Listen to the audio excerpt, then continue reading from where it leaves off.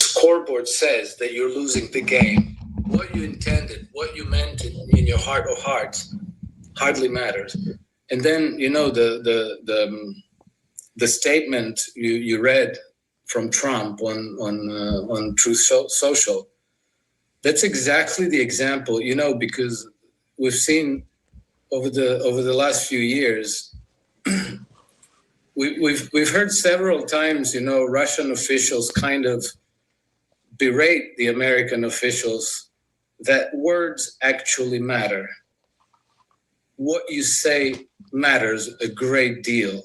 So you should be careful about what you say, and you should choose your words wisely. Now we have the exact example. If this was just bluster and bluff by Trump to kind of intimidate the Iranians into taking his deal, well, now this is blowing up in his face.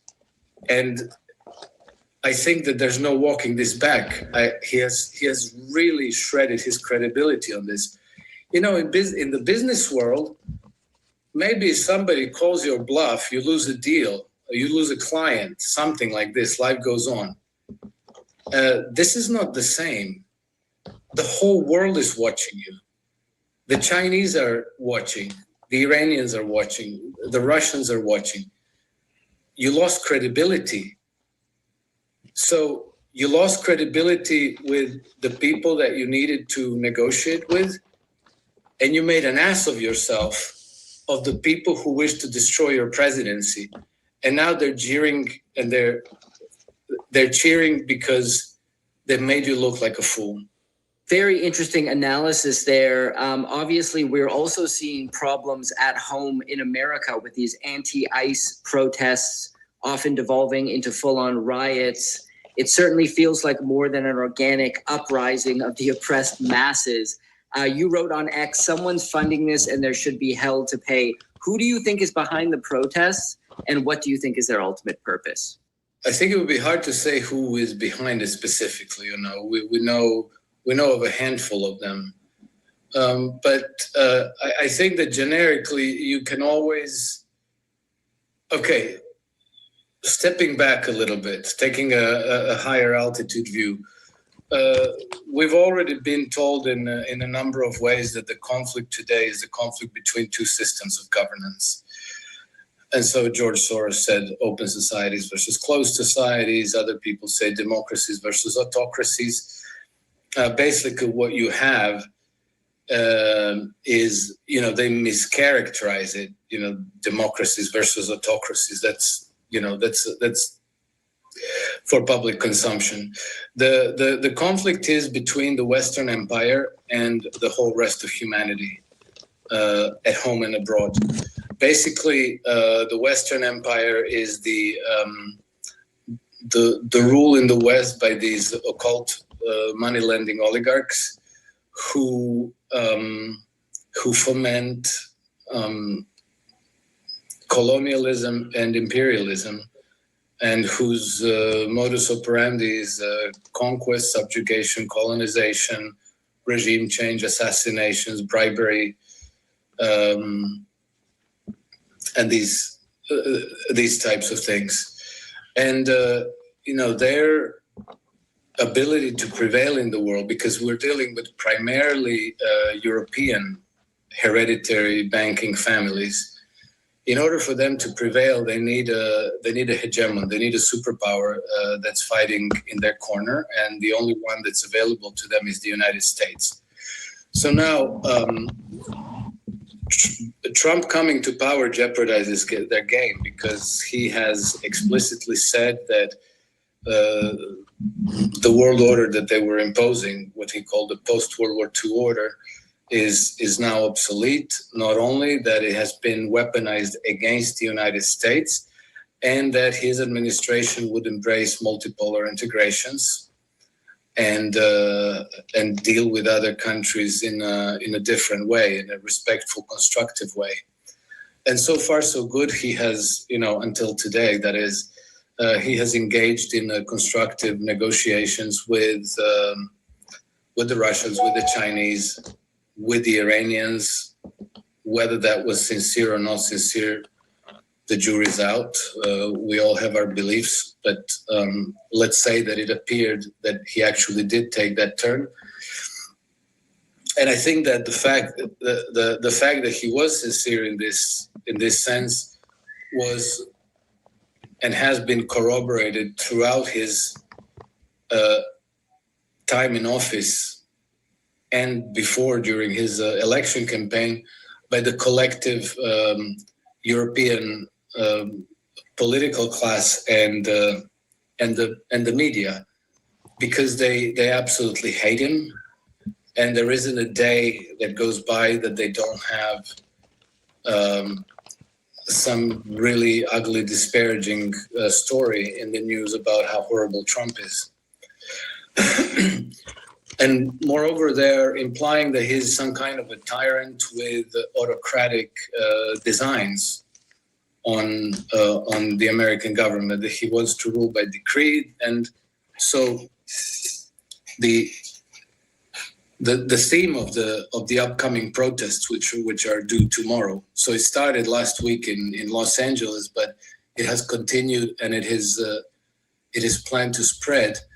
The theme is No King's Day. Now that's a telling slogan, because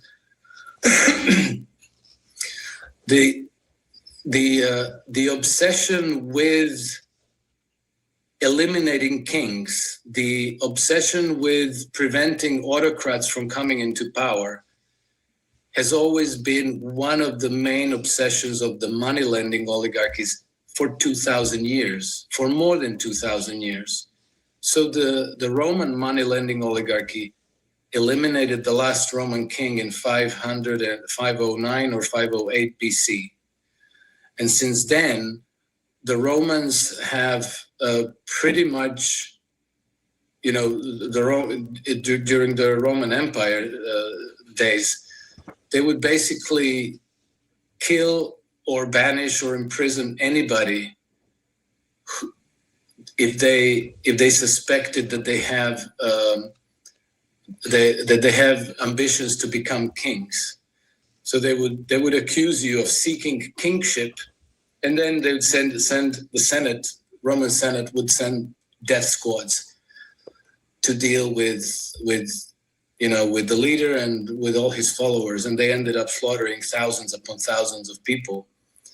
And we know that many of would-be reformers of the Roman system were accused of seeking kingship and eliminated or banished from Rome.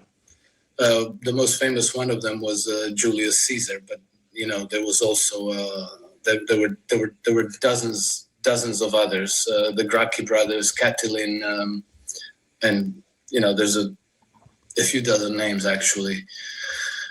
And now it seems that we're back to this obsession of no kings. And I randomly read a few months ago that Peter Thiel, of all people, was talking about the need for the United States probably to have a king. So it seems that this conflict of antiquity between so-called democracies and autocracies is coming back. But just to make clear what the conflict is all about, without a king, there's nothing and nobody to check on the oligarchy. So the oligarchy is on top. The democratically elected leaders who you think hold power are pawns and puppets, and the real power lies in the hands of an oligarchy. If you have an autocracy, whether you have a king or you have a strong presidency or whichever, risks for them, there's a risk that an autocratic leader or an authoritarian leader could check their privileges, could curb their powers. This is what happened in Russia when Vladimir Putin came to power, which is why they hate him as much. Because before Vladimir Putin came to power, Russia was ruled by a group of oligarchs, and they were called the Sembankishchina. Okay, that means the rule of 7 bankers. And so these people were appointing and sacking government ministers at their will. The ministers were told, you will do what we tell you, and if you don't, we will eliminate you. And this is how it was until Putin came to power. And Russia, as a result, in the 10 years that these oligarchs ruled Russia, Russia was turned into a complete basket case, from a superpower, from a global superpower, into a complete basket case. The economy dropped something like 40 and 50% of drop in the GDP. 40% of people fell below poverty line, something like 15% were in destitute poverty. The average monthly salary in Russia when Putin came to power was $58 a month. Professors, scientists drove taxis to survive. People pawned their belongings. Nurses became prostitutes at night. It was really ugly. It was awful. And then Putin came to power, and what did he do? One of the first things he did is he curbed the power of the oligarchs. He lined them up. He told them the rules of the games are, you carry on business as usual, pay your taxes correctly, treat your employees correctly. And the third most important rule was stay out of politics. And this one was the tough one, because it meant no more running Russia. Focus on your business, don't do politics. And then a few of these oligarchs challenged him, and basically some legal battles ensued, which the oligarchs lost. And then I think 2 of them ended up emigrating to Israel. And the biggest of them, Mikhail Khodorkovsky, who was a trustee for Jacob Rothschild's interests in Russia, he was slammed in prison. And he ended up serving a 9-year sentence for tax evasion. Was like Al Capone. But he ended up in prison all the same. And so, from that time on, Russia has recovered. It went from a complete basket case to a thriving economy. The people's standards of living has improved dramatically.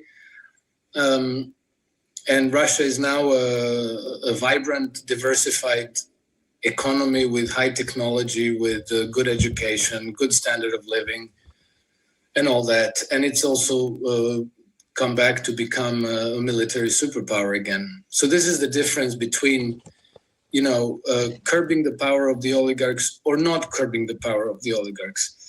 I believe that Donald Trump had the sincere intent to curb the power of the oligarchs, which is why they have been attacking him viciously and relentlessly since he came into politics.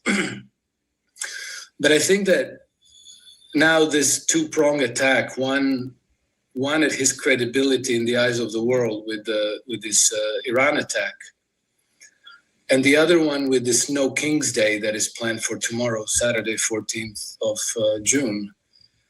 I think it's going to be very, very bruising. And, the Iran attacks have already kind of destroyed his presidency to maybe the damage is irreparable. I don't know. Well, let's end by stepping back and taking a look at the bigger picture. And I want to touch on a piece you wrote on your Substack, a very interesting. Let's end there. His voice almost sounds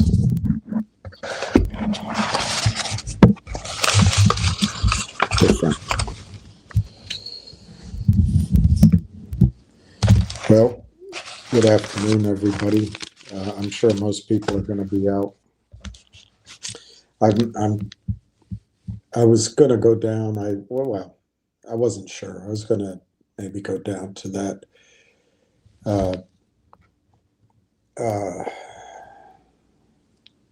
but I don't know what it's called, Army Parade, the 250th. But I don't think I'm going to go. One thing, the weather, it may not happen because the weather looks like it's going to be terrible. But the last time a bunch of people gathered in DC, it was January 6th. And I also wanted to go down there, but I decided that's back when I had my dog, and I was walking Lucky in a big sweep around. We went down near the White House and around and back up. And I saw Antifa, as far as I could tell. There were these, to me, goons dressed in black, all the way black, and they had hoods and they had caps, but they were standing behind the barriers with the police. And this is a couple of days or one day beforehand. And then we walked along, I guess that's, I don't know if that's Pennsylvania Avenue or if that's E Street. But anyway, we walked in front of the JW Marriott there, and then the National Theater, I think it's called. And we turned up, God,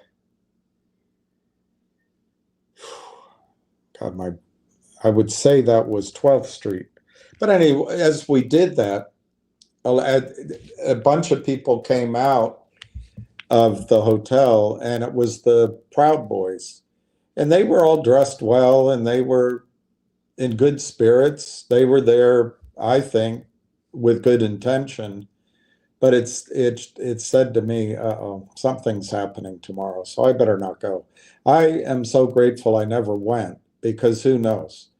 I could have, gotten in the way of the FBI agents in the crowd who were setting up good people in DC to support their government. I could have been arrested. I could have had my picture in files forever. I'm glad I didn't go down there on January 6th. So that's why I'm not going to go today. And instead, I'm going to spend my time. I would have taken my camera and shown you some things. But you see one tank, you see them all. It's odd that we're becoming very militaristic. You've got to watch what's happening. The world is, I think, falling into at least three spheres, at least three: China, Russia, and North America. You can mix around with some of the other powerful groupings and argue that India is more powerful than China, but I think those are the three. And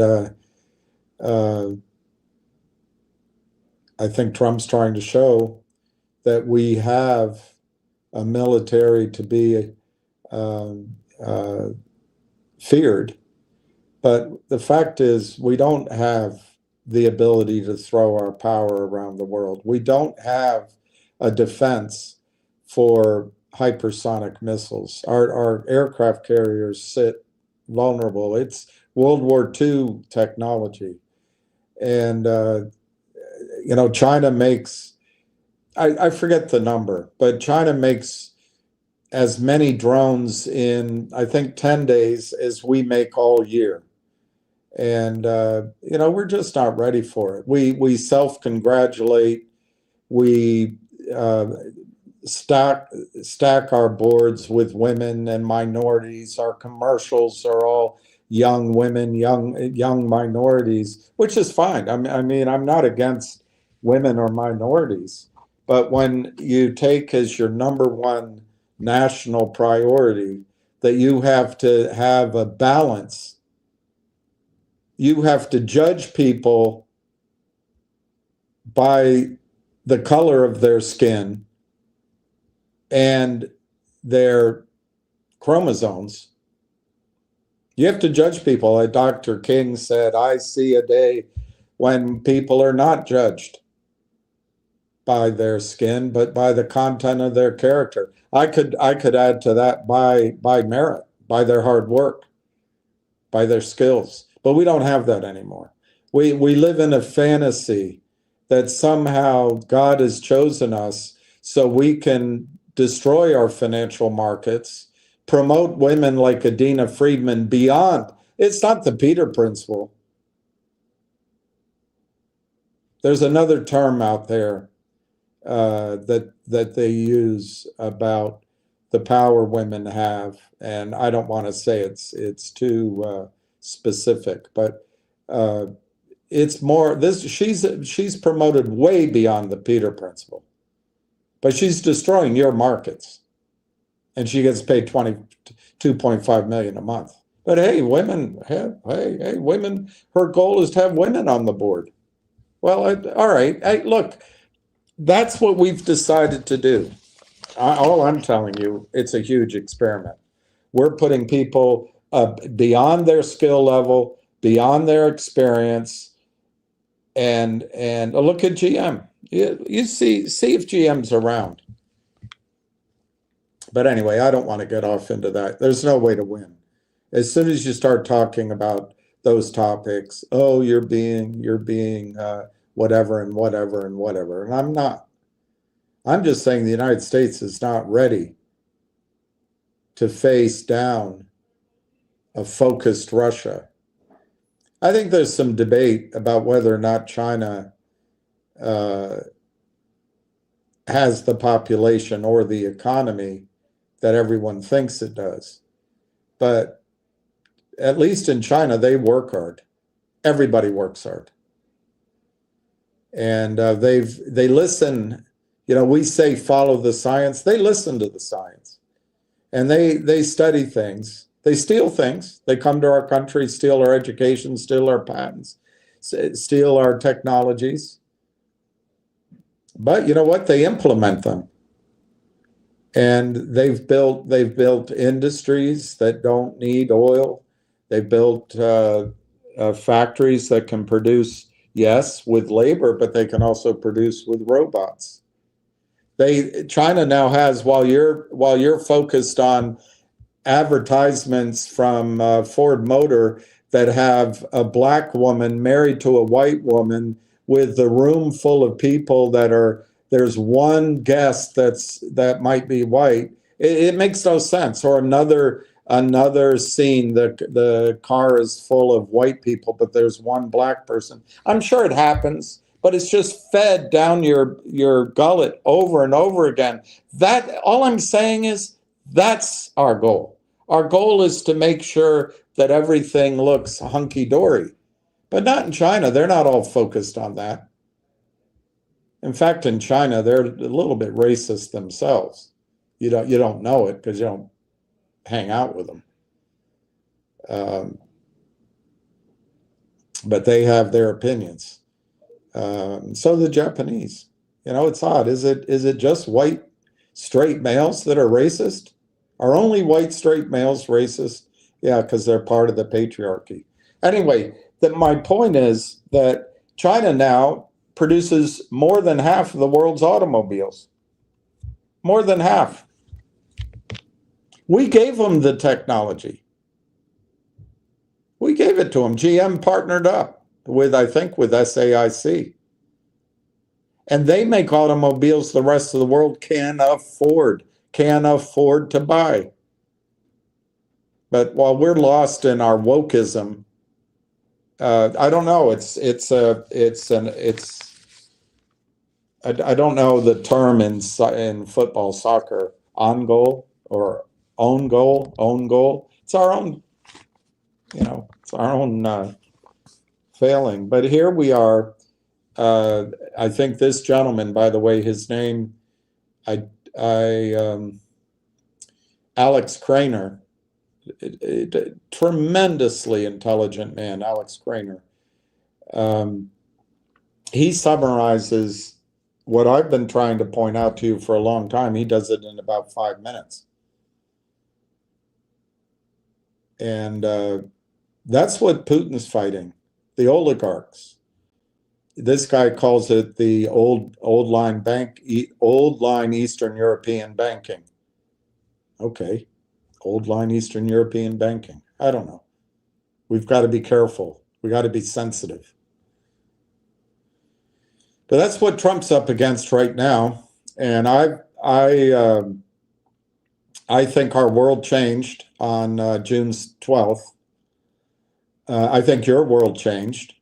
I don't think there's any more time to secure your financial future. And I'm not talking about, trying to keep up with the Joneses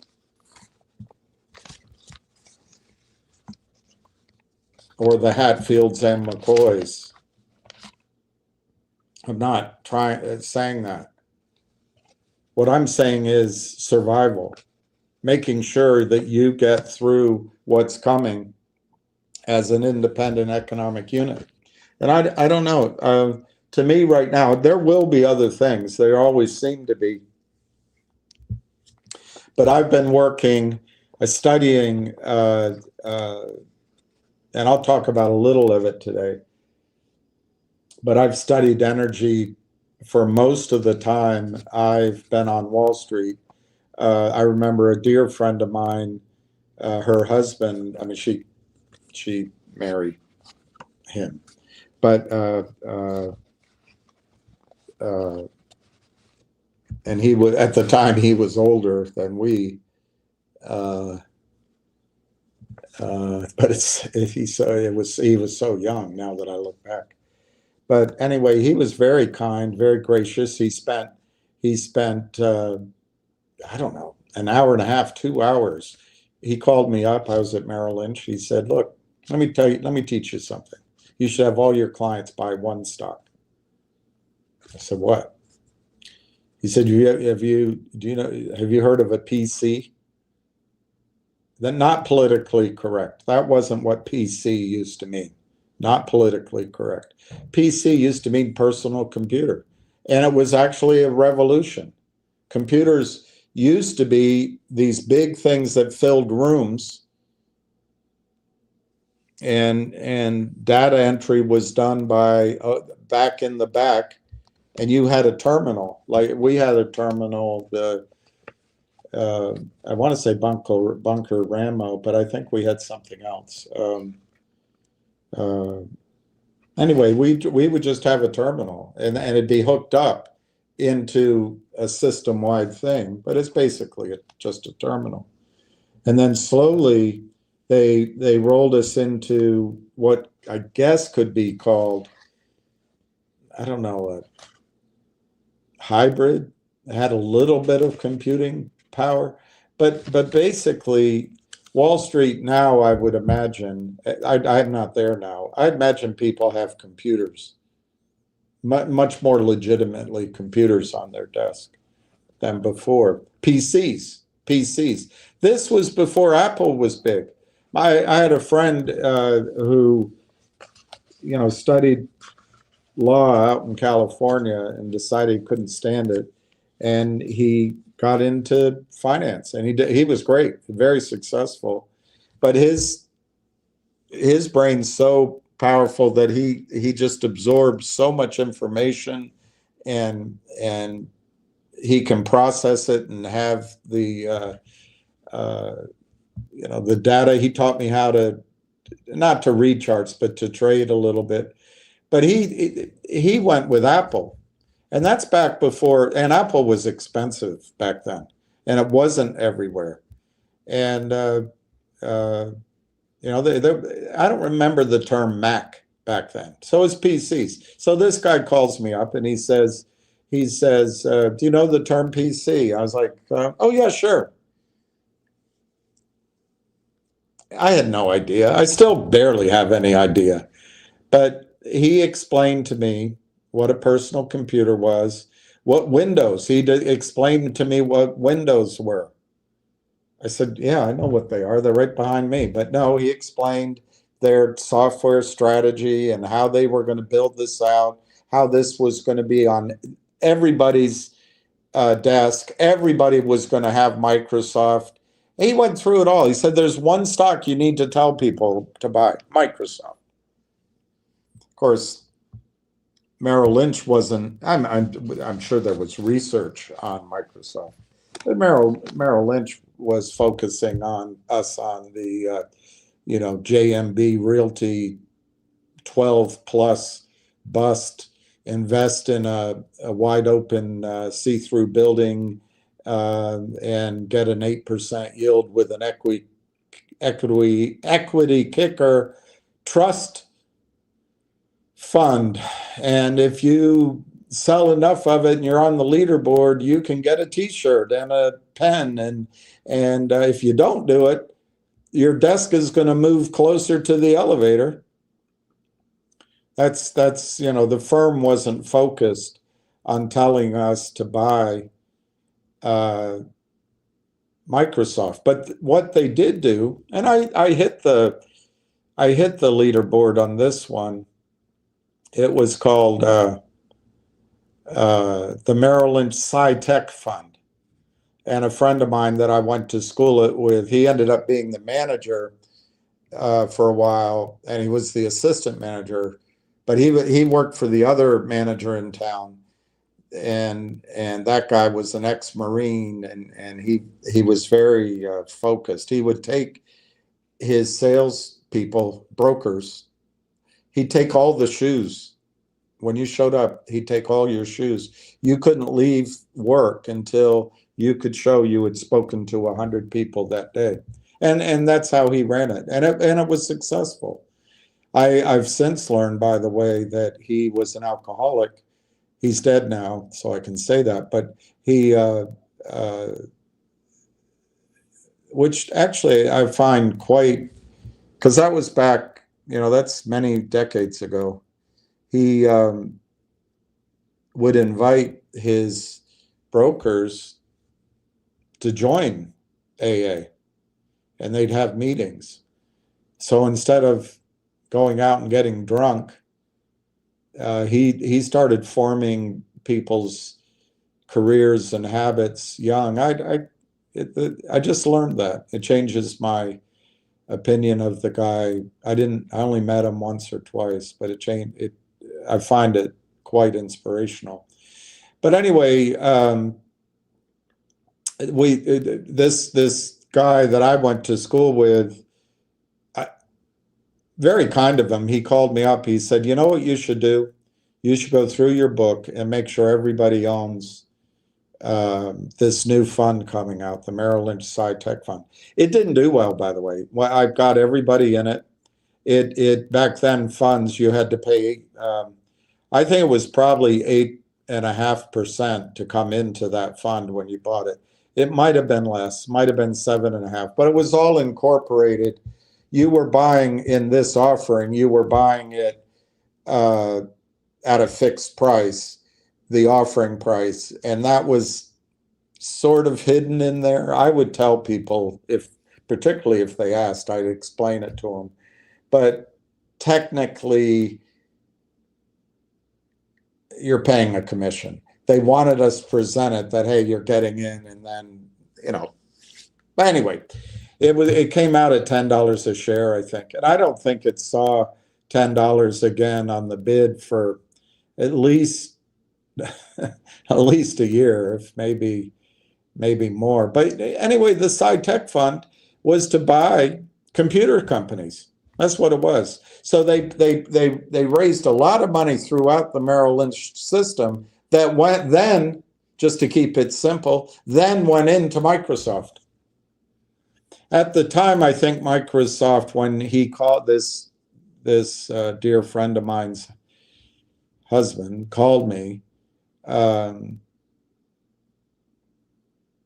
think Microsoft maybe was $14, $17, something like that anyway. It was in the teens. And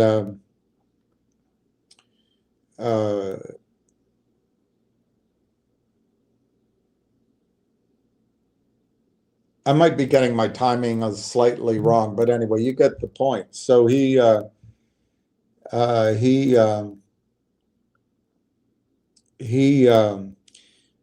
really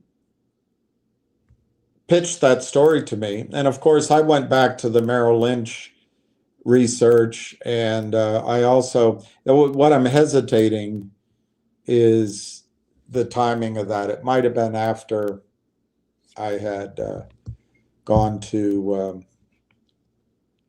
Anyway, it doesn't matter.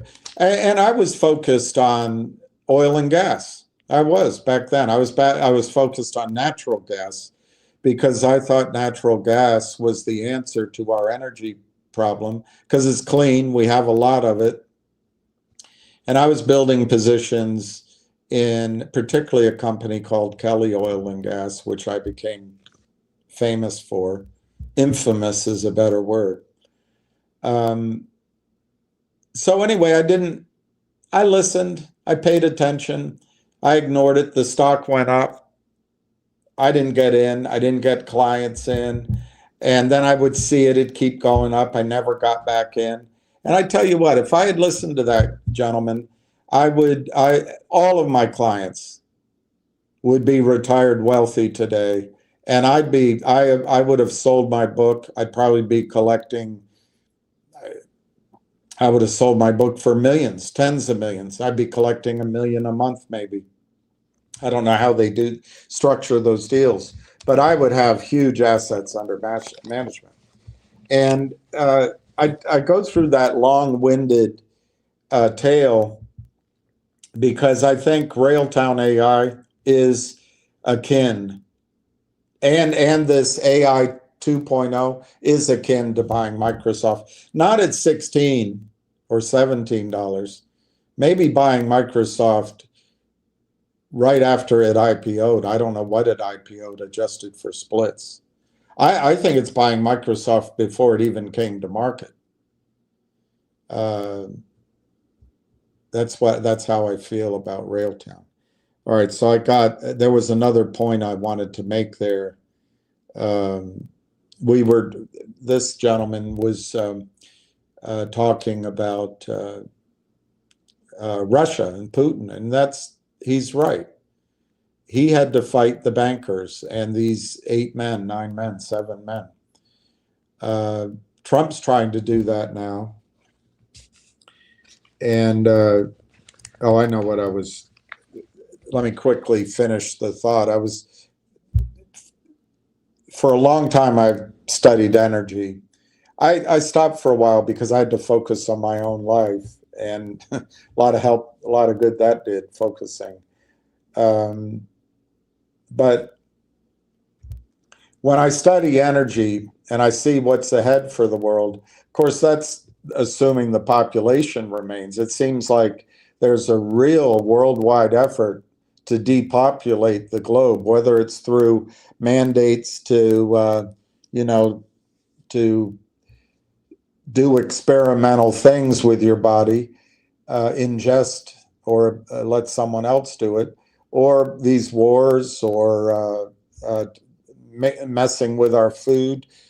It seems weird, but assuming there's an economy, we don't have enough energy on the planet, at least the kind of energy we've designed our industrial world around, to continue this. And the banking system is in trouble. If you haven't learned from our experience, our shared experience, the banking system and these men create collateral out of your assets, but you don't own the assets, they do. They can attach them. And then they can leverage it up, and they make gigantic bets with leverage. And if they lose, you pay for it. They own the government. This is what he's saying that Putin faced. They own the regulators. They fire, and he was saying in Russia, they fire people, sack people at will, put their own people in. That describes our SEC. That describes our regulatory bodies. I hesitate to call them regulatory. They're just there to give you the illusion that there's a system in place.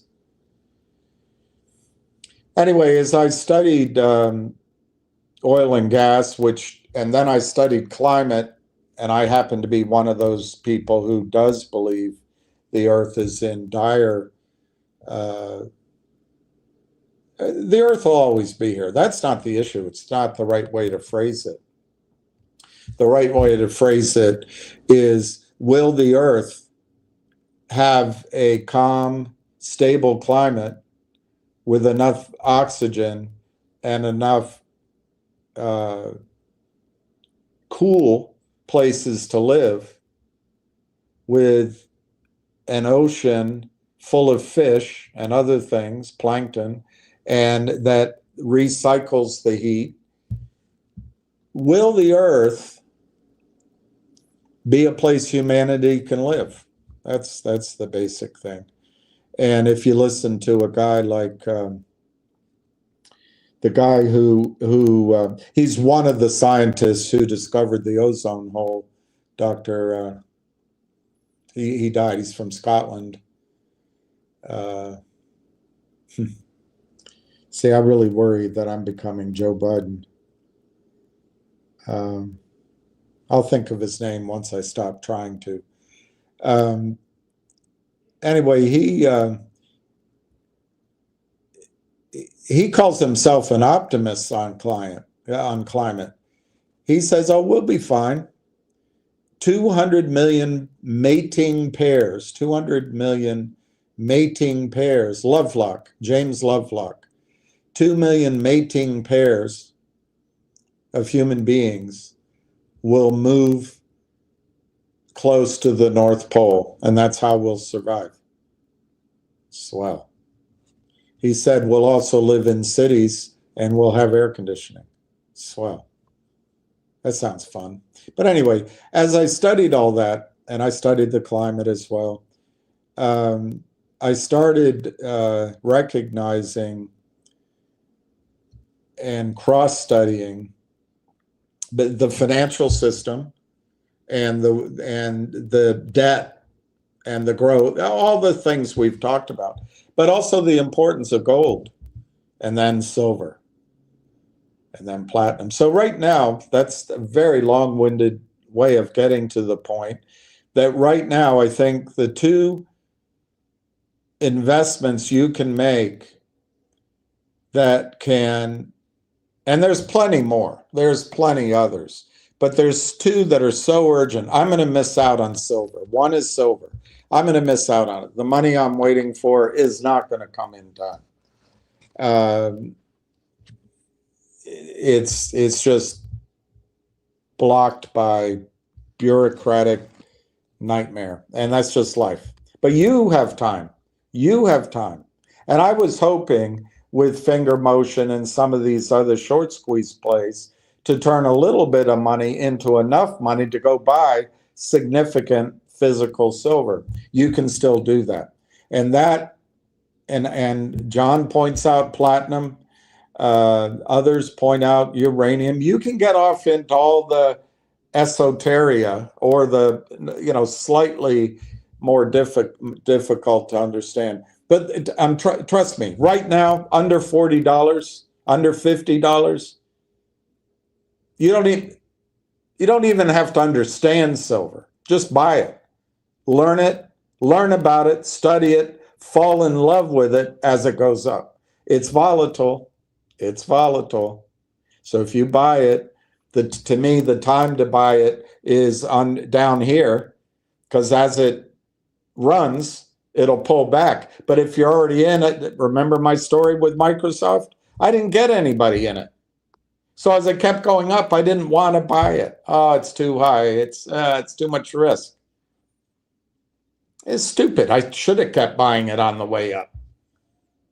Should have just, I didn't get it at what make up the number. I didn't get it at $20. Might as well buy it at $200. But that's not how the human mind is. So if you buy silver at 40 or 50 or 60, it doubles.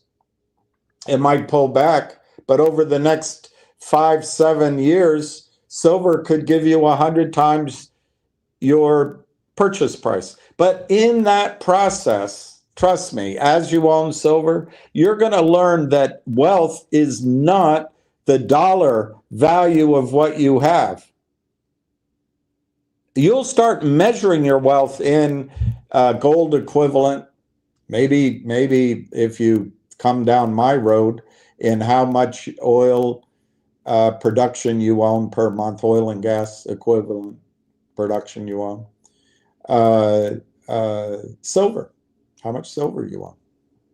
That'll change. There'll be a new currency eventually, a new financial system. But guess what? Because of Benjamin Netanyahu, because of our need to go, oh, you poor dears, your great grandparents suffered, and they did. It's horrible. I'm not belittling that. But you know what? My great grandparents had it extremely tough. They weren't killed, but their life was very difficult to go from where they were to come here. But they did it. But my point is, everybody, anyway, I don't want to get lost in that, because then all the emotionalism. But then we don't recognize that Israel is a murderous, genocidal, criminal country. And they live in a fantasy land that somehow, I was going to show you and I didn't. I chose this one instead. I'll show it to you. But Benjamin Netanyahu has been banging the drum. His name was Benjamin Neti, and before that his name was Benjamin Milosevic from Poland, but he might have been born in Brooklyn. He went to school in Boston. He's been saying for 41 years that Iran is going to wipe Israel out with nuclear weapons.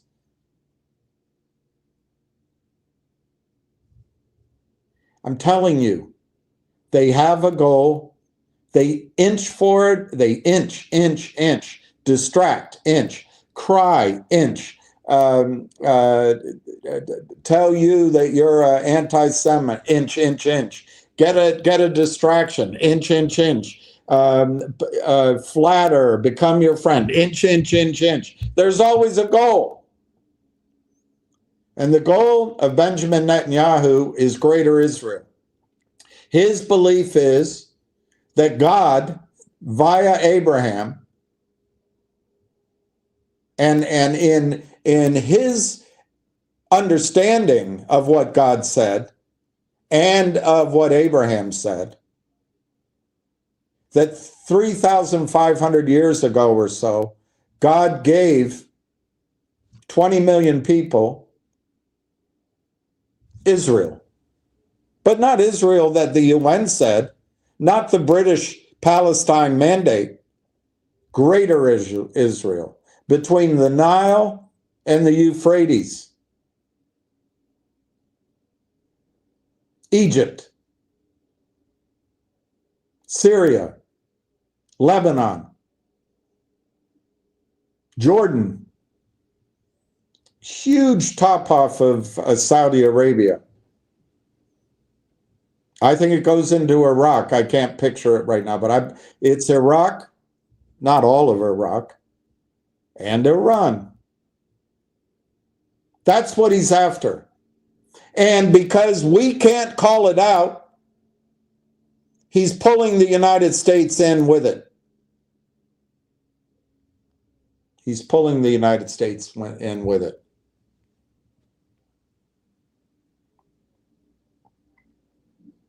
And that's our future. Because we can't describe what's right in front of our nose. And in my case, rather large point of focus, my nose.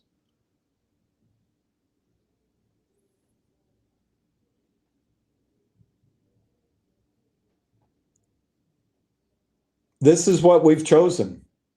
But in a democracy, as he's discussed in Russia,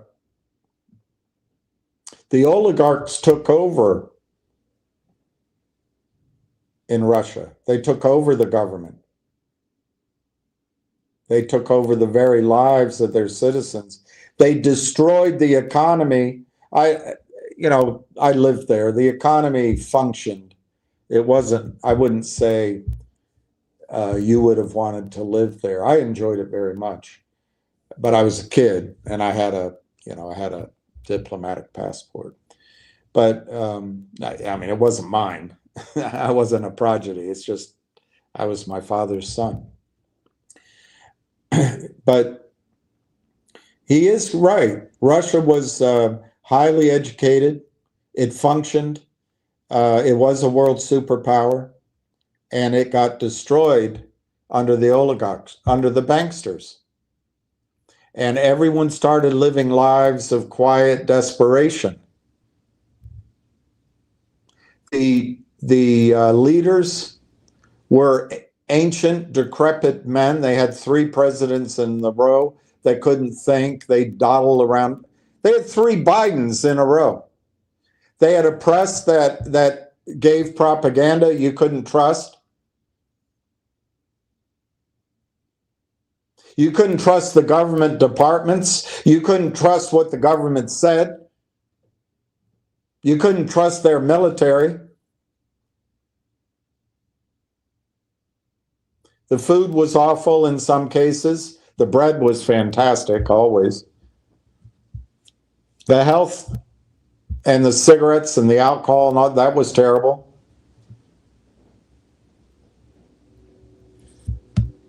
Most people didn't own a car. There was a waiting list for cars. But the oligarchs drove down through the center of the boulevard. What is it here now? There's 5 schools every young person wants to go to.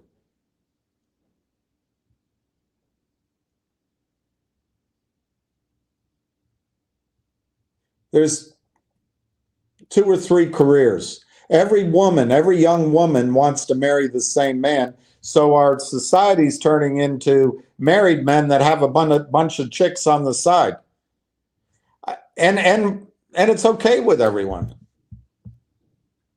There's no family. There was no, the Russian family was under stress, but that was the Soviet. That was partly because of partly Stalinism, but it was partly the men died in World War II. So there weren't a lot of men. And a lot of the jobs, authority jobs were taken by women. And I'm not judging it, but the men didn't have a role and they drank. And I'm not blaming it. Maybe I was just young. I'm not trying to give a anthropological study. I'm not trying to do that. But what our oligarchs have done with the one man, I don't think Trump's trying to be Putin. Although I give Putin far more credit than, Hillary lost an election. So she had to take us back to the Cold War, which she barely understood. She's just a unpleasant person who thought she was going to be president because the Democratic Party cheated. And then she was shocked. She got drunk that day because she knew she was going to win. And she got shocked when the people rose up and voted her out. Voted, not her out, but showed that democracy still had some standing. So the British, and does the old line British Empire control us and use us as a giant cane corso that we follow their lead? Or are we in control? I don't know. But she took the Steele dossier, something about prostitutes peeing on a bed next to Trump. It makes no sense. In her own other propaganda she put out, Billy Bush, that Trump bragged in a private conversation. How many conversations do you want the world to hear? How many conversations does she want to hear? The chefs at the White House and the Secret Service quoted that she used the N-word freely and dismissively when she was at the White House. I can't prove it, I wasn't there, but hey, she worked for Barry Goldwater. She's got to be someone that, she's really for the African American community. She pushed the Biden-Clinton crime bill. Oh, but we can trust her. Anyway, she loses. She brings out the Steele dossier, and we've been on the demonization of Putin ever since. There was a policy in 1997 called Operation Clean Break. Describes exactly what Israel's doing now. There was the New American Century, 2001. Actually, it was earlier, but Bush put it in 2001. Describes exactly what Israel's doing right now. There's another study from a think tank, Jewish, sorry, I didn't want to say that, but 2009, said all we need to do is talk about diplomacy, basically pretend there's diplomacy, then we can go bomb Iran. There was John McCain, not Jewish, bomb, bomb, bomb, bomb, bomb, bomb, Iran. Oh, that's fun. And then his sidekick from South Carolina, he says, game on. Lindsey Graham, game on. This isn't a game. This is World War III. This is drones. Do you know that under Biden, they probably put tens of thousands of soldiers behind our lines here, ready to wake up and destroy your lives. And you're afraid, you tell me, oh, well, you sound like you're one of the guys here saying despicable things about me. But you know what? If you want to continue to live in the fairy tale of knights in shining armor on white steeds and purple unicorns and princes that come in and save you, please do. I want many of you. By the way, I did the list, and I'm so proud of all of you. 50 people so far that have talked and said they own Railtown, and a lot. I'd say maybe 9 of those people didn't really tell me what shares they had, and I assume there's other people out there. But right now, 50 people. 2.2 million shares, 2.2 million shares. I'd love, by people maybe disclosing, and then maybe we may have Monday, we may have Tuesday, we may have most of next week, but I'd love if we could get maybe to 3 million. I'd love it if we got to 5 million. But okay, good time for the Jennifer disclosure. Let me disclose to you that I am not a consultant for Railtown Technologies AI. I'm not a consultant for AI Partners Corp Network. I do not have a contract with either of those parties or anyone associated with them. I have not been paid in shares. I do not have an understanding that I will be paid in shares. I have not earned any cash. I haven't had dinner bought for. I haven't had a trip paid for. And in fact, I haven't even spoken to anyone at the companies. So that's my Jennifer disclosure. My general disclosure, I seek the protection of every every every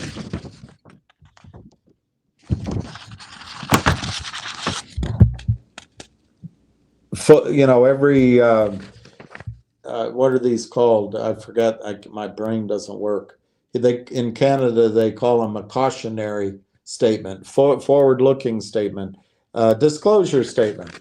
I seek the protection of all these things you read in more detail. But basically, you should assume everything I say could be wrong, so you have to do your own due diligence. I am giving you my opinion. I hope I'm giving strategy. I hope I'm educating. I hope I give you good ideas. But if you buy, you bought. If you sell, you sell. If you hold, you hold. If you don't do anything, you don't do anything. I do not have a fiduciary responsibility to you. I do not know your individual financial situation. I cannot give financial advice. Nothing I say is financial advice. Okay, those are my disclosures. And I got off track what I was in the middle of, so let me just go on where I wanted to end up. I think the oligarchs in the United States, the banks, the banksters, BlackRock, Goldman Sachs, maybe it's the London Exchange, are trying to destroy Donald Trump, just like they tried to destroy Putin. Putin has the advantage of being able to manipulate the election, but I think Putin immediately, and now maybe he's the wealthiest guy, I don't know the news, but I think Putin tried to get the assets of Russia back into the people's hands for the most part, although the oligarchs are still rich. But here in this country, there's a concentration of wealth, concentration of opportunity. It's no longer a meritocracy unless you're a white woman. Somehow they jump the line ahead of everybody in their oppression over the last hundreds of years. But still, whatever it is, whatever the reason is, it's all screwy. It's not merit. But what does that mean? It's not about the fairness. It's not about the shock of what I'm saying. It's about, can we as a country perform? Do we have a military? Do we have a financial market that works? Do we have a press that works? Everything's flipped around. I lived in Moscow. I live here now. I can't believe it. Everything's flipped around. I think you can get better news out of Pravda than you can get out of the Washington Post. Unless you're reading about the sports section. But be careful. You don't want to read a sport that's all men. It's a nightmare. What are we doing as a society? Are we ready? I don't think we're ready. I don't think we're ready. So what's happened with Benny Netty was his name. I think that along with AIPAC, along with the financial system, along with the press, and along with the deep state, along with the Christian Zionists, Trump's pretty quick to read the power in the room. And I'm not sure he had any choice but to let this insane, maniacal, anyway, this criminally insane man, Benjamin Netanyahu, attack Iran unprovoked, killing civilians, executing scientists, bombing nuclear sites that are putting waste into the atmosphere, unprovoked. Anyway, we're backing it up. And I think what's going to happen, you don't believe it because you still read the New York Times and you still listen to CNN. Doesn't matter anymore. Doesn't matter anymore. It's already too late. It's already too late. The world has made their decision. The world has decided they cannot negotiate with the United States. They cannot trust us. And the world, you're going to find out, the world will design the new financial system, probably not without the United States, but very limited input, very, 30% input from the United States. That's why we're at war. It's the financial system. That's why we're at war.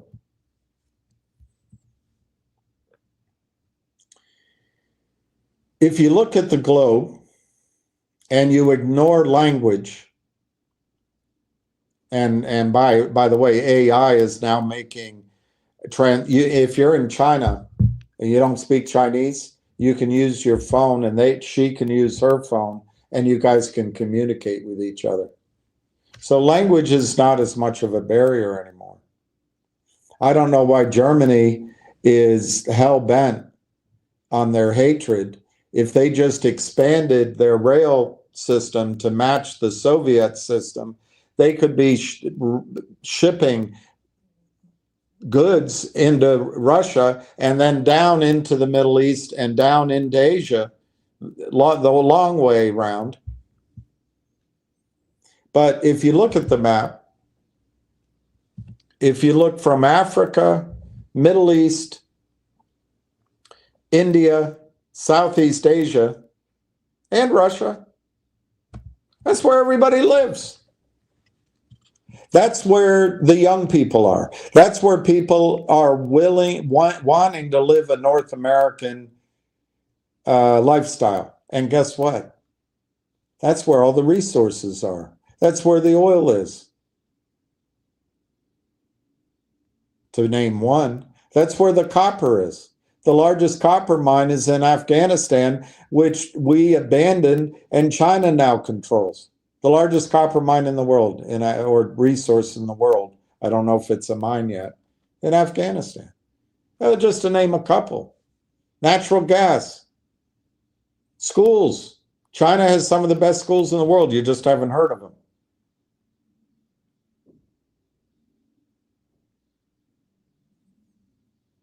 How long are we going to be able to live our lifestyle? 5% of the population consuming 30% of the world's goods based on seigniorage when our word isn't worth a damn. And when we bomb brown-skinned people, ignore the men. Men don't count, as you know. Men are the problem. But we bomb little boys, little girls, and women. And the world takes notice. And we're not safe, by the way. Drones can be here. Drones can be right here. Missiles can come here. Hypersonic missiles can break through. So I think what's happened is Trump looks like a fool to the rest of the world if you read the news. He set up Iran by pretending he had a big argument with Elon Musk, but I don't think it was Trump's fault. I'm telling you how they want you to see it. And then he said, well, we're going to still negotiate with Iran. And Benny the liar came up and said, oh, that sounds good. And then they attacked. When the scientists all got together, they attacked. The rest of the world's not going to trust us anymore. That's the reality we're in now. And you can get mad at me, and I'll stop talking about the geopolitical and all that here in a second. But that's the new reality of June 12th. And it's not a pretty picture. We are no longer safe in North America. I think there'll be some, what's the word when things continue to go on the way they are? even though they're going to change anyway, lethargy of the current world. So we'll be safe probably for a while longer. But it's not going to be the same if in your lifetimes. And it's sad. And it's all because we buy the crap that they divide us with. So anyway, the other investment other than silver that I think can allow you to survive the storms ahead is Railtown AI. Believe it or not. When I first heard it, it sounded just like you're thinking. It sounded like another stock. Oh yeah, all right. Somebody's calling me with a stock they want to engineer. They want to, the whales own more than the float, and the float is small, and the short position is 5 times the size of the outstanding shares, and the real short is big and growing, and they're going to have a contract, and they've got this big source of capital, and when the stock goes up, it's going to force Wall Street to buy it in. I've been through all those stories, and I'm sure 1 or 2 of them is going to work. Those are all those manipulations that you set everything up. My opinion, as I've learned, because that's what I'm like a slow AI machine. The only way something squeezes is if somebody's breaking the law on the long side. The law, the so-called counterfeiting, because of Bill Clinton, it's perfectly legal. I don't know the mechanics of how I really don't know the mechanics of how, once the system, just to use an example, if Fidelity decides to allow people to buy Torchlight,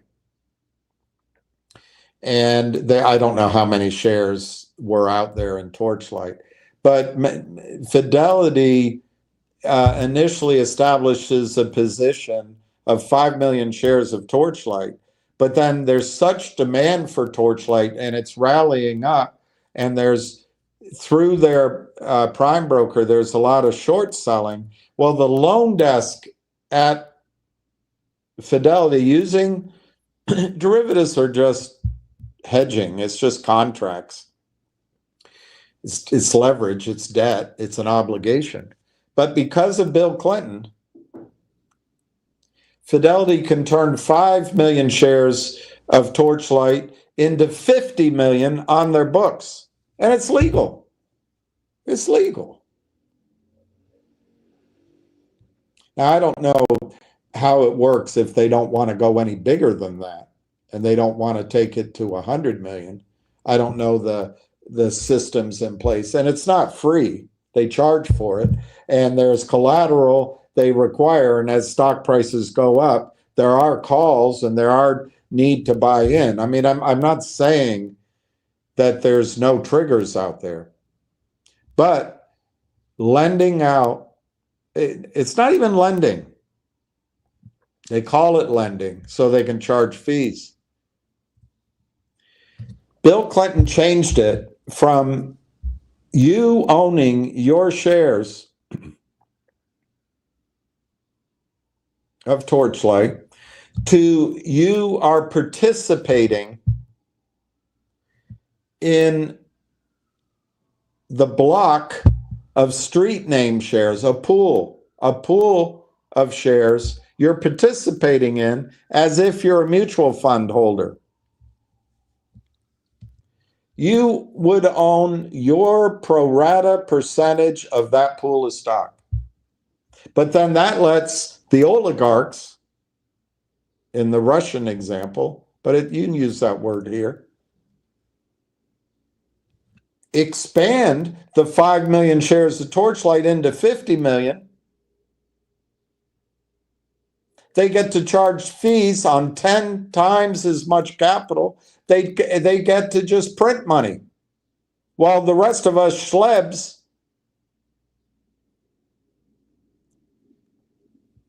are enslaved, and we can't break out. And then we argue. Trump and truth, oxymoron. Trump grabs women by the disgusting. No one cares that Biden physically assaulted Tara Reade and rammed part of himself inside of her. No one cares about that. Because we don't care. We just want to get caught up in the game. We see it as a sport. And that's the way we're seeing the Middle East right now. It's a sport. Game on, Lindsey Graham says. Well, guys, it's totally changed. As of the 12th, the rest of the world doesn't trust us. We have thrown our lot in with the Hitler of today, Benjamin Netanyahu. We are now on the side of the evil in the world. Zionism. That's not religion, by the way. That's not religion. And the idea that God gave greater Israel to the Israelis 3,500 years ago. Number one, define Israelis. Number two, when I look up Abraham, he talks about all of the descendants, which I kind of think we're all part of that message. And then, is Israel here on this planet, or is it an idea of love and being in God's presence in the next world? I'm not sure that God wants us killing each other over a piece of sand, but let's not get into religion. But I do wonder if God gave it, how for 3,500 years hasn't it belonged to Jews from Brooklyn? I don't get it. Look, I know that probably sounds bad, but guys, we are putting our entire existence on the line for this sniveling, lying coward who right now is probably hoping all the babies and the children in Gaza Strip die while we're focused like a video game on, wow, look at the oil depot go up in flames. Anyway, let's move on. I'm sorry. I'm petrified. I'm petrified for what's ahead. But anyway, let's go back. I won't talk about silver right now, but I want to. But let's go back to how I started on this kind gentleman taking the time to teach me. He's a wealthy man, taking the time to teach me about Microsoft. I think you have a chance right now to build a position in Railtown while it's cheap, and it is analogous to buying Microsoft or Nvidia or Bitcoin. Will it go to the huge multiples of those stocks? I don't know. I haven't studied the charts, but I think it's like buying Constellation Software at $1. It now trades for 5,000 Canadian. It's the same guys. It's the same men. It's the same idea, only it's AI. They're not the only people involved, but they're at the AIP network. So this is truly a one decision. I think it, unfortunately, is a one decision stock. Doesn't mean you can't trade it. Doesn't mean you can't use your money management skills doesn't mean maybe you buy more now than you really want. And then if it gets to my target, which I was remembering, I am almost legend. My target still is 350, although I expanded it to 375.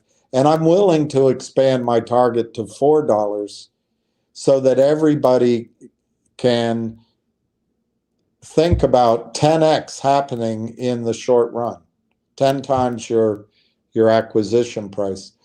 $5 was an example I was giving because it was easy math, but I am willing to stick with $5 as well. But I don't want my target.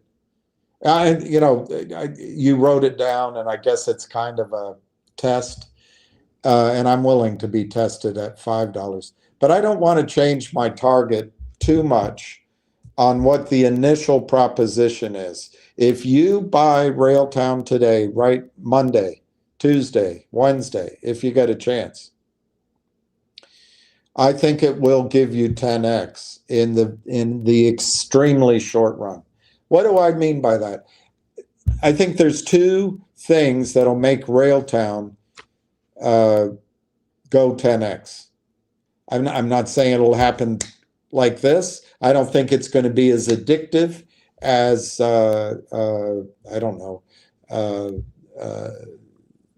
I can't think of anything. It's not going to give the whoosh up in one day. It could.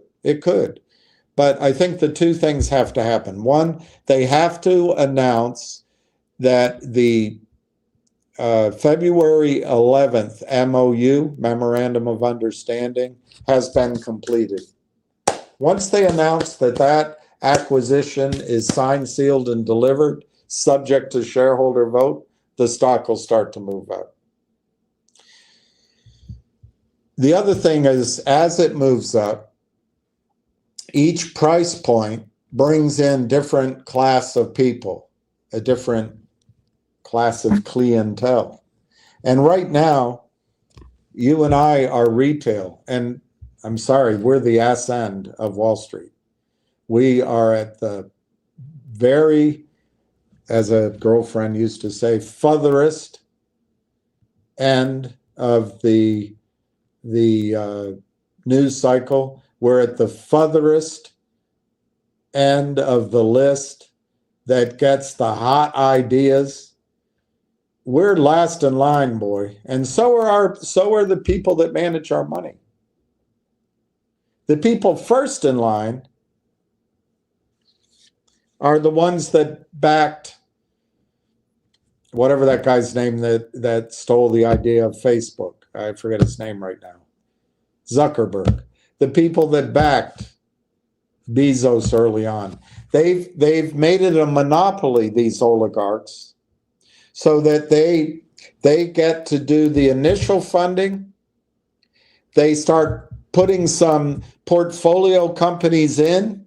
They get to do the next round and the next round and the next round, and all the way up, they stair step it up because they start with one idea, and then they bring in a company that's still private, another company that's still private, but they finance that. And then they have the revenue that's increased and the eyeballs and the clicks. And then they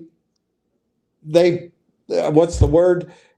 Each round is priced. It values the company at a higher level. It's a new valuation. And they get to control that from the acorn all the way to the oak. Once it's an oak, they'll sell it to you in a retirement plan. But they get that whole way up. Every step of the way, they're taking fees. But the key they do, so they don't lose money, is they keep adding companies and revenue and technologies, and they make these things a behemoth. They did 7 of them. They'll do it again. So as it stair steps, it doesn't fall back down. Facebook the insiders, that they had a miniature one of these runs, and they took it public. They dumped it on retail at, I think, $32 a share. It might have been 38. Everybody, it took, there was a restriction period. But as soon as that time came, everybody sold. It drove down to, I forget what, 12 or some number, 21.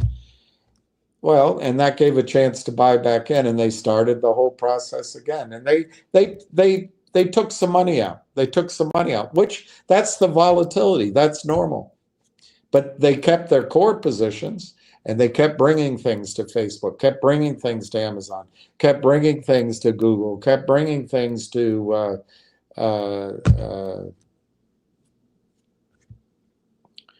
I don't know, Microsoft was earlier. I don't think they corrupted Microsoft quite that way. Microsoft was one of the, and Apple too, were companies that actually could use the stock market.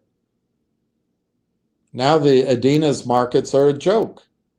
So all capital formation goes through the brains of these oligarchs, and they organize it all the way up. And by the time you see the deal, it's in an ETF or in a mutual fund, and it's already gone 100, 500, 1000x before you see it. And they did the initial investment. They took all their money out, and they're free riding it. Guess what? That's what Railtown is. You have a chance, as long as this quiet period is going on, to buy in at the I would call it, I'm not sure I'd call it even the VC round, and it's not the angel round because we're not angels, but it's the we're still paying the R&D price. We're still buying into Railtown as if it's not a commercial company. We're still buying into it as if it's still in its 5-year struggle to prove it has a product. We're still paying that price. It came out of the market, and in Canada, it went wherever it went in Canada. It's a Canadian company, but it came out of the market and ran up to 62 cents. And now it's under 40 cents. What? Why? Why isn't it up? Why isn't it up? They did 5 years and tens millions, 10 million of R&D, geniuses putting AI together, solving real problems, and focusing on a market, according to their website, that's going to be 140 billion. That's their addressable market, their first mover, their proprietary, and their closed system. They're going to jump out and claim a lot of it. So they went out there to go to commercialize, to prove that they could get customers. And at their first conference, the conference of all conferences, British Columbia AI to AI Best of All Conferences conference, they ran into a Canadian group called AI Partnerships Corp, a network of 163 and growing, North American primarily, private AI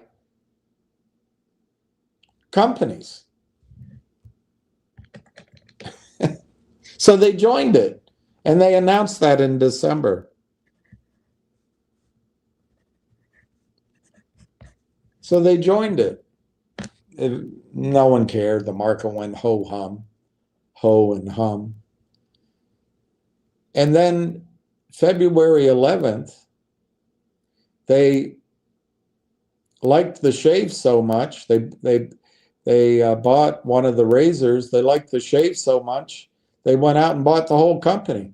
They liked what they saw so much, they bought AI Partners. AI Partners has a couple of things that you should know that are relevant. They have the gentlemen, the people who were the architects of Constellation Software. What did Constellation Software do almost 20 years ago? They had an idea. Let's roll up, let's absorb all these small software companies and let's make a bigger revenue base. Let's just do it. But the software they did, they use this term vertical, but it's like, it's not software that everybody can use. It's software that can be used in the the candy cane manufacturing business, or it's software that can be used for pharmacists. It's very specific. And each of those software companies would have customers and revenue. They'd roll up those software companies, bring it into Constellation Software, let the employees and the mom and pop stay there. But then somehow, and I don't know their mechanism, my brain goes to revenue sharing or even overrides, but that's because I think about oil and gas. But each of these software companies had pretty thin margins, 10%, 15%. I don't know. But it's hundreds, if not thousands, of companies they brought in to Constellation Energy as Constellation Software. They're software companies. They're all the small software companies no one else was interested in, but bringing them in, they created a huge revenue and cash flowing machine. They took it from under $1 to $5,000. The architects of Constellation Software are the founders of AI Partners Network, which is being purchased by Railtown. What does that mean? I guess their strategy worked pretty darn well in software in a tired, mature, I wouldn't say exhausted, fragmented, competitive market where software is a commodity. They're going to take that same framework and come into AI 2.0, as James Altucher calls it, AI 2.0. I'll talk about a little bit about that in a second. They're going to come in to a brand new bull market in AI, nicknamed AI 2.0. They're new companies. No hardware, pretty much in most cases, although there'll be cases where it's different. Not inordinately people or bricks and mortar intensive. So the margins are much bigger and the growth is fantastic. In Constellation Software, the growth piddles along at 5% a year, 4% a year, 2% a year, 8% a year. I mean, when you combine it all and you do it with a little leverage and brain power and it gets big, and then you're the only game in town, it's a pretty powerful story. And the compounding is magical. But in AI, these companies are growing and they're going to grow at phenomenal S-curve rates of growth. It's the whole universe. But that's the other thing. Here with Railtown, they can implement this Constellation Software strategy. They don't have to go out and go seek other companies. They got 163 of them in this network.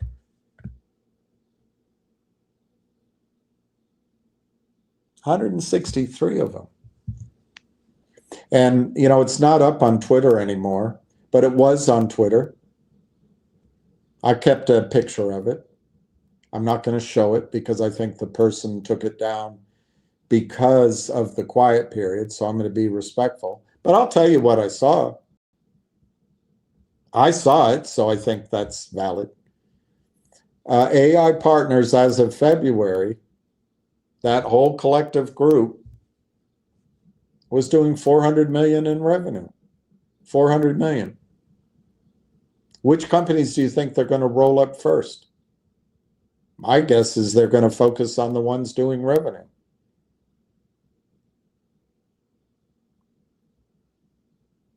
Use the 20% of your clients give you 80% of your revenue. 20% of the companies would be around 30 companies. Give you 80% of the revenue, 300 million, 320 million. I think they'll focus there first. So it's one thing to bear in mind about Railtown AI and AI Partners. But then if you look at AI Partners, the people involved come from the retirement plans in Canada. There's this one, OMERS, and then there's the venture fund, 500 million, I think, not billion. I don't think it's 500 billion. I think it's 500 million. But it's a venture fund in the retirement system dedicated primarily to AI. You don't think they're going to see company after company after company? These guys were the ex-presidents and ex-CEOs. They have deal flow, boy. They have deal flow. They're going to roll up these companies into revenue. Now, Railtown is, as I've just stated, is an AI company. It has its own revenue, and it has its own ability to attract a multiple against that revenue. They have 4 products. 4 products. I forget the names now. Langtrax, Shredder, Redder or something, and then Conductor. I can show it to you in a second. It's on their website. They have 4. And it's all, to me, each one's more complicated than the other. But in essence, they all address the software development market. But it's AI developer as well. It's quantum computing as well. It's all the advances in computers since those software companies that Constellation Software has been absorbing were around. These advances are leaps and bounds. So Railtown has, one guy described it to me, it's like a translator. They can translate all different lines of code, all different legacy computers, and bring it into a solution that everyone understands. They also do, the Railtown Assistant does all the mundane tasks that programmers and developers hate, so they can address other things. My understanding is that on average, the Railtown technology cuts costs by 40%. Now, I haven't seen that in a research report, and we'll wait and see if it is that much, but that's a lot.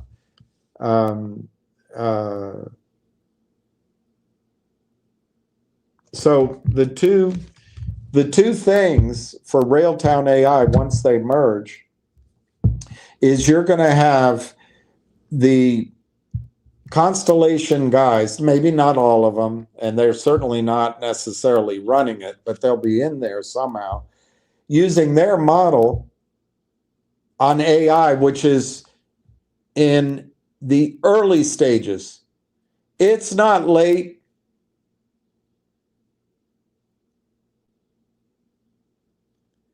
It's early. And the multiples will be high. And they've got 163 companies to go through, and they're going to have, and then secondly, they have deal flow. These guys were president CEO of this, OMERS. they'll see that deal flow. So there's a long running room for them to roll up AI companies growing revenue rapidly.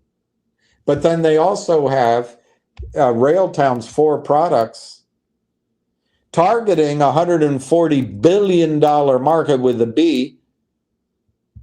They're going to generate their own revenue. As soon as the merger is announced as definitive, subject to shareholder approval, which is the process. Remember, insiders are, I'm told, own 53% of the company. I think shareholder approval will be a matter of fact. My brother's calling me. Is there something that happened in the world?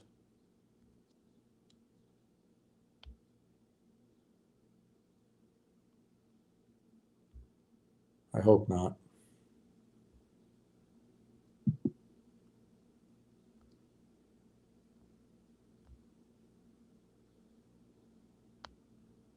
I hope not. What? 67-story skyscraper is on fire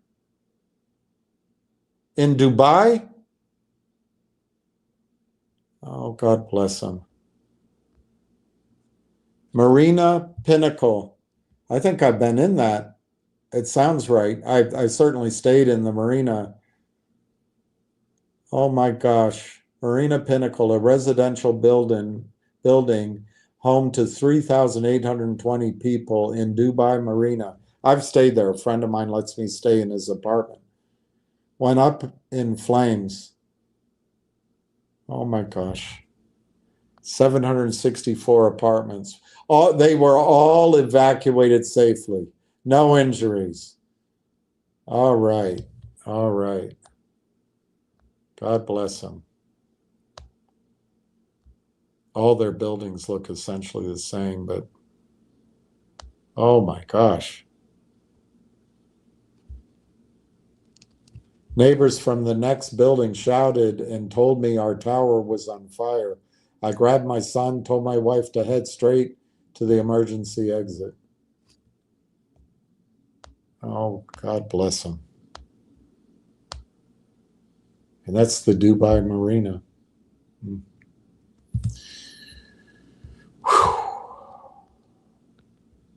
Whole world. Iran hits refinery. Oh, God. In latest salvo as Israel targets Tehran. Houthi military leader in Yemen. Netanyahu says he has the clear support of President Trump. Can AI improve election integrity?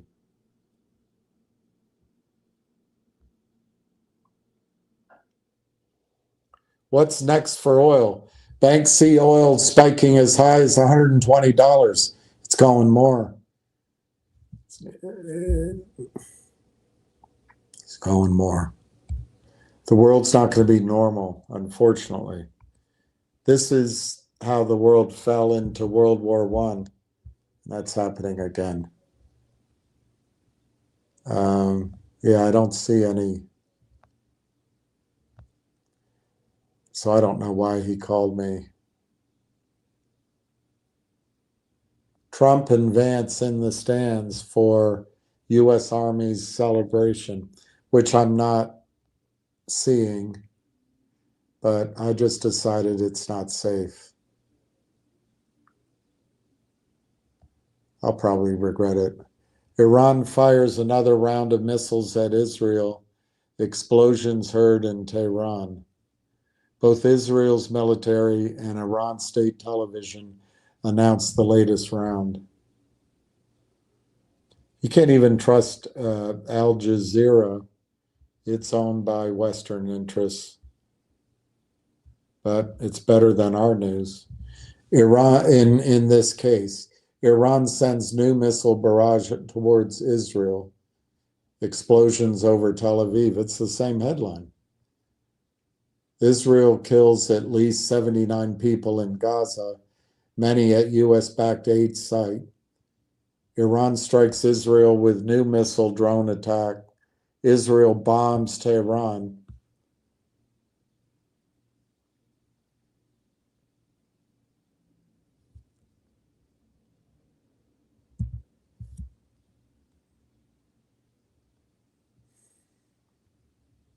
Shock, fear in Tehran after Israel bombs residential military areas. Drop Israel. How military escalation with Iran divides Trump's base. After taking the oath of office for his second term in January, United States President Donald Trump said he would push to stop all wars and leave a legacy of a peacemaker and unifier.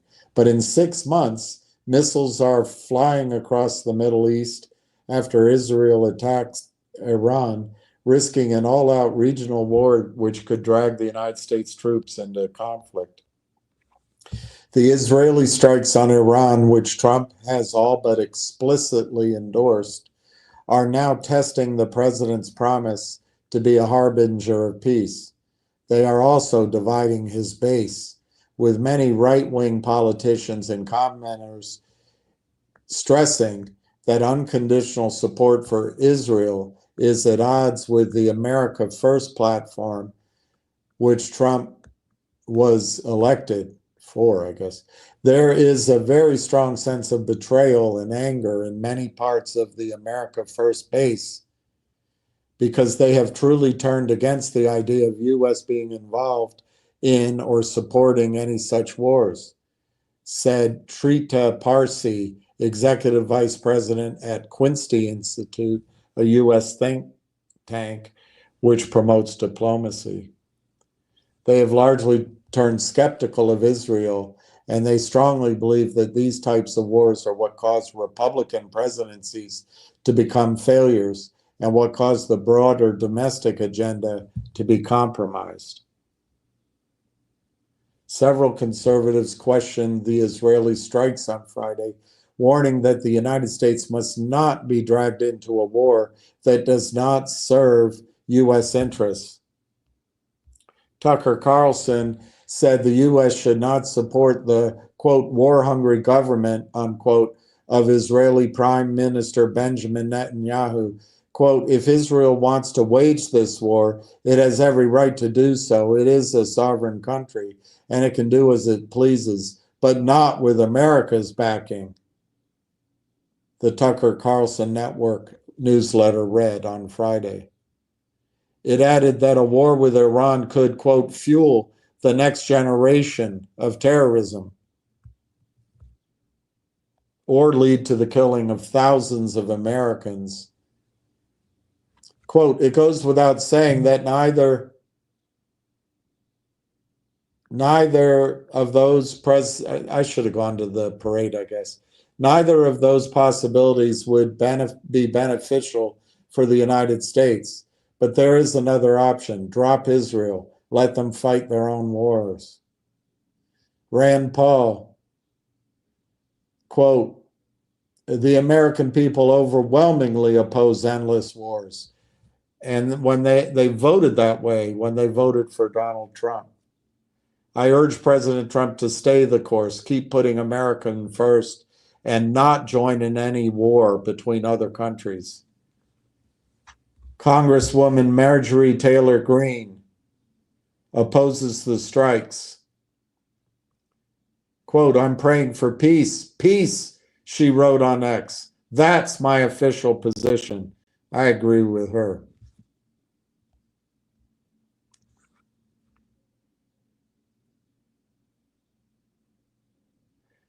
Trump's own intelligence chief, Tulsi Gabbard, testified in March that the United States, quote, continues to assess that Iran is not building a nuclear weapon, unquote.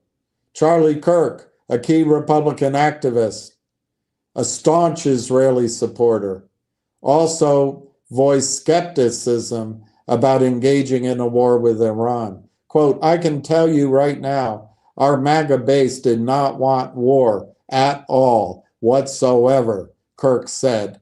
They do not want U.S. involvement. They do not want the United States to be engaged in this.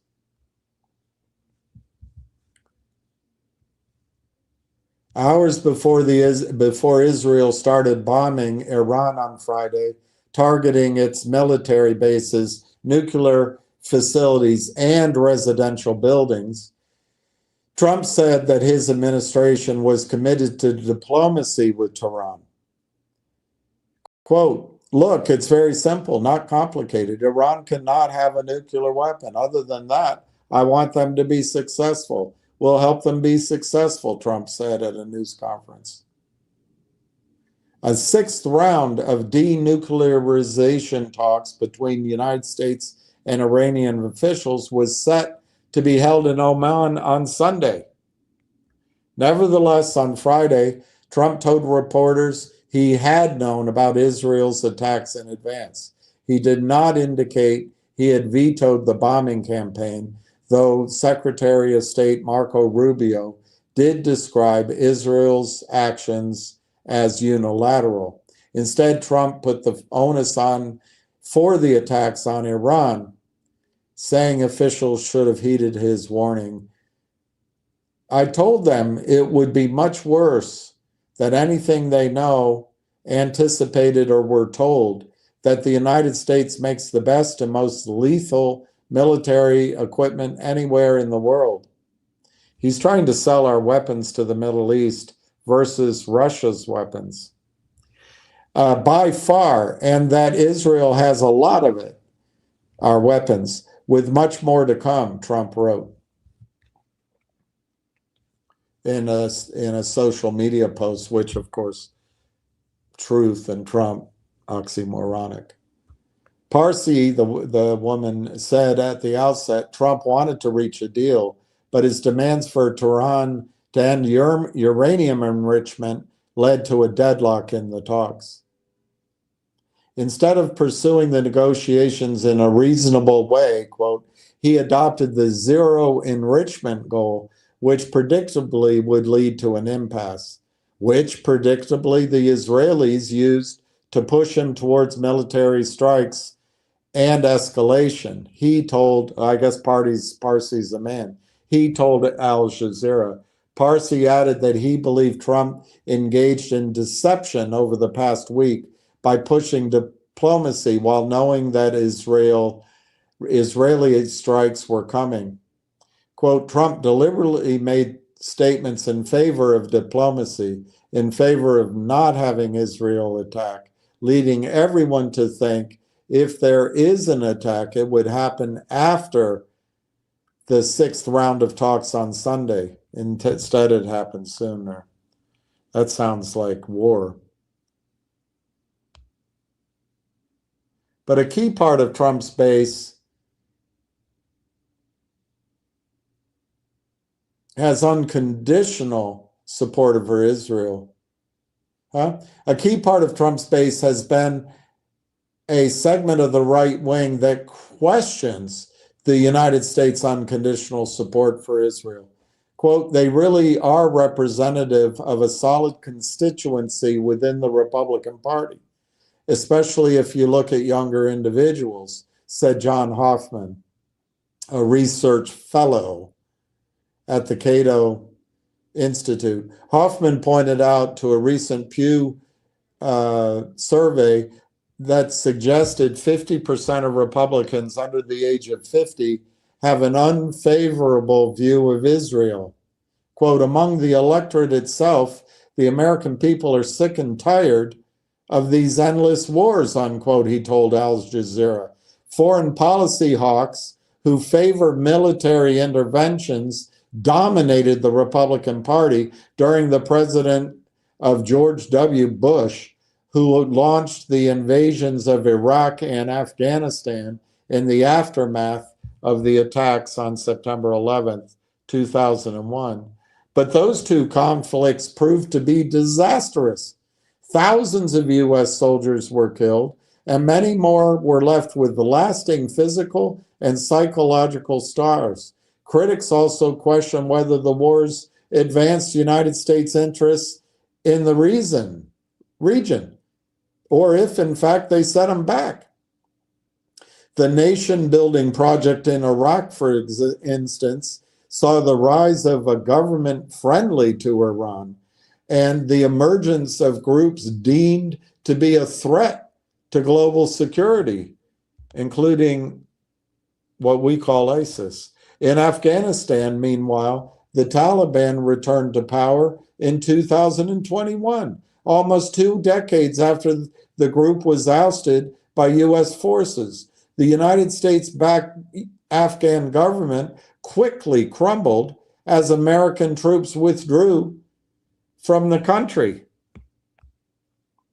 During his campaign for re-election in 2024, Trump tapped into the anger that the two conflicts generated. On multiple occasions, he sketched an alternative timeline where, if he had been president, the collapse of the Afghan government would never have occurred. Quote, "We wouldn't have had that horrible situation in Afghanistan, the most embarrassing moment in the history of our country," unquote, Trump said in October 24 in a rally in Detroit. The US president has also slammed his Democratic opponent, Kamala Harris, for her alliance with Dick Cheney, who served as Bush's vice president, and his daughter Liz Cheney, criticizing them as, quote, unquote, war hawks. Quote, "Kamala is campaigning with Muslim-hating warmonger Liz Cheney, who wants to invade practically every country on the planet," unquote, Trump told another crowd in Novi, Michigan. He added that Dick Cheney, quote, "was responsible for invading the Middle East and killing millions." But critics of Trump say his posture towards Israeli strikes in Iran risks embroiling him in his own Middle East conflict. Hoffman, for instance, pointed to the closeness of U.S.-Israeli relationship and the persistence of officials within the Republican Party who have been pushing for conflict with Iran for decades, like Senator Lindsey Graham. There is tremendous risk of the United States being dragged into this war, Hoffman said. But remember to think of it in the context of our own oligarchs, our own bankers, and our financial system, which cannot survive the reset that the rest of the world's going to impose. So when all else fails, as Gerald Celente says, they take us to war. I'm on the side that I think Benjamin Netanyahu is a pushy, arrogant, then he'll play the victim, but he keeps pushing. And he and probably the wife who inherited hundreds of billions of dollars and APAC or whatever it is, and Wall Street are pushing for it. But I think Trump's finding out that he doesn't have as much power as a dictator would. And the U.S. wants war with Iran. Well, it's gonna end in tears. All right, I'll stop talking about any of that. I do think that we have a chance to make money in Railtown. But Robin, who I've never heard of before, wants me to talk about Finger. Look, guys, I got a text from I thought a friend who said, "Give me a call, no hurry." I have my own schedule. I have things I have to do, emails to write. I'm one person. I have phone calls. It said nothing urgent, no hurry. So as is my want, uh, the day I got that, I was live or whatever. I went to bed early and I didn't wake up until 11. It was too late to do anything. I left it for the next day, phone calls, and then I went live, and I was dead tired. I don't sleep well anymore. And so I was, as soon as I ended my live, I took a nap, and I get a text, or not, whatever, I don't care. Um, uh, just don't trash GBUX anymore. Well, that didn't make me, I was on the phone, by the way, when I got that. I was on an hour and a half call with somebody else. And at the end of the call, I'm like, that's pissy. I didn't feel like, I was going to call back, but I didn't. I was like, I'll wait till tomorrow morning when I feel better. And then today I've been a little perplexed. Why is that such a pissy? You said it, no rush. And then I get this pissy, manipulative, all right, I don't care, whatever. I don't, anyway, I didn't mean any harm. I took him at his word that if there was no rush, and I intended to call him back yesterday, but when I got that message, I decided that because my blood was bubbling from the tone, that I would wait. And I haven't called him back today. I'll try to call him maybe later or tomorrow or Monday, probably Monday, because I've got plans with my sister tomorrow. But he did say in his text that GBUX could go to $4 or $5 next week. I'll try to go over with reasons why GBUX could go up next week, and I'll do that. No one tells me the story of GBUX anymore, so he's all pissed at me. I don't know what's going on. I can only go with what's announced and the delays and the stock price action. Now, this gentleman wants me to talk about Finger, which I'll do, but I have to warn you, Robin, that if I did it right now, I would lose all of my comments. So what I'm going to do first is go through my comments. There's not that many. I'm not that popular anymore.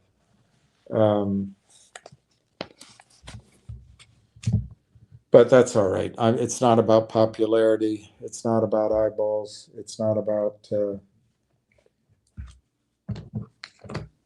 I'm really trying to make sure that there's a group of you who own Railtown. I want to have a group of you who own silver as well.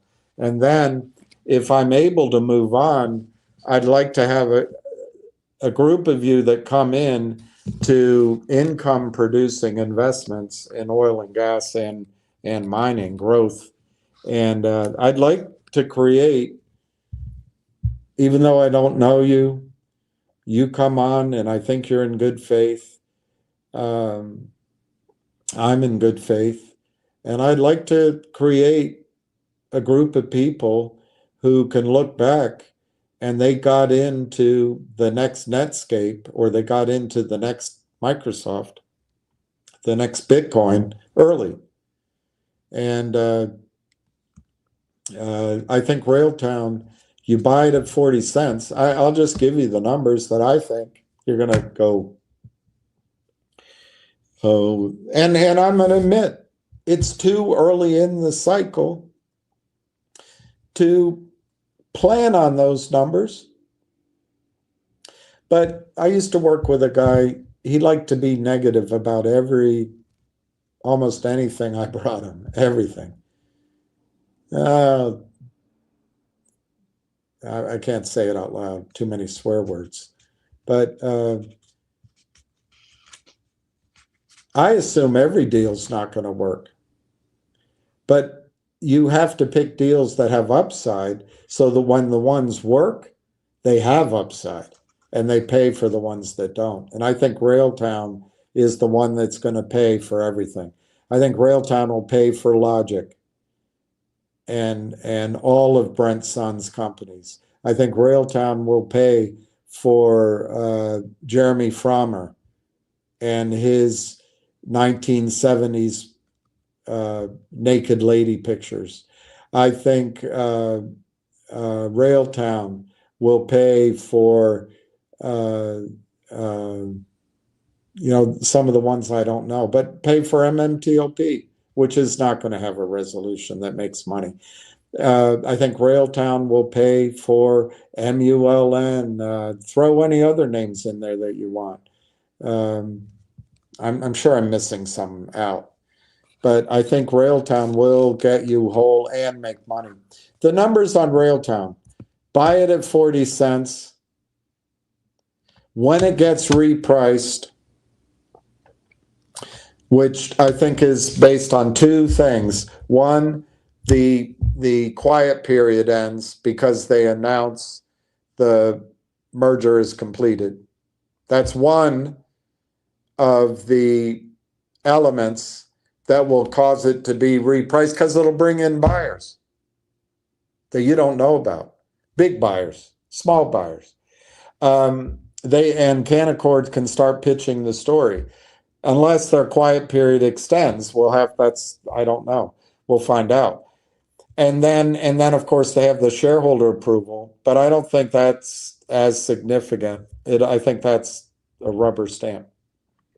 So then the second thing is price points. Price points. There's most funds out there and most analysts don't really want to look at a stock under $1. So $1 a price point. That'll bring in, once it's there, that'll bring in some things. I don't think it's significant, but it might bring in some family money, but it might bring some more smaller funds in.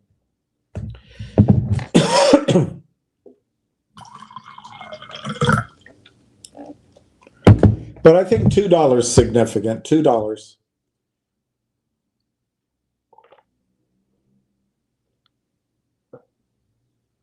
And remember how I told you Wall Street has this oligarchy, this monopoly on stair-stepping their own investments up while they're private, and then they take them public on your back? This is one you can stair-step up with. I think it's going to go 40 cents, 60 cents, $1.20, but the dollar becomes the support. And then it goes to $2, $2.50, $2 becomes the support. And then it goes to $2.50, $3, $3.50, $3 becomes the support, and so on and so on. And as it goes up, buyers are going to come in that are much bigger than we, and they're professional buyers. They become the support.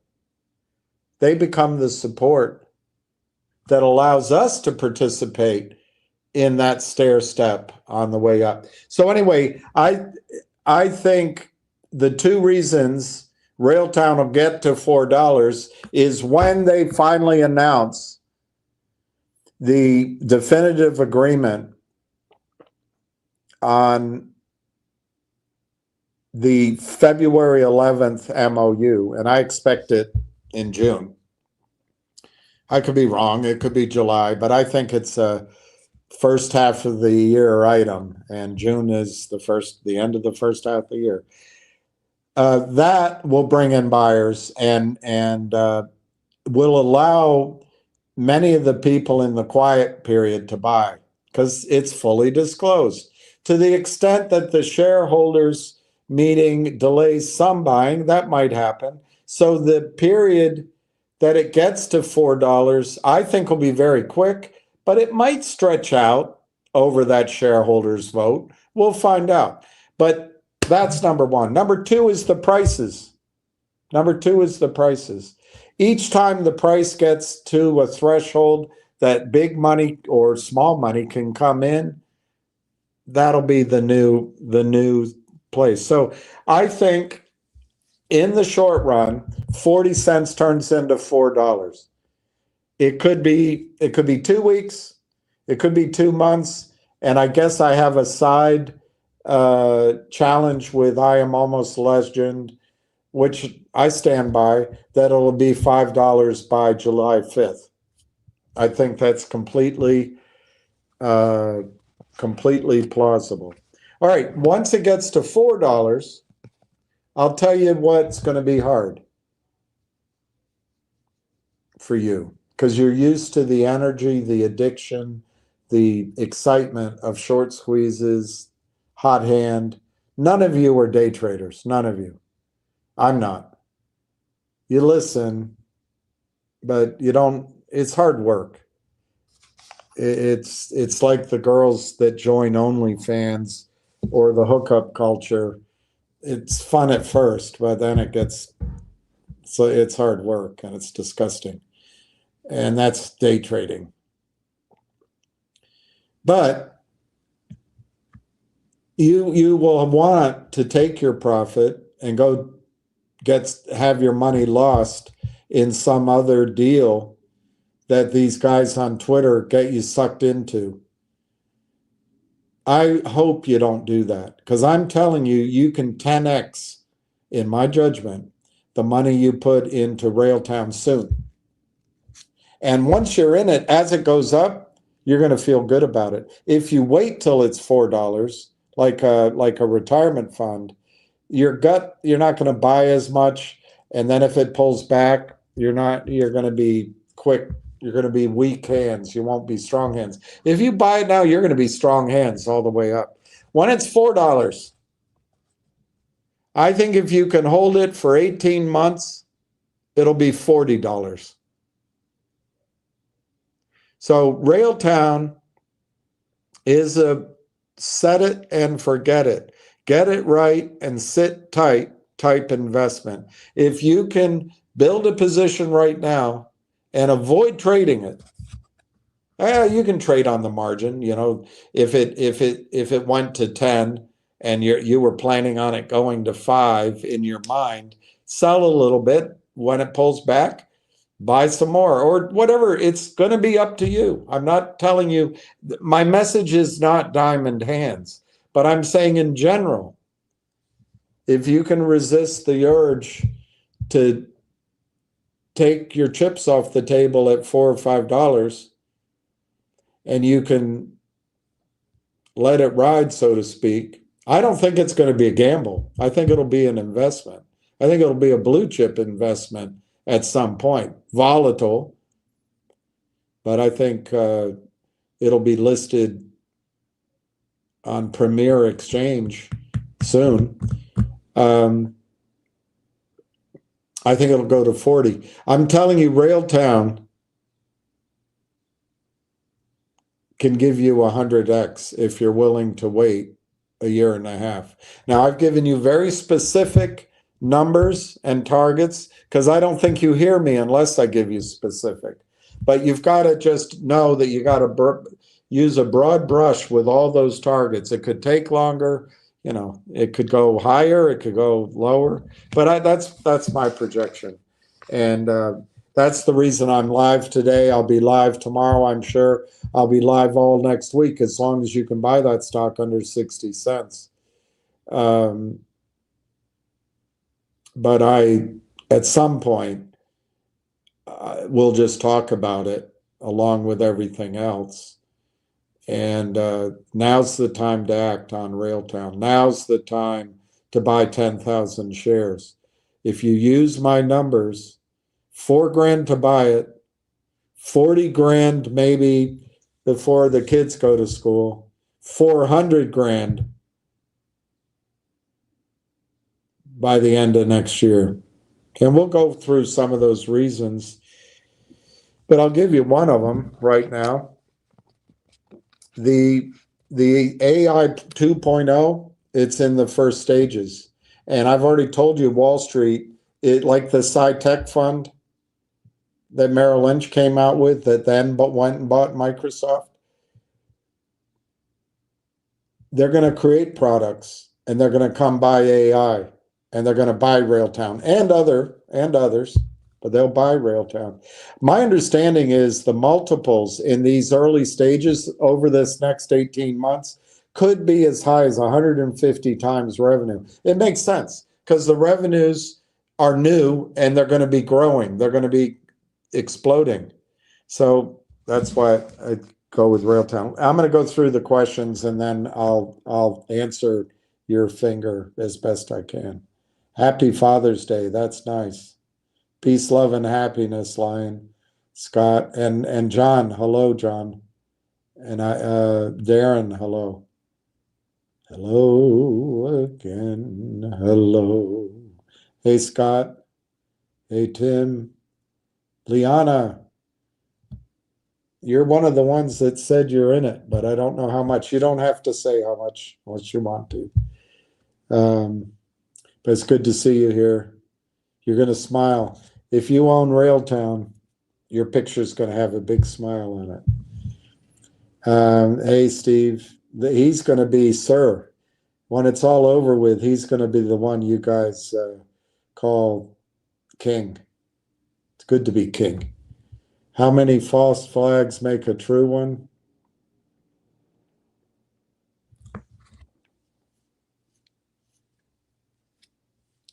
There's a song with that term, a true one.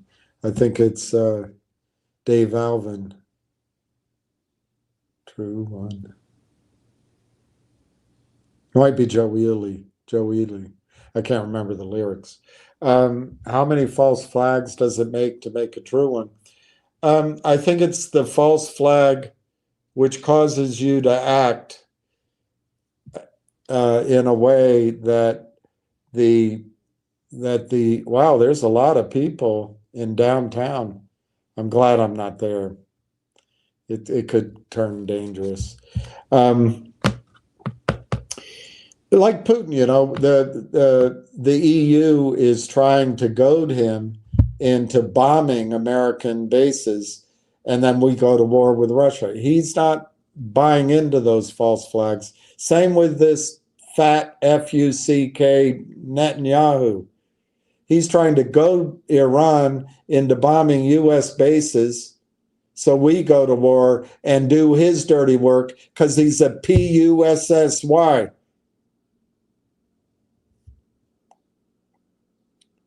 Oh, here's a brain dead. You're preaching anti-Jewish stuff.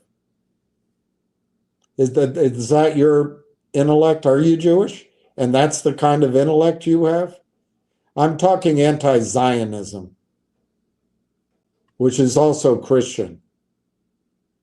Shame on you. Your last video was disgusting. Change your name to Kevin. All right. You know what, Dirty Ray?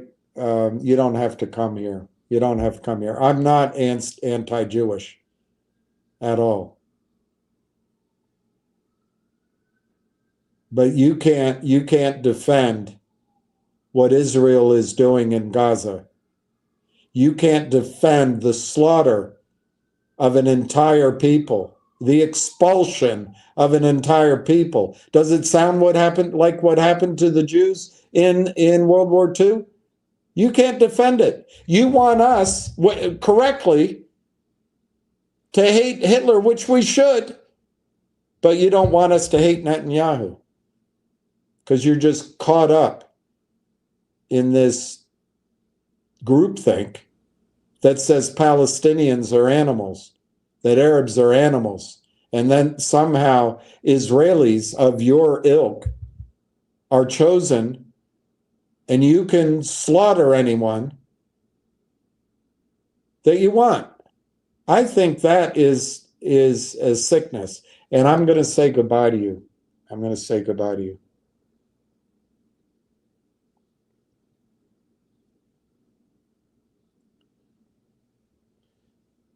It's almost time to talk about GTII. I may be opening an account in Canada so I can buy and trade it. You're crazy. You're absolutely crazy. You're beyond fixing. Go ahead. Middle ground. But let me just for anybody following you, let me just go through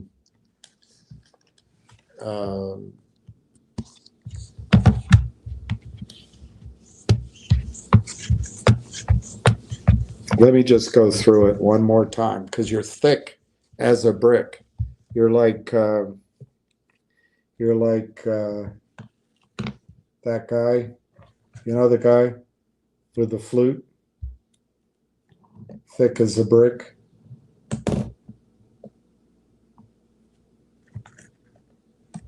You're thick as a brick. All right, so GTII.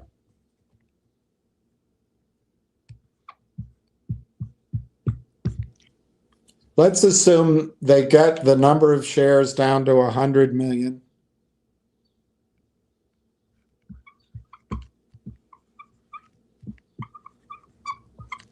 And the receiver's going to get 20 million. I think it's 18 million, but I just want to round it up. So we'll call it 120 million.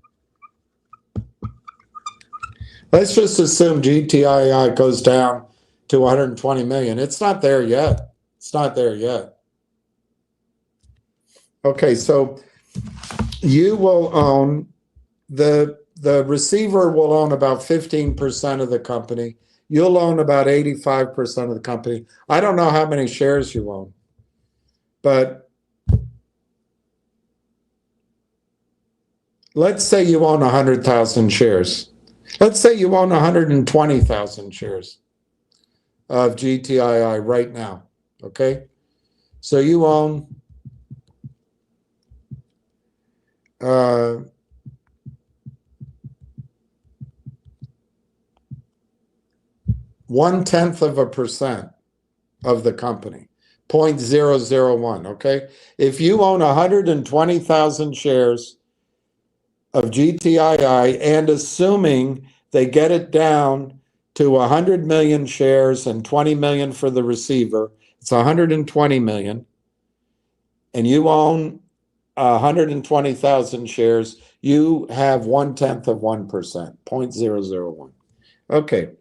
Now, what does GTII own? Right now, it's not necessarily clean, but it might be. Afterward, it might be clean. Reporting.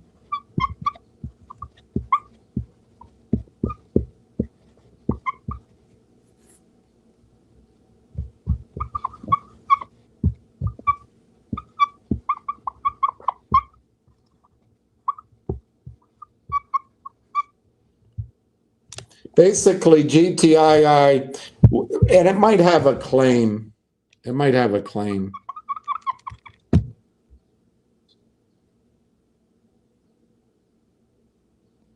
Or claims. So GTII will basically be a company that will be it'll be clean. It will be cleansed. If it gets through, it'll be cleansed in the receivership process. It'll be reporting. It'll be a shell that is reporting. It'll have thousands of shareholders, more than 1,000 shareholders. And it may have some claims that are still coming in. So that might translate to some cash over time. But essentially, GTII will be a shell. There's hundreds of shells out there. A shell is just a company which has a director, has a operating agreement, has bylaws, and exists and has shareholders. And so private companies can be acquired, but essentially they are doing the acquiring, and they're publicly traded. So GTII is an over-the-counter shell, and those are the positives of GTII. Okay. So you, middle ground, the thickhead, Jethro Tull, thick as a brick. You think it's time to buy. Right now, GTII has at the close,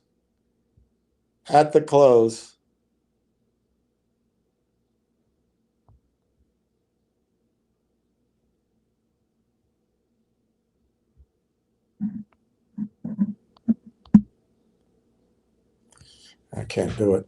I just can't do it. I'm not able to do it. I'm not able to get it. Anyway, I can't get it. GTII has a market cap of 60 million. Let me try one more time. FGTII. Okay, go.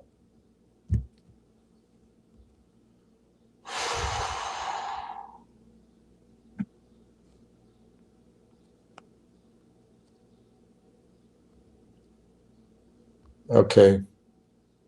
Currently, you're going to go buy it, middle ground, because you're thick as a brick.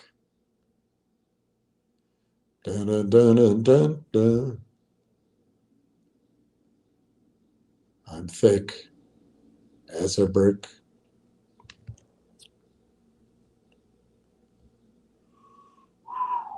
Okay. Statistics. Enterprise value to revenue. It says it trades at 24 times revenue, but I don't know how much revenue it has. It has no earnings. No, it's $68 million market cap. Let me write that down. $68 million market cap. Do you see a sucker punch coming? Because you're thick as a brick. You, not you personally, but the whole group of retail. 68 million market cap?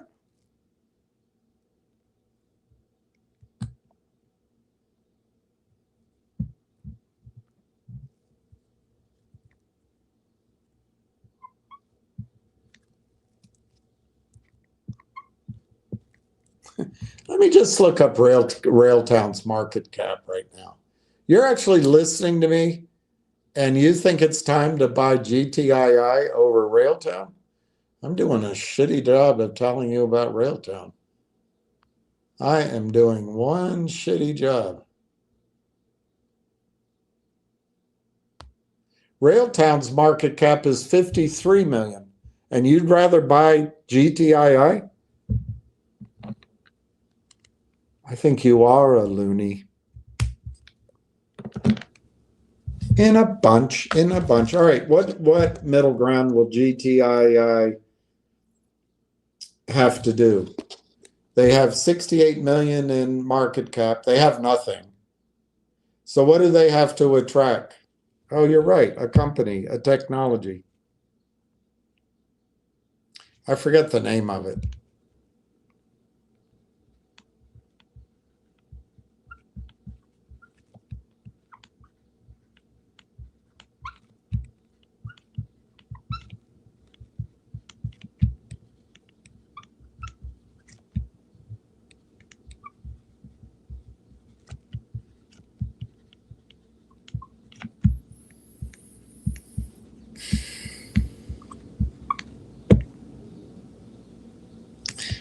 I forget the name of the guy. I think he's a good guy from everything I've heard. But it's this Dorado Beach golfer. The guy is the CEO of the company. And I understand his heart's in the right place. They have a technology. I think it's something to do with trading advice and charting that you can subscribe to. It's a subscription model. They already have revenue per month. And they're growing is all I know. You probably know better than I do. And so it's exciting. So GTII currently, you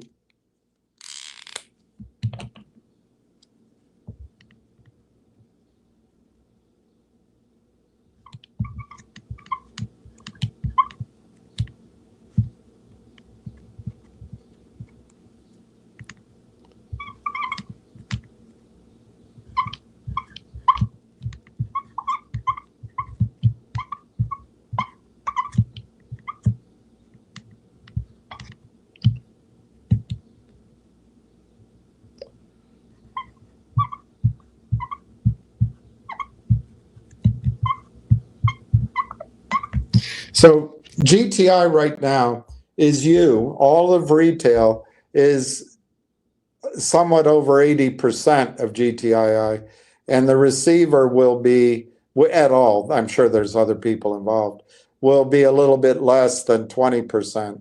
But that's where it is. So your money is in the 80% that's out there available for us. But like I say, overall, you're at 0.001 of GTII. I'll write that there, 0.001. So whatever your investment was in it, ostensibly, it's worth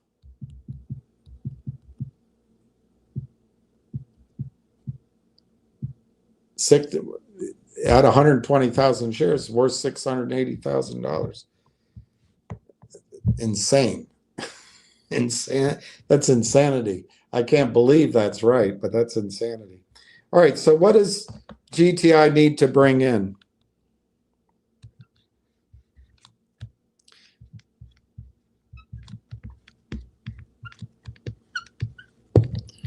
It needs to bring in a tech co, which has revenue, has a good CEO, has a track record, has a concept, has a subscription model, has a tech co to bring into GTII.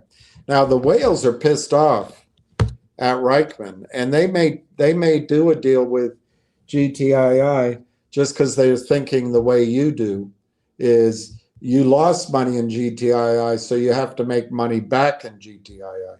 But I suspect what they're really doing is looking at it that, hey, we know this situation. We can make sure the shell is clean. We might be able to participate in a short squeeze, but we're comfortable with this shell. That might be more of what they're doing. But this technology company can literally go out and buy a New York Stock Exchange shell, probably for $3 to $6 million, and own it all.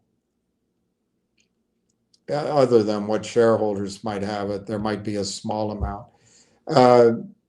They can go buy a NASDAQ shell. It might cost them, depending on the quality of it, might cost them $300,000.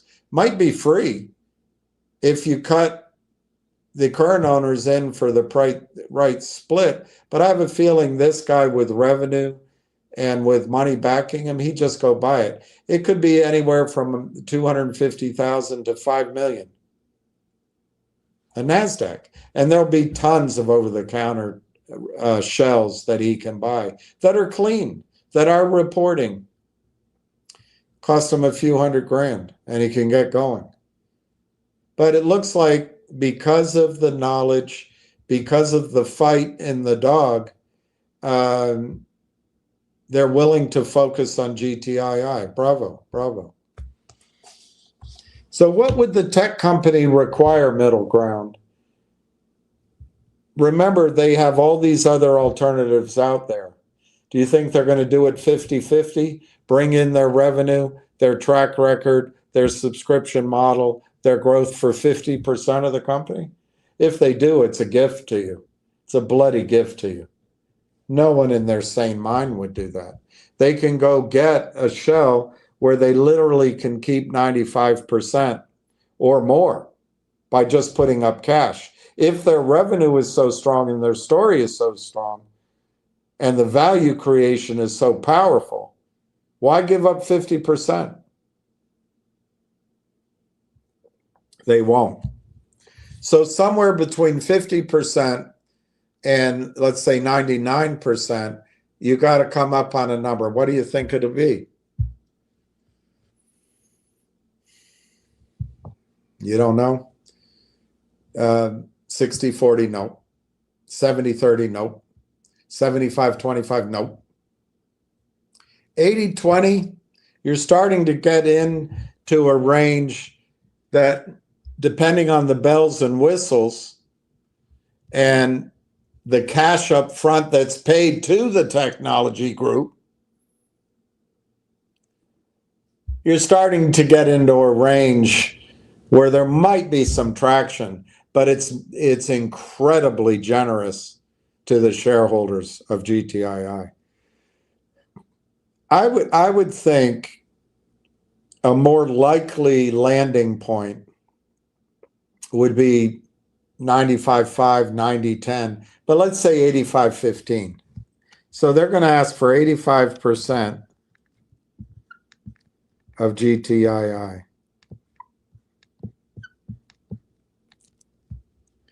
So you're going to have 15%.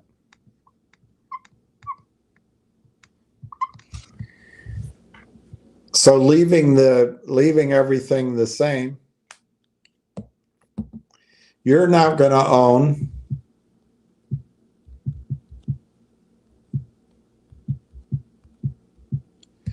0.00015 of the new GTII.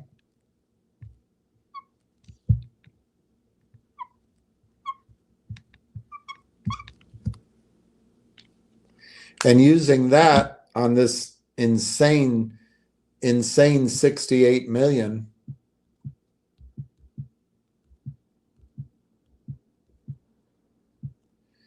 that takes your valuation from 0.1% of 68 million. Let me just do that again. 68 million times 0.1%. $68,000. I knew that was too high before.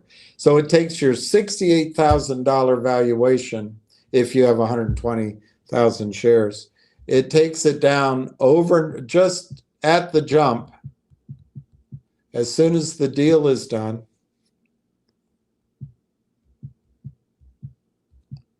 it takes out of the gate, you go from 68,000 down to $10,200. Right out of the gate. Now there's growth and it's an exciting story. But if it 10x's from 10,200, you're about 30% higher than the current valuation of the company. It's not a compelling risk reward situation. All right, so the tech company comes in and they take 85%. And your ownership gets reduced by that percentage, regardless of how many shares you have. I'm just using that number for an example. So then, what else do they need?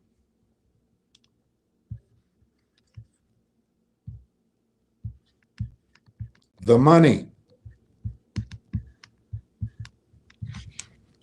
They need capital. Now that capital is in the form of a couple of things. The whales have already advanced a lot of money for the receiver, for the lawyers, maybe lawyers maybe for detectives, for filings, for accountants, for a whole genre of costs to get it to this point. So that money spent is going to either have to be paid to those whales or converted into stock. For simplicity, just let's say the money's raised to pay that off. And there has to be money going to the tech company, probably, to get it done at 85%. I might be wrong. They might be willing to do it for no money. They might be. But then the insiders, the CEOs and the employees are going to want to take a chunk of stock. It gets so complicated. Let's just assume, for this example, that capital, employee stock, bonuses, the payout to the CEO, the payout to all the attorneys is, let's just lump that all in as capital needed to launch. And what's a good number there? I would say at least $5 million. But it could be that if you want to be fully funded, I don't know the full story behind this great new technology that's a subscription model that would allow people with a computer to trade. Because I don't know many companies that have a similar technology. It's AI driven. But I would imagine that he wants to claim as much of the beach as he can, because I don't know, he's got to be better than TradeStation, better than all the other ones out there.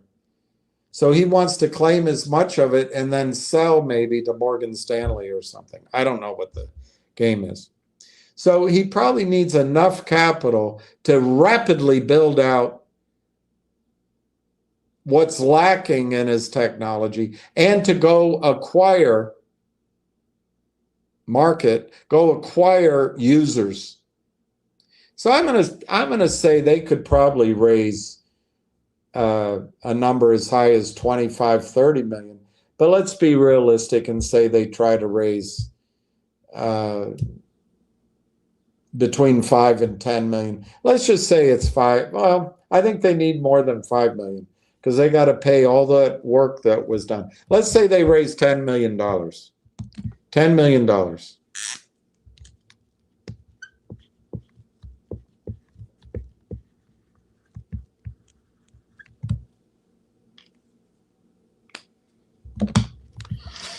Now, do you think, how much of the company are they going to take? This 68 million has gone down because it's just 15%.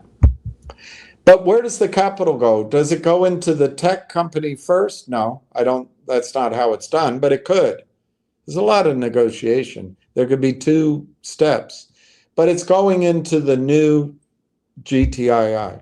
Well, the tech company's taken 85%. I think that deal will be negotiated first. So then the 10 million comes in and it's out of this company.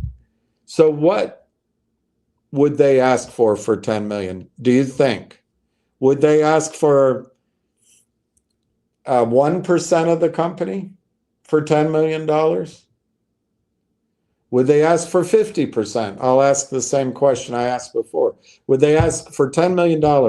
Would they ask for 1% of new GTII? Or would they ask for 50% of new GTI?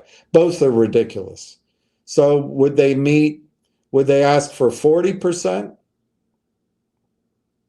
They might. Would they ask for 30%? They might. Would they ask for 20%? Almost certainly. Almost certainly. They'd ask for 20%. Almost certainly. It just becomes a negotiation. I would guess for $10 million, only 5 million maybe would end up as working capital, which would put the company at risk if they don't bring in their revenues. So they might need to raise more than 10 million. So what they might do is raise 10 million and then go to Wall Street to raise 30 million. But they need you, middle ground, first, because you're the sucker that jumps into the pool first. Every deal needs a sucker. That's where I operate. I'm the sucker. I'm the sucker. So Wall Street has these guys and girls who will do mezzanine type financing, derivative tied up financing, and worse. They don't risk any money because it's this money that gives the buffer. It's like when you buy a house, you have to put 20% down. That's the risk money. The bank will sell your house before or they'll try to, before they lose that equity. So that's what you and I represent, is the buffer. Anyway, let's say 10 million comes in for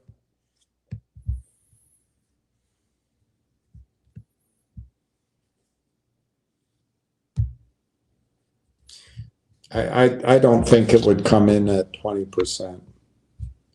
I think that's too low. but let's say 20% for sake of argument.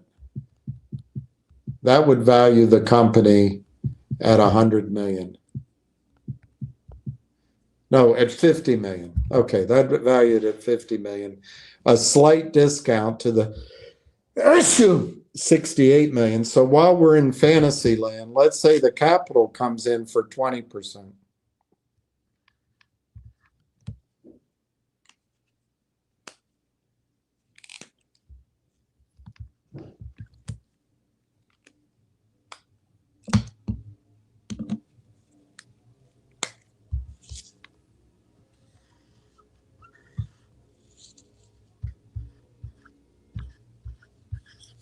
So the first part of this is 100% of the company, the original GTII and the technology. Then they bring in $10 million for 20% of this new co. So now you got to make room for the 20%. This part becomes 80%. This part becomes 80% up here. So your 0.0015 in this fantastical price, your 0.0115 becomes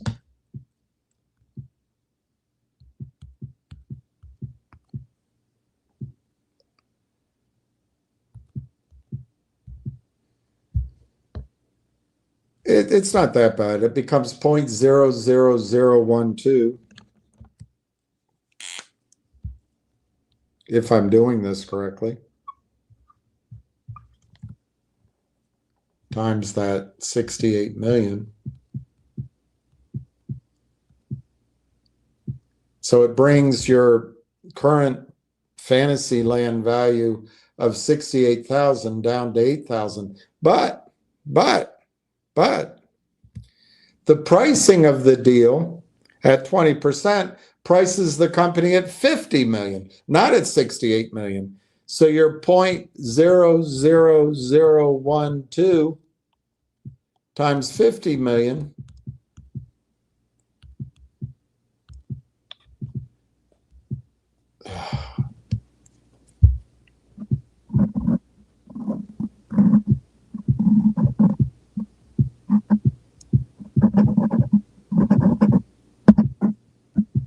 equals 6,000. So in my example, your 120,000 shares currently ridiculously worth 68 grand. By the time the technology company comes in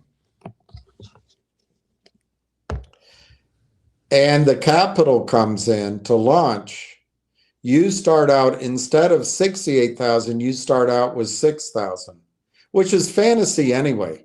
This is all fantasy because it's not going to be priced at that level, and the cram down is going to be bigger than that. But anyway, we'll go with that. So your 120,000 shares starts out at 6 grand. Now, what do you think is going to happen with new GTII? Do you think over the next 18 months they'll get a 10x without a squeeze? So 10x, your 6 grand will go to 60 grand. That's where you're starting right now, supposedly. Do you know, instead of buying this, you could buy Railtown, a half share of Railtown at 20 cents, and you'll get 10 times your money in 6 weeks, give or take.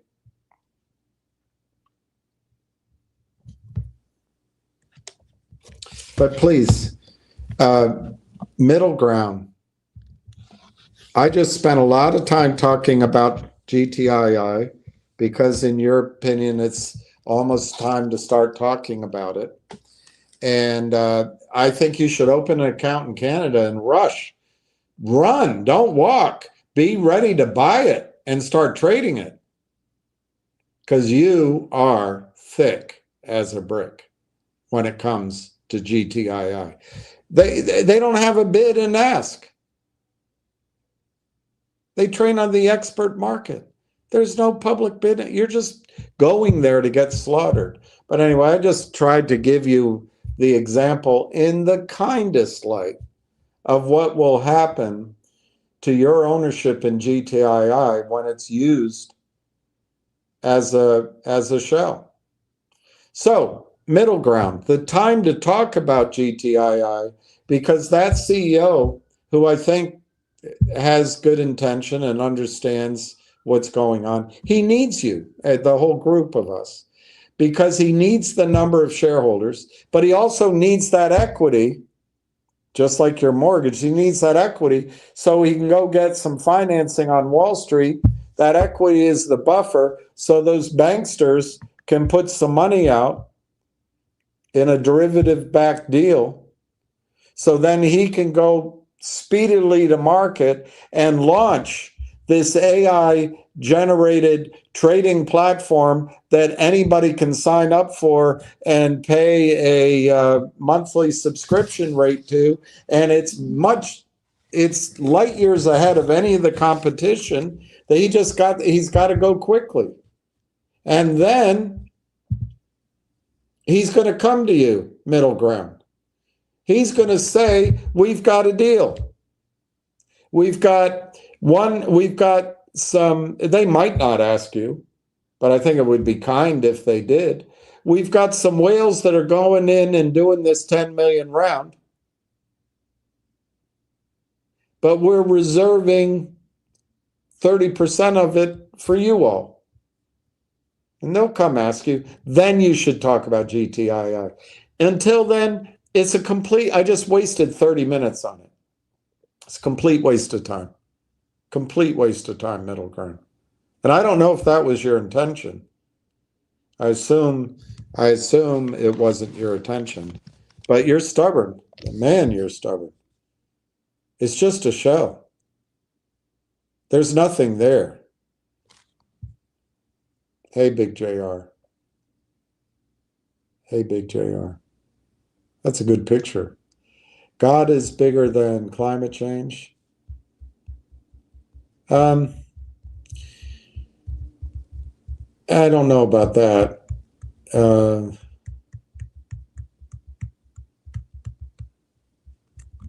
And I don't know that you understand any better than I do our role here in this physical world versus a spiritual world. I'm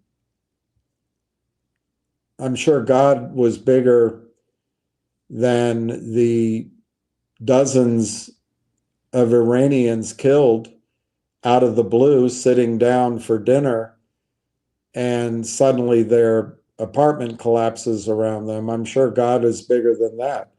I'm sure God is bigger than that little rotor. Maybe there was a electric hydraulic failure in the Boeing, or maybe it was, fuel contamination, or maybe it's flawed at Boeing, but I'm sure God's bigger than that. In the Little Dryas, I think it's called the Little Dryas, there was a freezing period, and that's where the story about Hans, that skater, Hans Binker Davidson, Hans Brinker, Hans, that skater in Holland. Hans,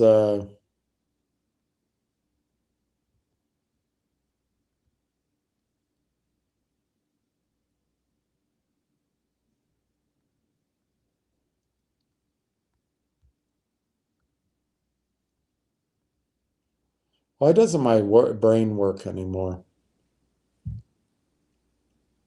I can't even ask the question to get it. I'll think of it. Hans Christian Andersen.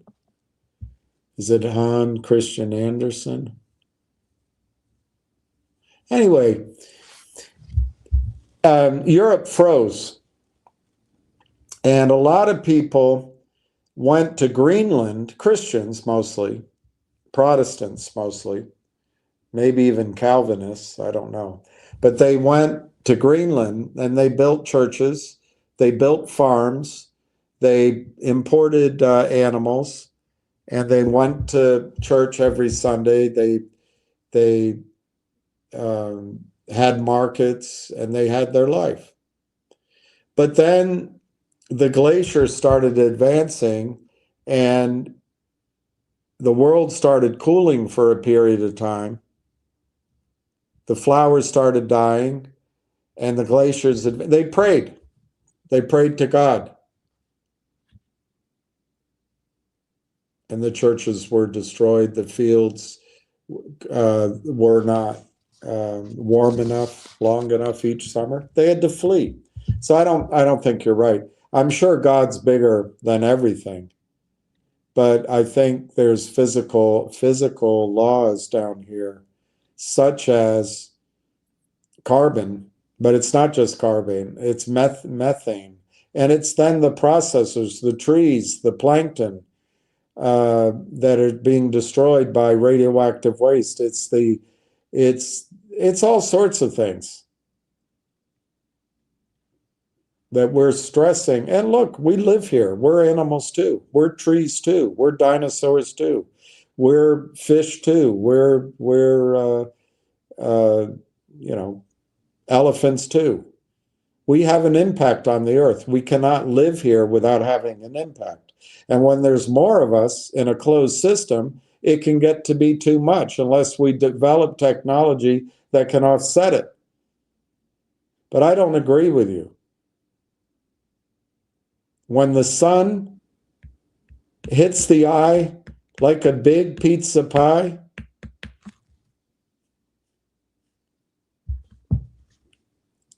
when the sun comes into the earth, it's reflected. It's reflected off of ice. It's reflected off of other things, but it's mostly reflected. If there's too much carbon, if there's too much methane in the atmosphere, it doesn't go out. It stays, and it heats. We get heated up slowly. And then that melts the ice, so there's no reflection there. It melts the methane hydrates alongside the coasts of almost every country deep in the water, the deep part of the coast. And those come bubbling up in burps all around the world. And methane is multiples stronger at retaining the sun than carbon, but it only lasts 40 years. Well, in most of our lifetime, 40 years is pretty much it. Siberia, which is frozen tundra, starts bubbling. All of that frozen, when you go down to a pond and it stinks, that's Siberia. It's all frozen. When it starts bubbling, all of that methane goes in the atmosphere. It's called a positive feedback loop. Only in our case, it's a nightmare. And that when that happens, humans can't live here unless we live in air-conditioned buildings. Soil, which is living, basically. All those creatures die at a certain temperature, and then it becomes deserts. God's bigger than that. That's the physical laws of the universe. I agree with you, God's bigger. But don't be Pollyannish. It's some frightening stuff. And it's slowed down because the oceans have been absorbing a lot of the carbon. But and the coral gets killed and the waters heat up. And in fact, it's possible that the great convector, the Atlantic conveyor, is about to stop. They had, when a study was done about 20 years ago, maybe a little longer, they went up in the North Atlantic, and as the hot water comes up from the Caribbean, it stays on top But as it goes northward, it cools.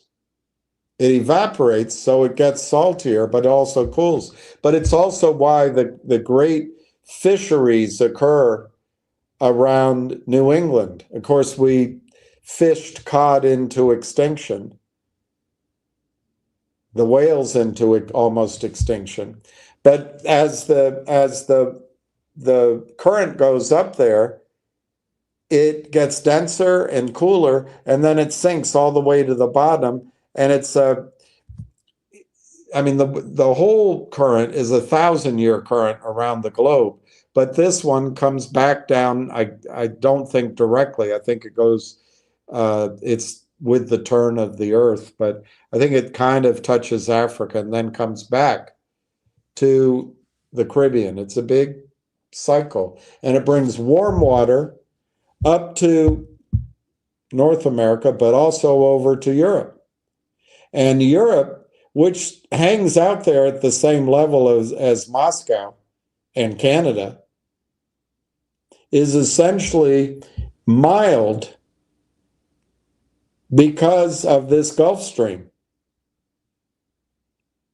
And you have great green fields in England and in France, and I guess in Germany. I haven't seen their farming.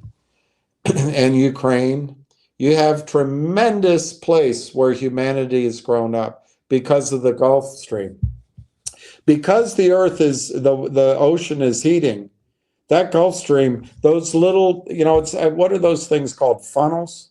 When you open your bathtub plug, they go and it drops. They found 30 to 50 of those when they went out looking up in the North Sea. Recently, when they went to look, they found 2.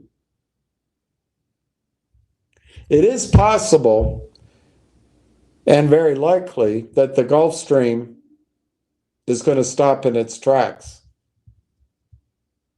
God's not greater than that. God gives us free will, and it'll stop. And ironically, for all the people who don't believe in climate change, they'll say, hey, it's getting cold. But that's part of the climate change.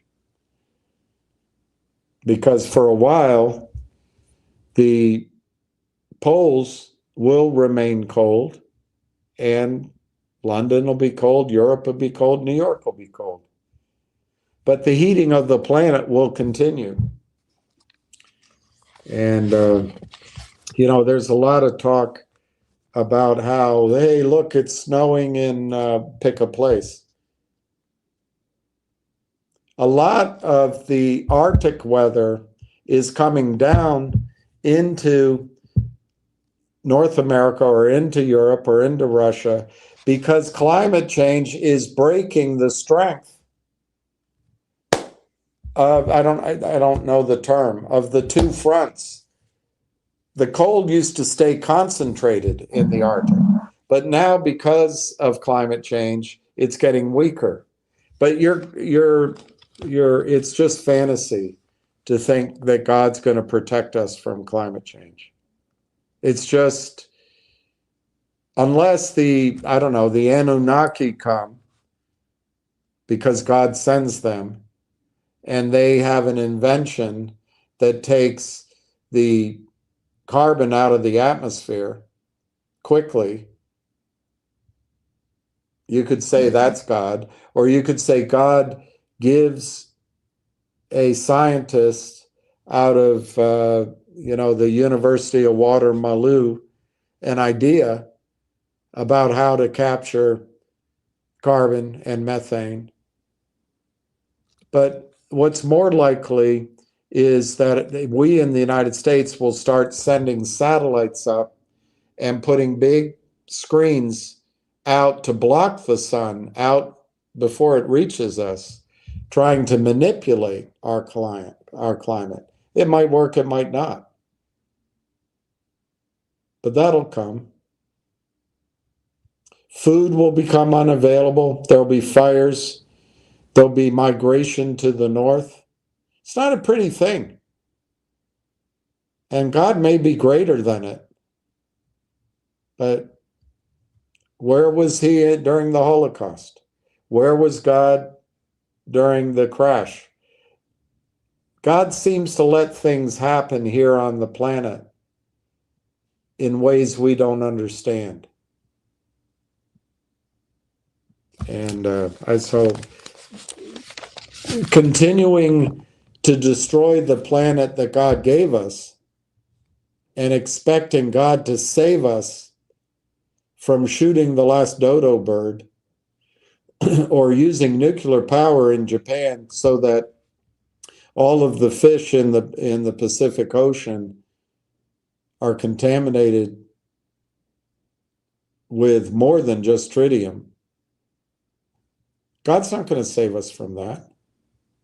That's our sin that we're collectively doing to his earth. On the other hand, a lot of it we have to do by existing.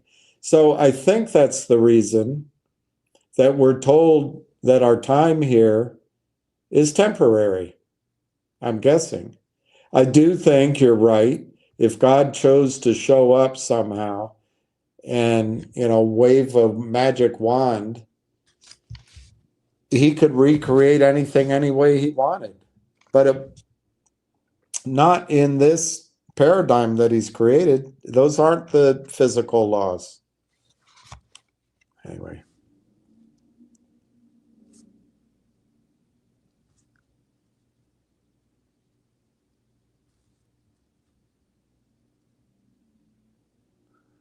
Let me see what happened here. Well, that's good, William, because Jack, I don't know who Jack is.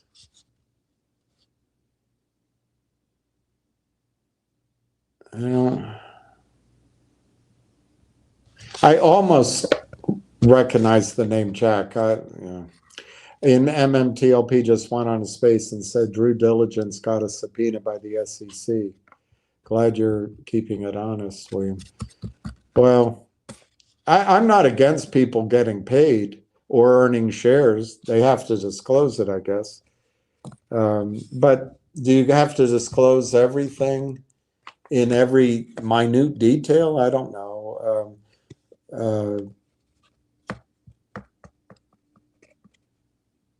I don't know when. 4 years ago, I made some disclosures, but I don't know. I don't know how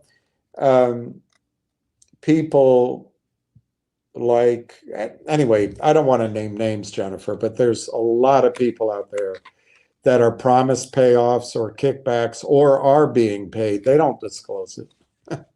So you just got to assume everybody's getting some payment. But I do try to be honest. I think there's times, I experienced it when I was on Wall Street. There are times when there's conflicts of interest. When I was out on my own putting deals together, there was always a conflict of interest. I represented the investor, but I also represented the company. And there's always conflicts of interest in that scenario. But you do your best to disclose to all sides of it. But then there's some things that you're asked not to say. Your client might say, "Oh, don't you tell him. I can give more. I have. Oh, don't you worry. I could invest much more, but I just want to do 600,000." Or so you're not allowed to tell him she has more. Or the investor might say, we're about to sign a huge contract with the largest coal company in Pennsylvania, but we'll leave this offering open long enough for your investor because we were already talking with her, but you can't tell her about that contract that's coming. But I'm telling you about it because if she doesn't put the money in, we don't need her money. We're going to raise the price. We're going that direction. So, Jennifer, there's no perfect amount of disclosure. There's no perfect way to make everything, as you call it, honest. I mean, I think it's honest, but there's competing. I don't know how to explain it any differently. There's competing, and then you have a responsibility to hold other people's confidences. Anyway, that's why I need to come up with a paid for statement, and I'll get there. I just don't have the money to hire it. Somebody sent me one I can use. I'll start using that. But no, I'm not. I was never paid by Torchlight, but if I had raised money I did get a lot of my investors in it, but if I had raised money when they were seeking money, I would have gotten paid, but I never got anything. We can go, it's not worth going down the list, but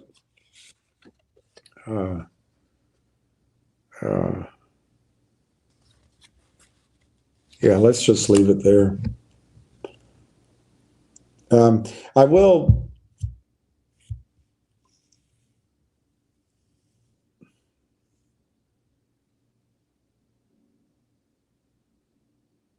Yeah, I guess I'll keep that to myself. It's interesting. It's interesting, Jennifer, for another reason that you say that. And I don't think I'll speak about it out loud. It's not a big deal, but it makes something make sense to me. So I wonder what his subpoena is about.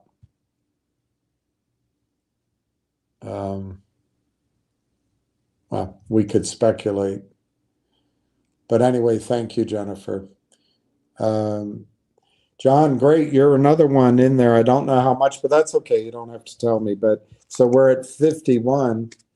YouTube user has 2,250. Cool.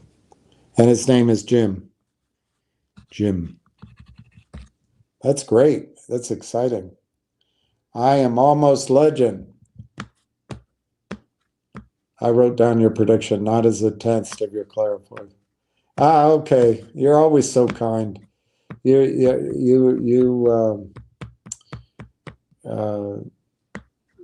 was going to say you're always charitable, but that's not quite the word. You're very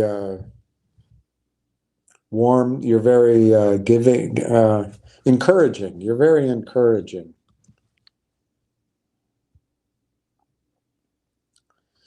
I spent a while watching. Oh my God, who can watch? I can never watch my last videos. I can't do it.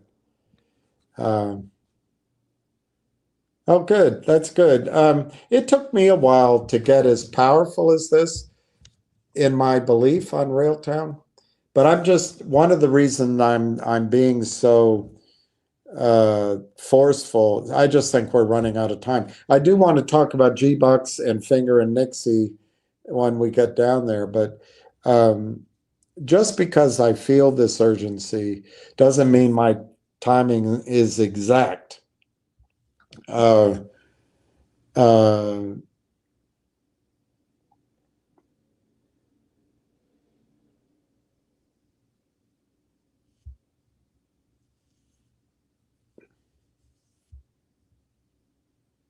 actually thought that they would announce that that closing of that deal after 60 days. Because I went to the Canadian website, and it takes 30 days perfunctorily to approve mergers. And then it said that if there's some, I forget the word they used, But basically, if it constrains competition, and it's hard to define that in the AI space because there's so many of these companies and it's wide open. But it could take another 4 weeks. So that was 60 days. And then it didn't get done after 60 days, it didn't get done after 90 days. And I started thinking, is there something wrong? But I checked around, and I have people I can check with. And one guy said to me, he's formerly an investment banker. He said, look, if the deal had collapsed, the stock would be 10 cents. And I thought, that's a good point. That's a really good point. So, February 11th went by, March 11th, April 11th, May 11th. I'm thinking it's got to get done soon because the standard time frame at worst is 60 days. So anyway, that's why I figured June's got to be it. And I also think second quarter's got to be it, and first half. Look, these are hard charging guys. It's a rapidly expanding space. Canada, believe it or not, is, according to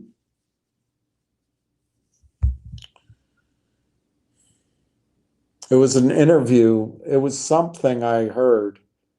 I can't remember the source right now. But Canada wants to develop, I wish I could remember the source. Canada wants to be more than energy. They want to go heavily into AI. So their retirement plans and their government spending is going to incubate AI companies. And that's a policy that they're taking. And I think that also puts some pressure on the entire group to hit the ground running. So I just think a lot of things mean June. I just think a lot of things mean June.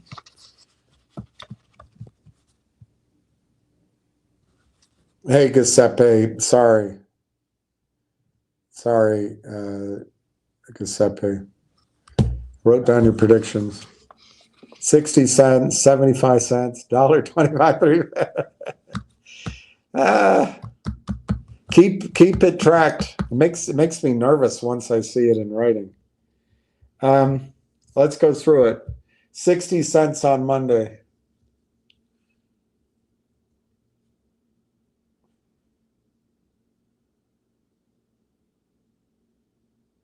Yeah, it could be Monday. I would say by Wednesday, it could have a breakthrough to 60 cents by Wednesday. Then 75 to $1.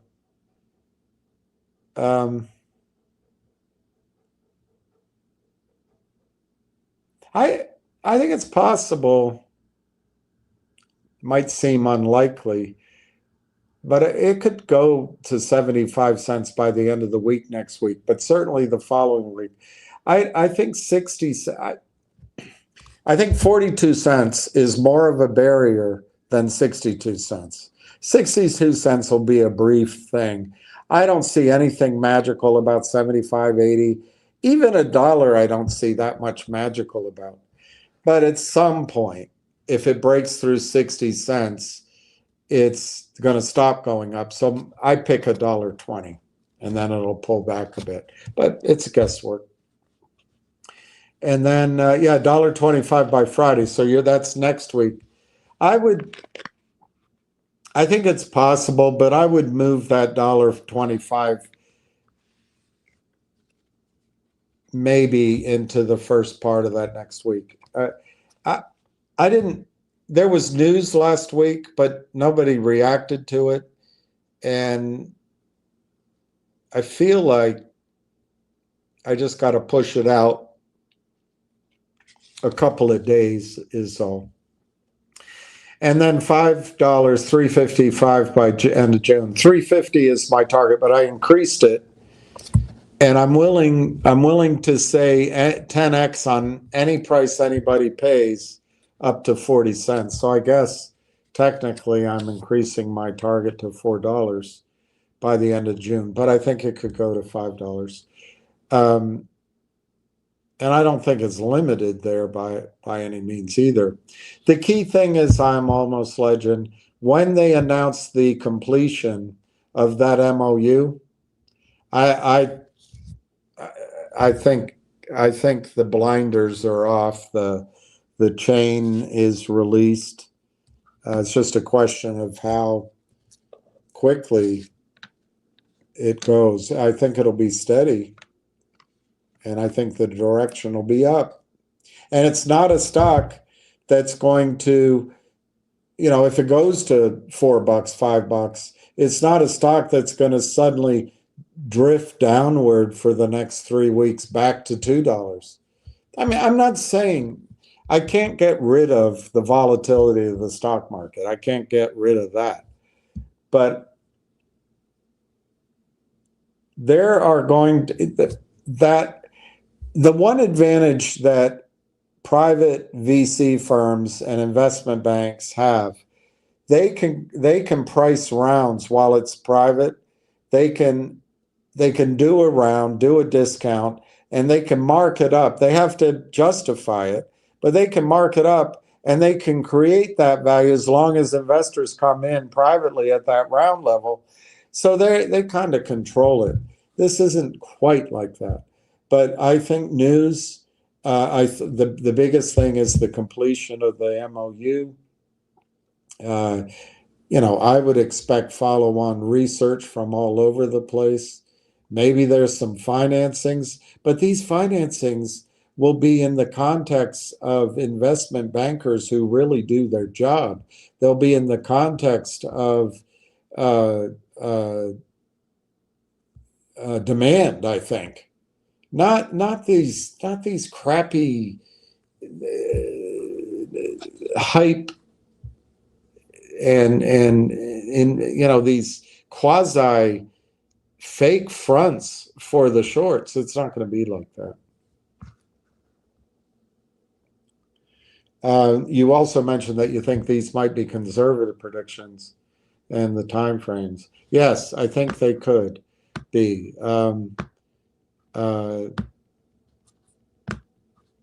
It's scary to say that, and that's why I started with 350. But let me just give you, while you have that up there,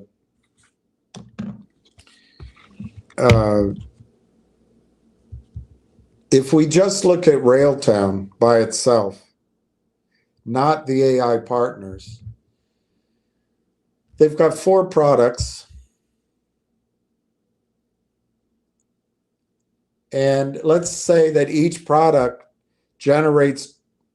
projects to generate 25 million, 2 million a month, 25 million in revenue a year. Just that production, that gives you 100 million. I'm ignoring AI partners. They just announced a deal with one company. I'm not ignoring that any of that kind of excitement will come out of AI partners, ignoring 163 companies that reportedly already do 400 million in revenue. Just Railtown AI with its 4 tools, conductor, Lang tracks, something that looks like shredder, and then I forget the other one. But they have 4 of them. They're all ready to go. So if you take 100 million in revenue, projected, I am almost legend, projected. I've never done this math. I heard today that bankers from Goldman Sachs, bankers from big funds are talking about an 18-month explosive window of interest in AI. Now, I will caution that I have, and we'll go over my numbers later. I have this view that the stock market is going to explode upward and then crash. So we got to be cognizant of that as well. But this, according to this guy, James Altucher, and he has a window to invest in AI companies. You can listen to his video and then subscribe.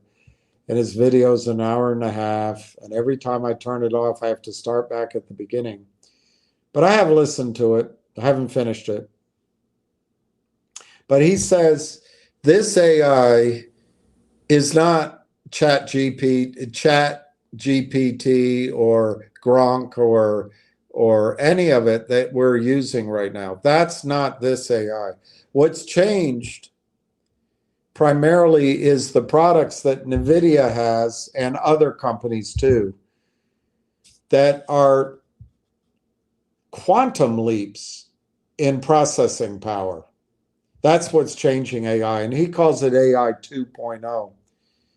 And, he goes through every example. I mean, it's going to be a threat to attorneys. It's going to be a threat to truck drivers. It's going to be a threat to, I'm sure it's going to be a threat to portfolio managers.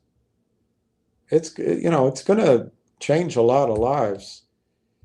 Probably not to novelists and poets and writers. But anyway,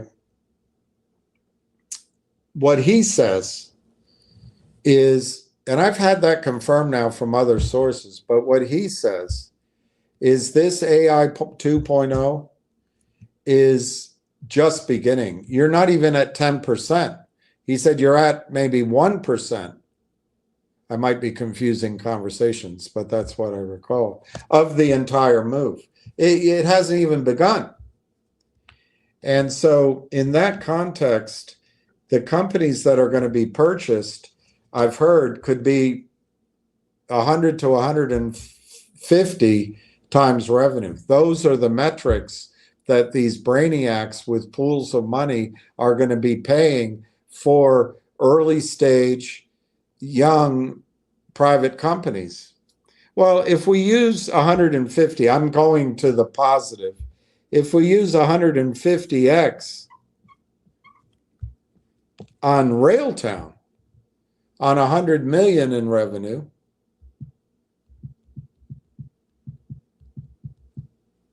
and remember, that's projectable revenue.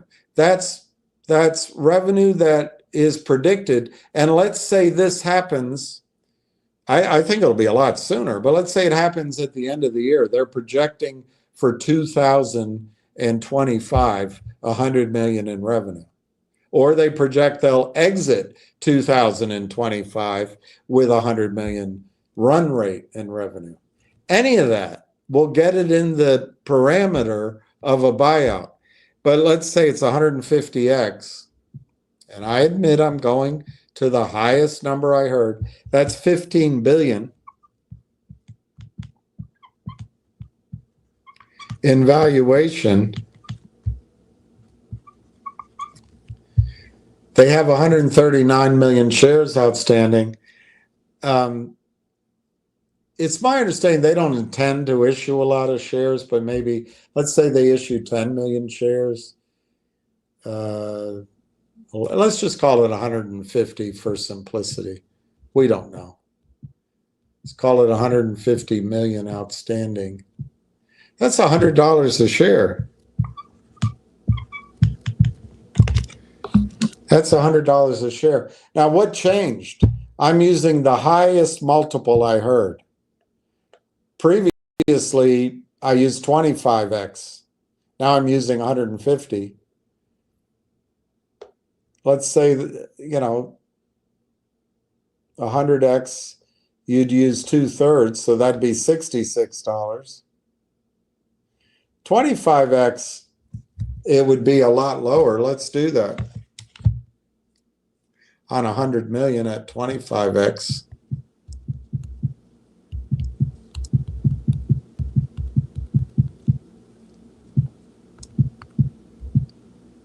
2.5 billion divided by 150 million shares. $16, $16.66.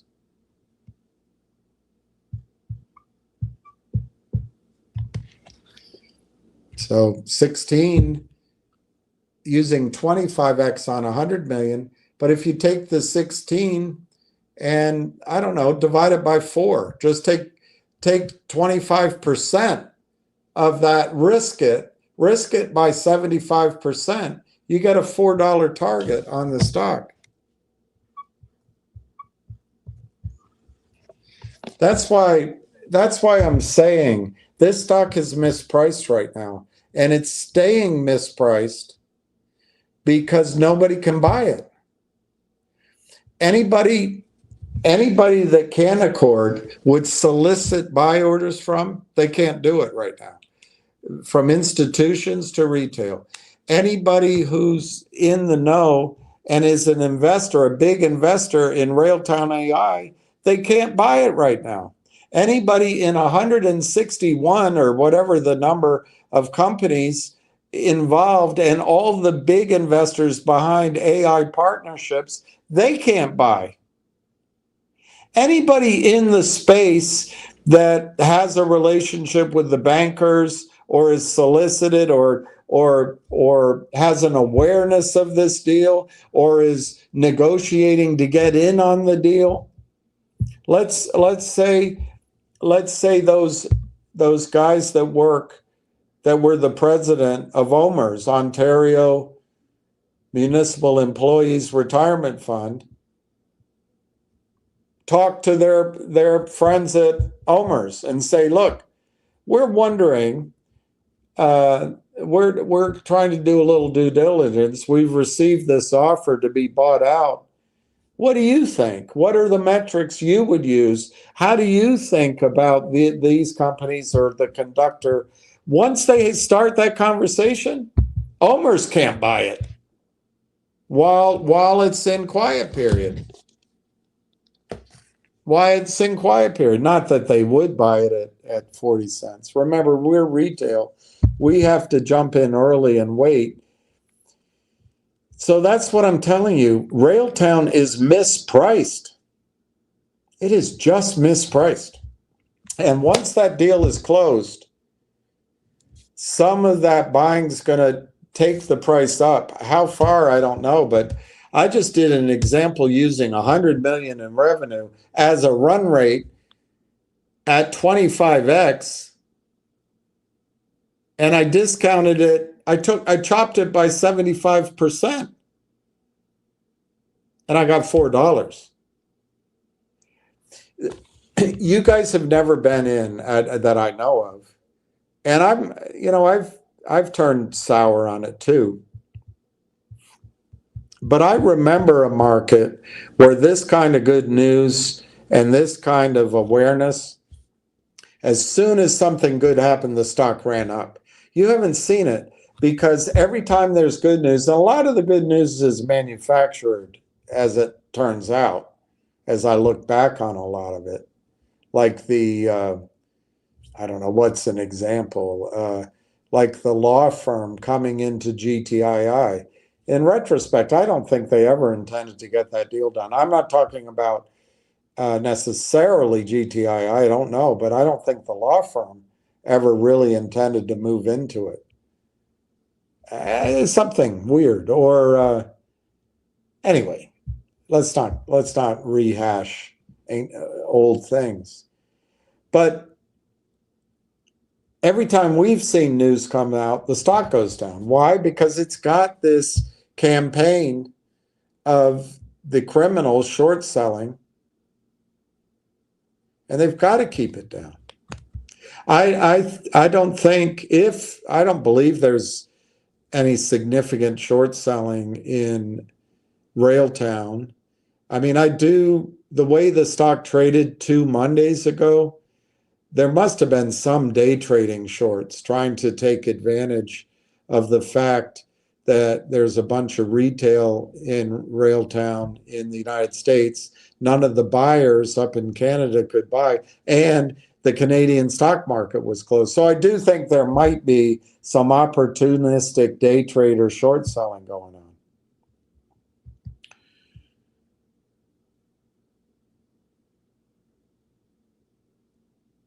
But as soon as the news is out, that what do you, it's not there, the buyers aren't on strike. I'm sure they want to buy. I don't know. I'm not sure. I think they want to buy. It's like a ban. It's like once the ban is lifted, I think you're going to see price discovery. What is Railtown now worth? And I think it's the last time you'll be able to buy it down here. Finger, all right. I got my total up yesterday. Wow.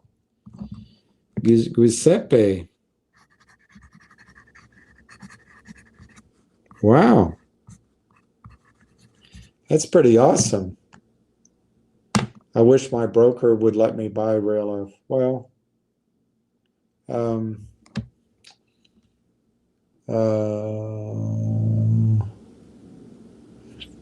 don't know. Interactive Brokers could set up an account. I need to consider the need for app audience. App audience. Yeah. I just saw Dirty Red. I banned him. Just to be clear, he's saying that I'm anti-Jewish. I'm anti-Zionism, and I'm anti what Israel is doing to, it's the Palestinians, but it's the Iranians, the Persians. And if I stand up against the slaughter of Palestinian people and the forced expulsion, and they're starving. They don't even let aid get in there. Do you know, I heard they bombed Gaza since October 7th? The amount of explosive power, it was either 2 or 4 times. Let's go with 2 times the power of Hiroshima. I speak up against it. I'm anti-Jewish. I'm sorry. If I had been alive, I wish I had had the courage to speak out against what the Nazis were doing to the Jews in Germany. I like to think I would have been one of the ones speaking out. Of course, information didn't flow as quickly. But once I learned, I like to think I would have been one of the ones talking about it, saying this was appalling. And then they'd say, well, you're being anti-Nazi. Well, probably. But if they said I'm being anti-German, I don't know. There's a line there because a lot of the German population went along with it. And guess what? A majority of the Israeli population goes along with it. And that's the slippery slope of moral culpability. Most people go along. They don't want to stand out. How do you explain the years of slavery in our country? I was just reading about I read a book about the Astors, and I read a book about the Vanderbilts, both written by Anderson Cooper. And I think it was one of the Vanderbilts, a woman. One of the Vanderbilt men married a Southern woman who became sort of a suffragette, if I'm not mixing them up. But her family was a slaveholder, and when she was a little girl, she enjoyed how she was able to treat. She used a bad word, but her slaves that she had, and then she comes up into New York, and she doesn't really change, but and then she fought for a woman's right to, the whole argument. She divorced first, the whole beginning of the women's movement in the United States. But she sort of got purified by money. But it was in her generation that she was being evil to children that were given to her to help her. And no one spoke out. No one spoke out. Few people did. People go along. And I guess that's why we ask for forgiveness.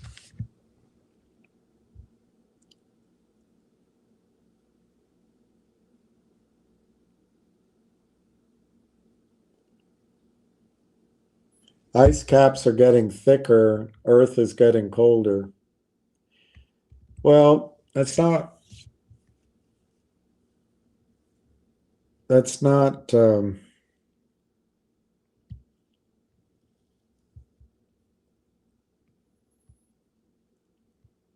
not sure that's the whole story.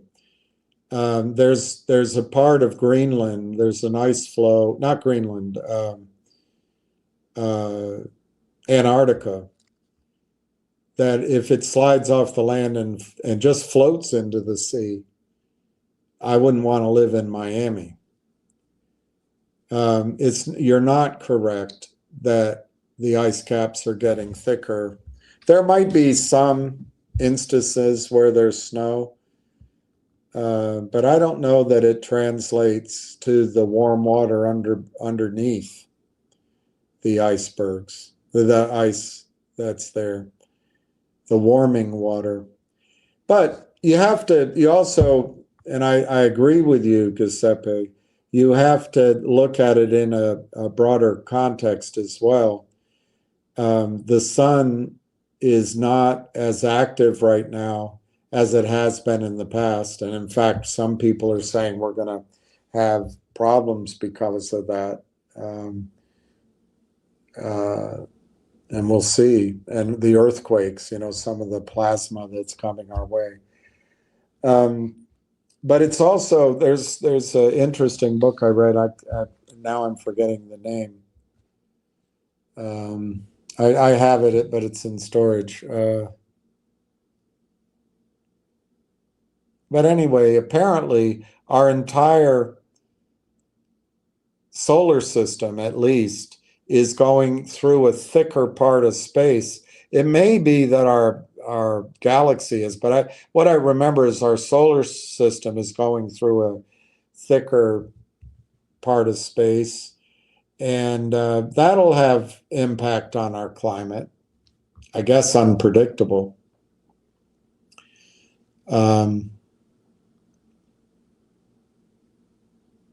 If volcanoes erupt, as is being predicted all over the globe right now, it's kind of frightening. The Campi Flegrei is waking up. The one in near Greece is waking up. They even talk about Yellowstone, but not as much. There's one in Bolivia that's waking up. There's one off the coast of Cascadia that's waking up. There's one up in Alaska that's waking up. And I'm sure there's others. And it's all about maybe that the Earth is experiencing this heavier pressure against it as we go through space. It might be the plasma coming from the sun. Who knows? But if we were to have a massive explosion from a volcano, the Earth will get colder.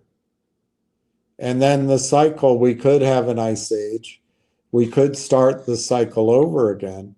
But how does that help human beings? How does it help human beings? The last ice age that came on the globe, apparently, according to our DNA, the human population was reduced to fewer than 40,000 beings. Sorry, reduced to fewer than 40 beings. I think it's 40. And then we, which is why we're all the same, regardless of our color or our religion, we're all the same.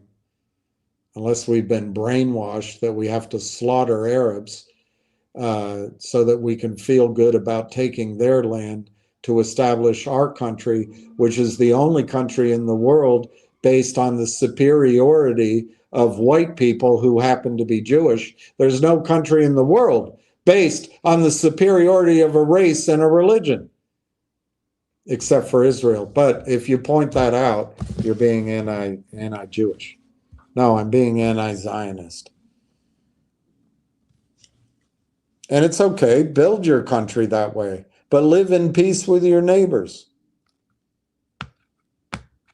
on stolen land.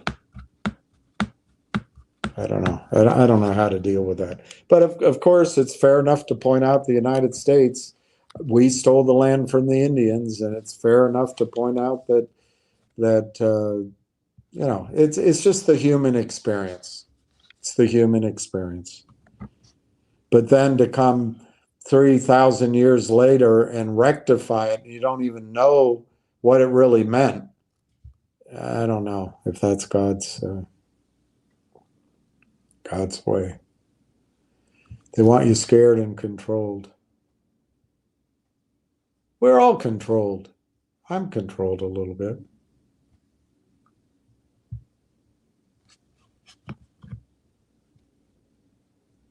Well, I hope you're right, Giuseppe, but the ocean is rising through an expanding of the water. The water is getting hotter. And the scientist, I forget his name now, in Hawaii, who started measuring carbon in the atmosphere in the 1950s, I'm going to give it to you as I remember it. It's the magnitude that matters. If I had my books, I could pull it off the shelf and read it to you. But the carbon parts per million, when he started measuring, was something like 125 parts per million. It's now well over 425. The scientists for a long time thought that 400 was the place we needed to stop. But it's now consensus that that's way overshooting. That's overshooting. And that we needed to stop at around 225. But no one knows for sure. No one knows for sure. What happens after you get past the,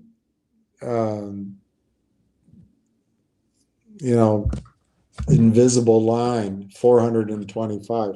Well, everything starts accelerating. It's not just the carbon from diesel engines or the farts from cows. It's not just carbon from the burning of coal, which is the one thing over anything I wish we'd stop. But what happens? You belch up greenhouse gases. I've already told you a few. Methane that's locked, frozen deep in the sea can start bubbling up as the sea warms. And then you can have methane warm up the atmosphere massively. And we don't know the breaking point of that. Siberia already gave you. But what about all of the soil around the world that if it heats up too much, the organisms die? All of that biomass dies and becomes carbon in the atmosphere. The cycles are scary. The reflection of the sun off of the ice caps is very important. But as they melt, that'll stop. Hopefully, you're right. It'll come back.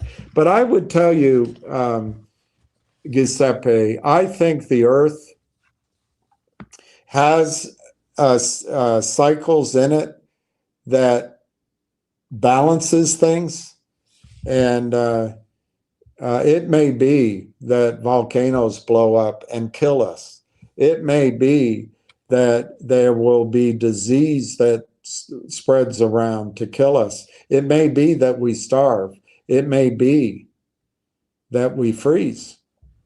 And then the earth can get back to its eons. I mean, the earth is happy with eons. The earth doesn't think in terms of 5,000 years. And they can get back. We'll just be one other species that fades away. And our time here is temporary. But it's idiotic not to be putting our technology. If we had turned our technology, instead of building hypersonic missiles, and look at what Israel builds. What do they build? What do they export? What value does Israel add to the world? They have some vegetables they sell, but what value do they add? I think they have some scientists too, of course. And they have their children who will grow up and add. But what do they add? It's all military. It's all bombing. It's all destruction. You look at the pictures today in Iran, everything's flattened. Those are like pictures in Gaza, pictures in Lebanon, pictures in the West Bank, pictures in Syria. Is that what Israel's here for, to destroy? Well, I guess it is. I guess it is. You know that concrete, which is used to build nuclear reactors, concrete is one of the worst violators of carbon gas, creating carbon in the atmosphere. But, you know, Giuseppe, just closing your eyes is not going to make it go away. I think the earth, though, where you might be right, is the earth is going to fight back. And it'll be another great extinction. Look at all those beautiful animals out there. You know, animals, they don't speak, but maybe that's lucky, because they don't hate either. They don't have dastardly thoughts. Maybe our thinking and our language and our thoughts are separating us from animals and nature. I know the Old Testament does. And but what if all those animals die off? All that goodness. But anyway, the earth will go around, and another type of species will survive and evolve. You know, maybe it'll go back to the snakes, or it'll go back to turtles, or maybe there'll be something. Maybe giant crabs will walk the earth. Who knows? But Giuseppe, it's not. I do agree that it's a Democrat, particularly Democrats, spend a lot of money on it, and they don't get anything done. You know, look at this Greta Thunberg. I think she got a prize, and she got all the attention. There's a guy her same age, who was swimming for a family holiday, I think down in the Greek islands. I think he's from Czechoslovakia, but I could be wrong. He might be Hungary, might be the Danube. But he was in high school, just like she, and he noticed all the plastic and plastic everywhere, and animals caught up in plastic, and just the waste. And he went back to his high school, and he thought about it, and he invented, rather than complaining, rather than railing, how dare you, he went out and he invented something. I don't know what to call it. I don't remember his company, but it could automatically, on the surface of water, collect it, and then bring the plastic in containers so it could be disposed. Ideally, it could be collected to create energy, create a power plant where you burn the plastic. And of course have a carbon trap. But he also, that thing he had could be used on rivers. And so he actually invented something to keep plastic and to keep it out of our rivers, our oceans, and out of hurting animals. He invented it. He didn't get a prize. He didn't get a prize, but he did something about it. And the microplastics, it's a start.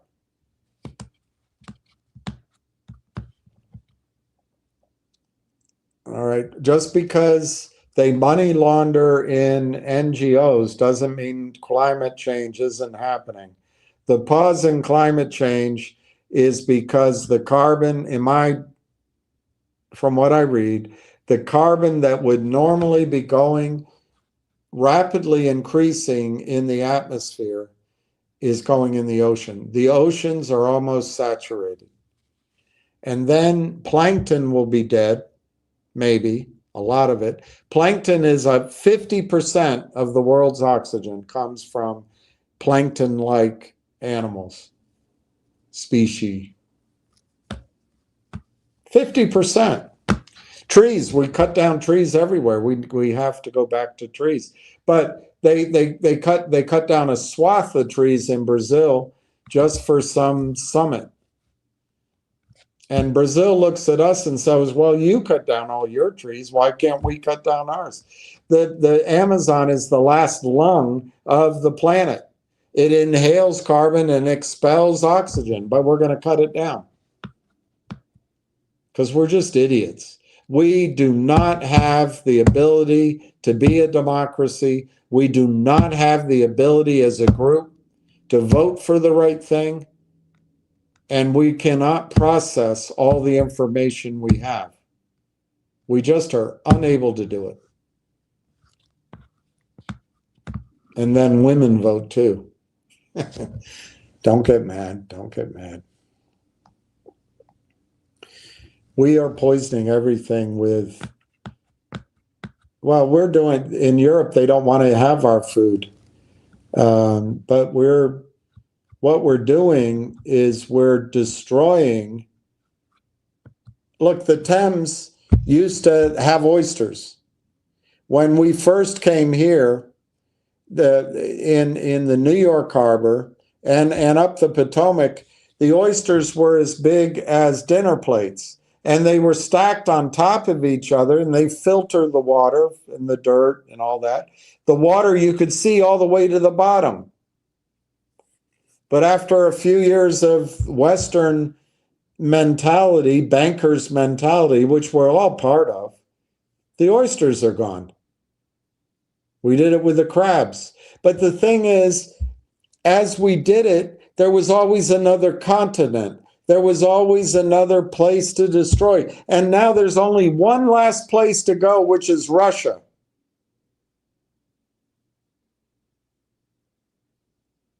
That's it. The earth is a closed system. We can't keep destroying every system we see of balanced food, predator and food. We come and destroy it, and then we move on. And now we've destroyed the oceans. Why do sharks eat us now? There's not enough food out there. The lobster catch is disappearing because we never let up because we're hungry. We're hungry. Of course we never let up. We're starving. So now we're creating GMO food, and it's all for profit. I don't know the answer. It's depressing. Suddenly I'm depressed. Suddenly I'm depressed. And by no means am I some kind of doesn't travel up out of behind. No, I know. Look, I have my opinions. You guys have yours, and I learn from other opinions too. But I don't think science is about opinions. I don't think genocide is about opinion. Pretty obvious, the definition of genocide. And maybe in the Torah, it says 2 wrongs make a right. It could, I don't know. The Torah is mostly our Old Testament, and I admit I haven't read it. I hear it all the time, you know, but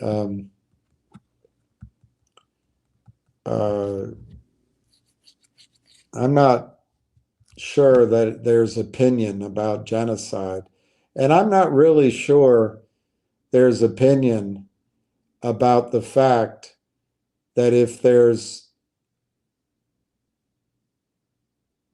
some number, call it 1,000 parts per million of carbon in our atmosphere, that the Earth might turn into Venus.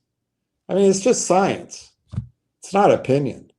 But $1 will be magical. I hope so. Please don't be in a rush. Do your own money management. But just remember, Railtown is not logic. It is not vocal. It's not MULN. It's not COSM. When it goes to $1 is not going to be where it stops. But $1 is not going to be where it starts either. I think it's going to start. Look, I keep using this 350. Now I've expanded it to 4. I'm totally willing to expand it to 5, but I'm going to stick until you can't buy Railtown for 40 cents or less. I'm going to stick with $4 as my top, as the target. But I could be wrong. It could be $10. And Tony, not so money. I can't think of a nickname for De Janeiro. Gennaro. I don't speak Latin. Without money, denada money, nenada money, no mas Gennaro, Tony no mas Gennaro. I don't know. Tony says he made fun of me for saying $17. Well, he doesn't know. He hasn't studied it. But it could be $17 becomes the starting point. I don't know. I do not know. It's a function of what are the revenues going to be? Who are the funds or the institutions or the family offices that buy in once they can? And then it's a projection of the game plan and the size of the market. There's a lot of things we don't know, but there's no reason that $4 has to be the starting point. I have to admit, maybe it starts at $2 instead of $4, but maybe it starts at $20. I don't know, and I don't claim to know. That's why I think by buying it at 40 cents, I don't have to know that number. It can be anywhere, let's just say it's anywhere from $2 to $20. If you're buying at 40 cents, any of those numbers are good. But if you're buying, let's say you buy it when it's at $8, and I'm telling you I think it starts at 10, but I've wildly miscalculated, and it's really starting its climb from $4, well, it's going to go from 8 to 4 first, and you're going to feel sick to your stomach. So that's why I think now is the time to get in. Now is going to give you power. Now is going to give you strong hands. And as it goes up, Steve, I hope at $1, you're inclined not to say, I'm not saying, if you have bills to pay or if you have a better idea, I can't think of a better idea. Silver would rival this because silver's out of the system. I think you'll get 100x in silver. But the problem with silver, too, is a lot of the move in silver after the wealth creation part, the rest of the move in silver will be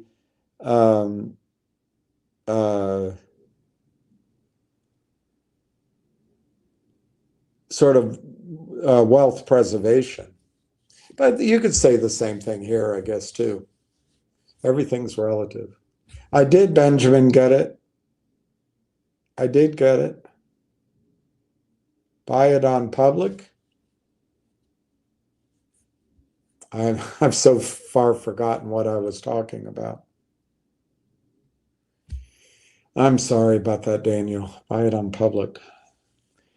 Oh, is that buy RLAIF on public? Maybe that's a platform. Sir, just to let you know, Pakistan and Bangladesh both were created because Islamists thought they are superior to Hindus, world's oldest civilization, and demanded separate land and took Hindus' land. Well, they're not the only ones that think they're superior to Hindus. Doesn't everybody? Just kidding. I think the British came in and thought they were superior to all of them. Yeah, it's terrible.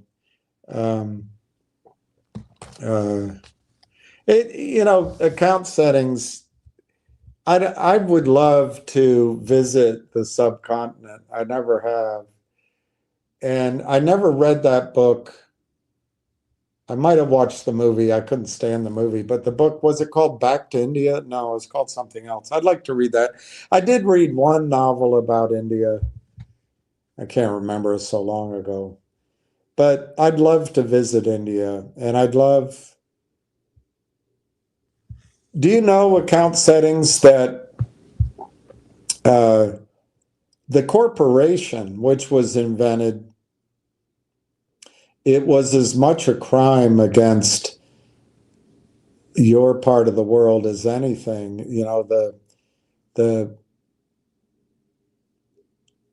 What were the names of them? Southeast, I can't remember the names of the big corporations out of Holland and out of England that controlled the Navy. They were banks behind them, and they founded trading in the subcontinent. But the big thing was cotton. The big thing was cotton. They tried, and I never finished. I got to start again on that book. My life got into a bit of a crisis, so I couldn't finish the book, and I got to restart it. But cotton explains slavery and the United States. But India, they tried to make cotton work in India. And I'm trying to remember, they couldn't quite make it work because they couldn't buy big swaths of land like they could in the South and then put slaves on it in the South. In India, it was more complicated. But cotton was a big part of the British Empire and the story of India, which I didn't know. Now, I want to go read about it more. And then Churchill, who I admire, but Churchill also...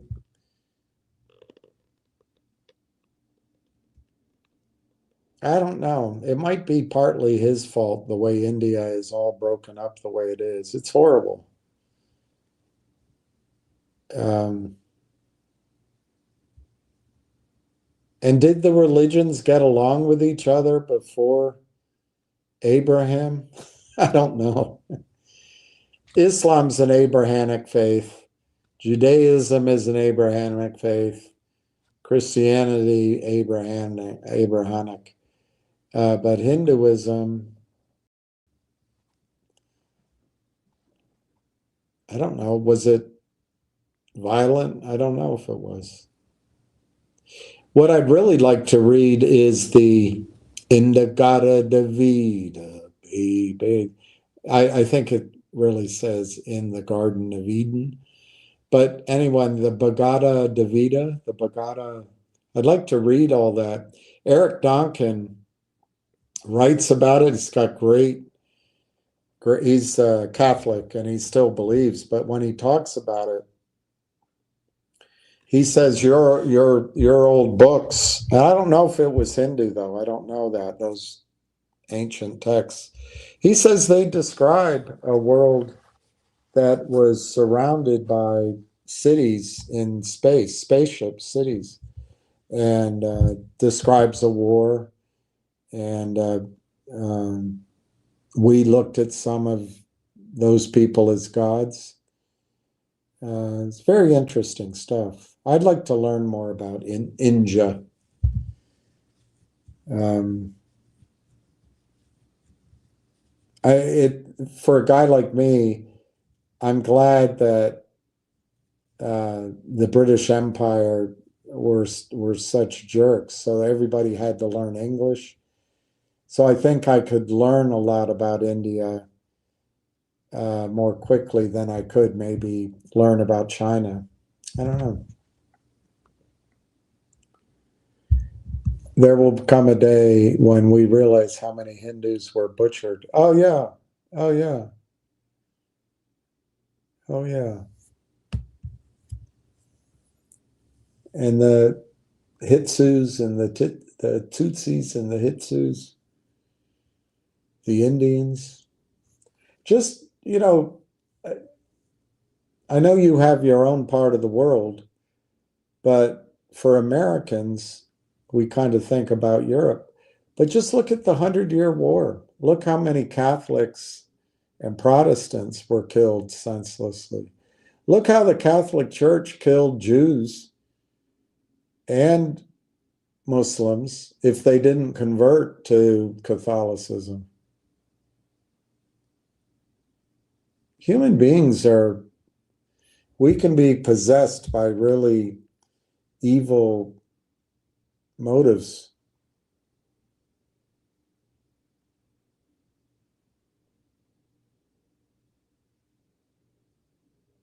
Yeah, I'm sorry for the Hindus. I'm sorry for that. I'm sorry that you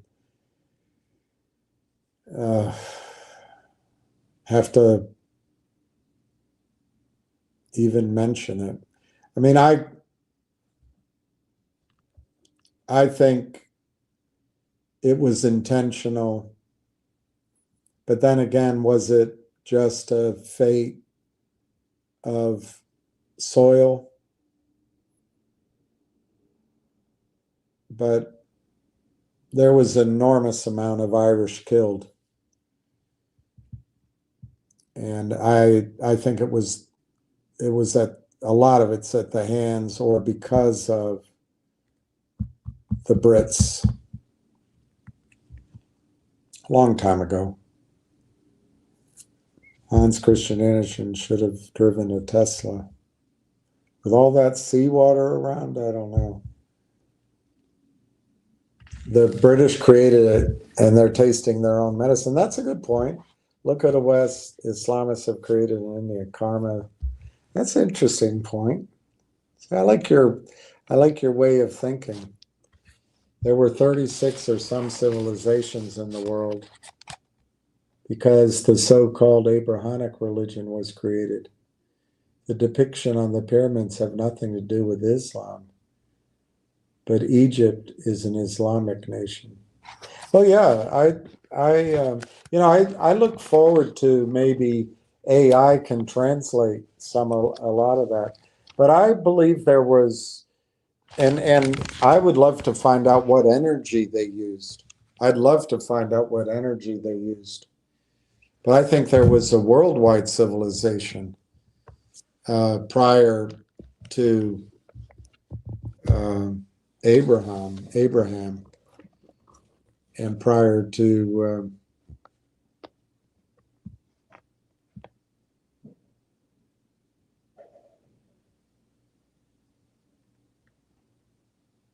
the flood. Prior to the flood. I'm really interested in Göbekli Tepe, but I haven't heard any theory out of it that makes sense. They're saying it's a temple. I don't think so. I think it was a way of passing some knowledge to us and we don't understand it. And you know, the Catholics, when the conquistadores, when we went into what's now Mexico City, we burned all the papyrus. There was information there. They burned it all. Can you imagine what information was there? And the Alexandria fire, which I don't know if anyone started. Can you imagine the information?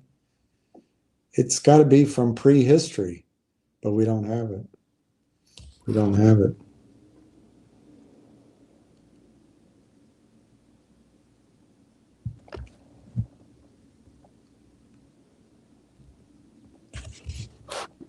I planted a tree, but I don't have anything to plant it. I plan on again. I do want someday to buy land, you know, maybe in West Virginia or up in Vermont or somewhere else that's been you know, stripped for cows or for just for beauty. I'd love to buy it and plant trees that'll adapt to a hotter earth. I'd love to do that. I'd love to plant trees. There's a book, Giuseppe, you can go look it up. I've mentioned it before, called Storms of My Grandchildren, written by Dr. James Hansen. And it's a scary book. But he has solutions, and his solutions basically are four. One is stop destroying the trees and the forests. Stop destroying it and plant trees, you know, reverse that behavior. Secondly, it is all of the little wedges like wind, hydro power, geothermal power, solar power, you know, maybe the ethanol, you know, all those conservation, all those smaller ones, that's one category to fight climate change. The third one is fourth generation nuclear power. I am so skeptical, but this is where we're headed. The planet can't fight back against the waste product from nuclear plants. And there's a lot of waste out there. We just dump it, we hide it, we avoid it. But once it gets into the DNA, the magic of a little puppy dog coming out or a beautiful horse or a gorgeous child will be gone. And it won't be that many generations. So I'm not a big fan of nuclear power, but anyway, I'm open to the idea that fourth generation is the answer. Maybe thorium, maybe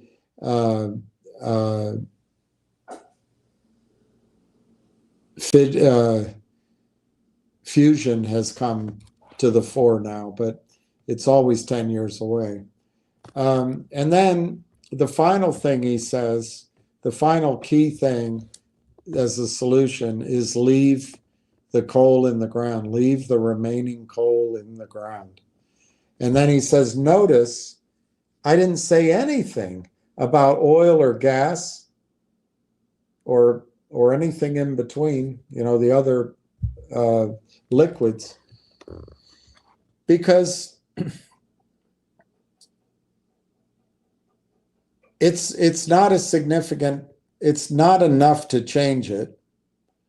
And we as human beings cannot find a source of energy that's better than oil or natural gas. We're going to burn it. So he doesn't even say stop that. He would probably say don't waste it, because it is going to run out. And we do waste it. How we waste it. It's a bounty that's not there. It's like, anyway, I don't want to keep talking on all those kind of things. the whole of the Middle East and Europe are converts, basically. The Abrahamic religion creators systematically erased their memories of ancestor. Nalanda University, all right. Well, Graham Hancock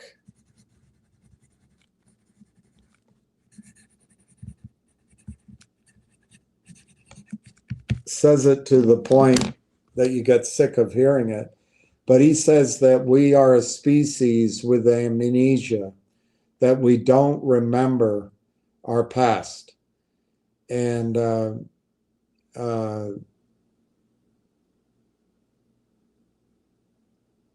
so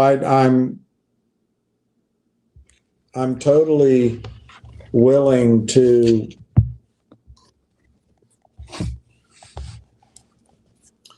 research that. I wrote it down, Nalanda University. Systematically erase the memories of their ancestors. Well, apparently,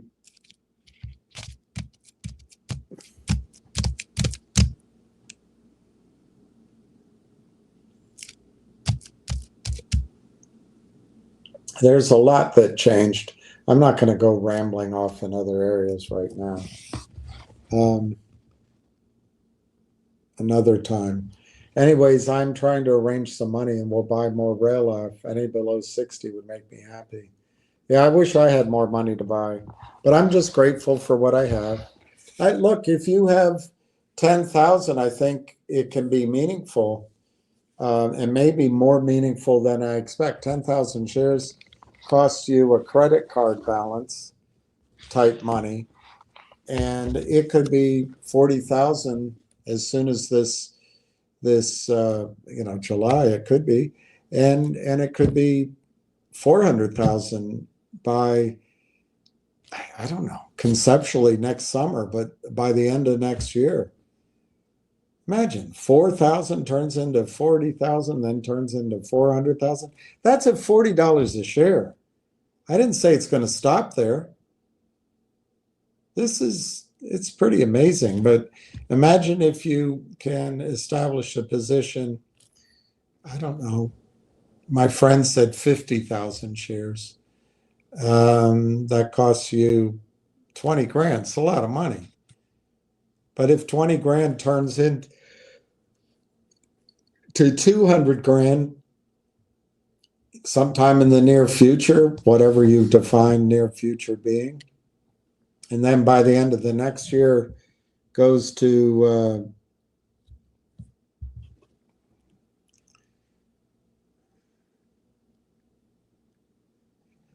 $2 million. I don't know. A lot of us could retire on $2 million. We could leave it there so we don't have taxable gains. And it might be a one decision company where you end up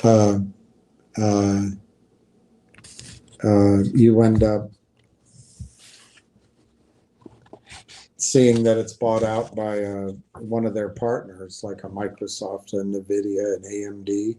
Who knows? Could happen. Or there's ways when we get there where we can generate income with calls, particularly, but sometimes puts. But that's can be a little risky in a downturn. Or you just sell it, pay some taxes, and buy income, and that's where I can help on income side, but others can too. You can if you're interested in debt, you ladder a portfolio. I wouldn't do debt, but dividends, other things. But with 2 million, you get 8% on average.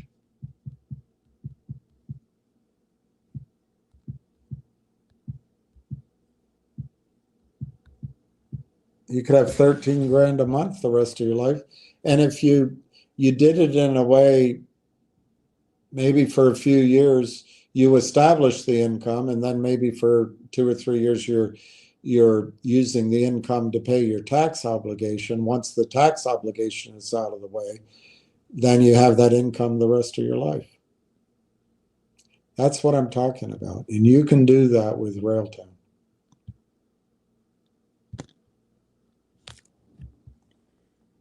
There are many scientists who believe climate change is BS. They're censored, of course. They weren't always censored. I think they're mostly paid for by Exxon. I think it's the wrong question. I think there's a lot of things that change the climate of the Earth, be it the moon, an asteroid, like I already said, the position of the solar system in space. It could be the closeness of a planet. It could be, it could be all sorts of things. Volcano, anything.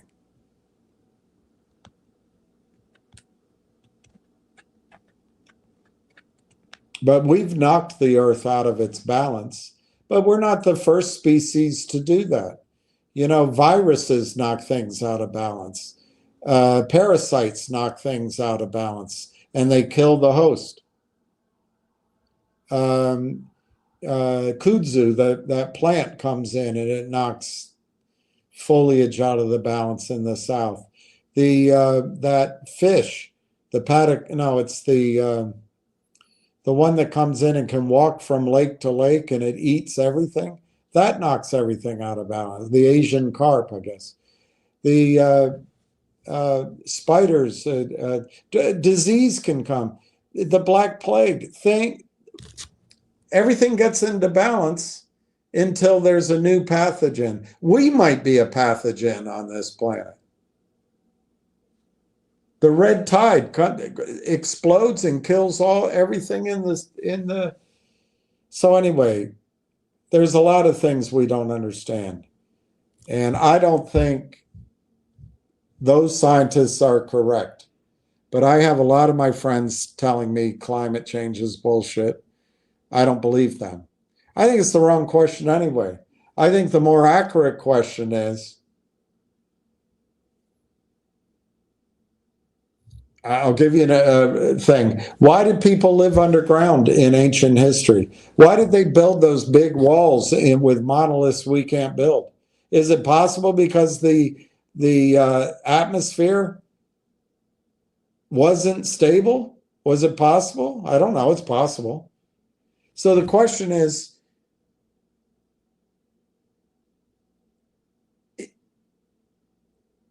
it's not about climate change. It's about, can the climate remain in a range that allows human beings to live?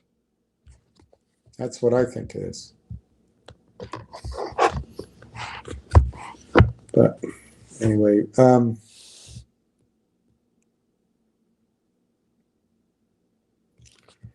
thank you. I don't know.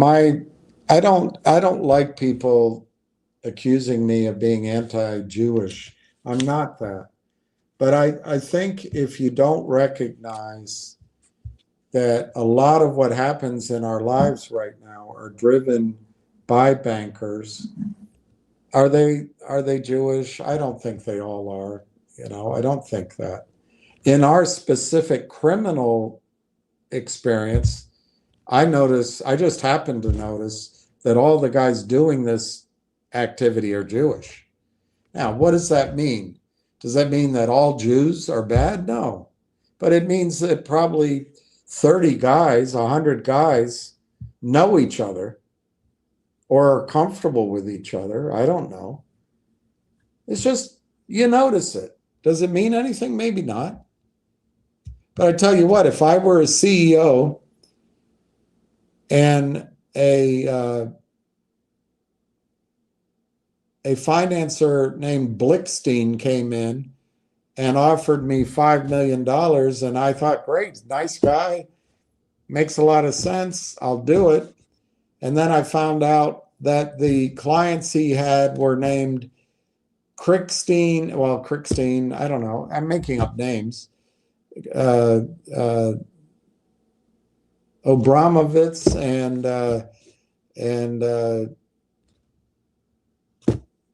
I don't know.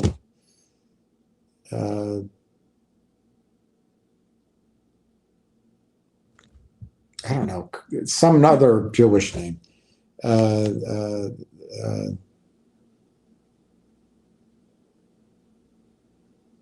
Goldstein. And so then they came in and my company's being destroyed. And then a lawyer came named Dewey Cheatham and Howstein.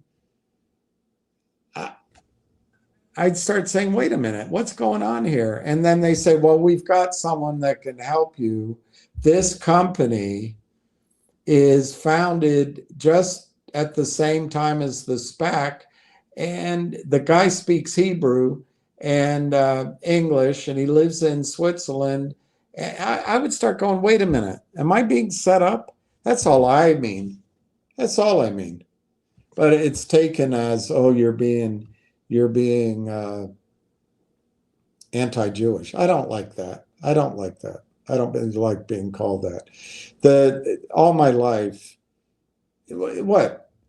The one thing I notice is an intellectual curiosity, intelligence, willing to explore things, debate, and I'm not allowed to do it in return. I don't know. And then I don't like a lot of this shit here. I just don't like it. I don't know how much longer I can do it, but we'll see.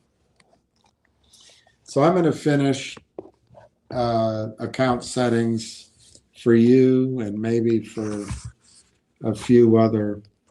I want to give you what I think is going on with Iran, but I'm going to do it by way of Matthew Simmons, Twilight in the Desert, page 265.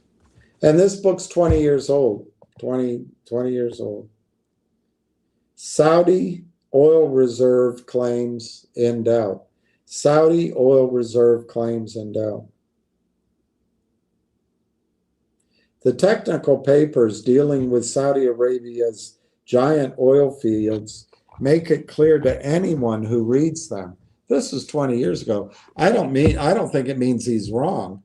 I think that Saudi Arabia has been extremely creative in recovering more oil out of the fields they have.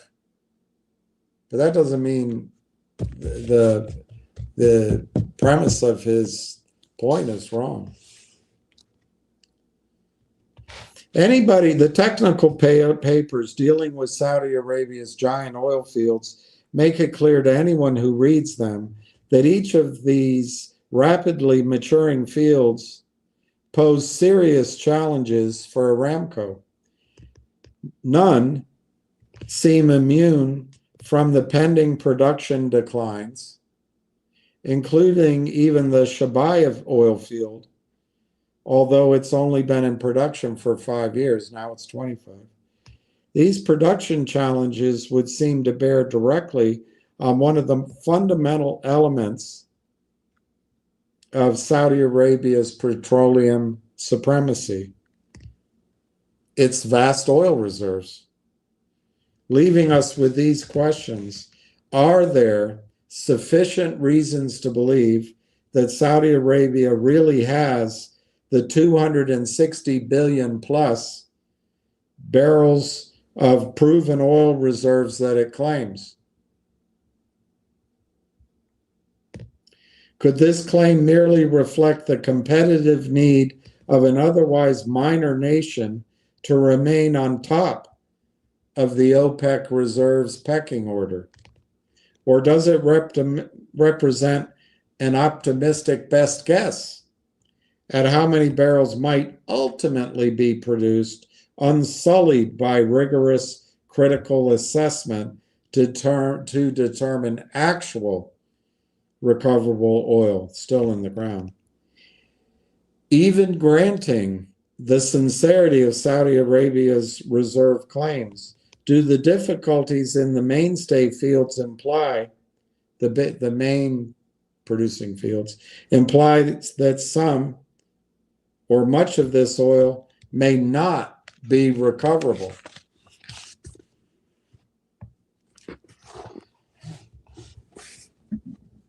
Estimating oil reserves of voodoo science. Anyone who has had to review an oil company reserve estimates from an outsider's perspective, and I've done a lot of that, such as an overpaid wanker, knows that this task must be approached with a good measure of skepticism. The petroleum industry tends to be obsessed with the subject of reserves because, more than anything else, reserves are the truest gauge of the worth of an oil and gas company, at least at a point in time. However, the array of good and high quality information needed to make accurate reserve determinations is seldom available. Even if the hydrocarbons in question are contained in reservoirs that have been producing for years. This makes the task of estimating reserves far more a matter of probability than certainty, an art that labors to create a pretty picture from a jumble of theories, assumptions, and measurements. It's an educated guess. Despite these limitations, once a proven set of reserve estimates is calculated for any given field and gets into corporate or government bureaucracy, like an annual report or files of an energy forecaster, the numbers too often are sanctified as gospel.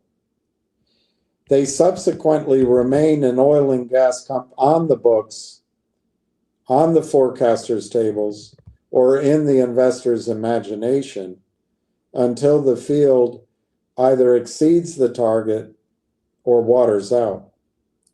This process of estimating any oil field proven reserves involves an enormous amount of guesswork.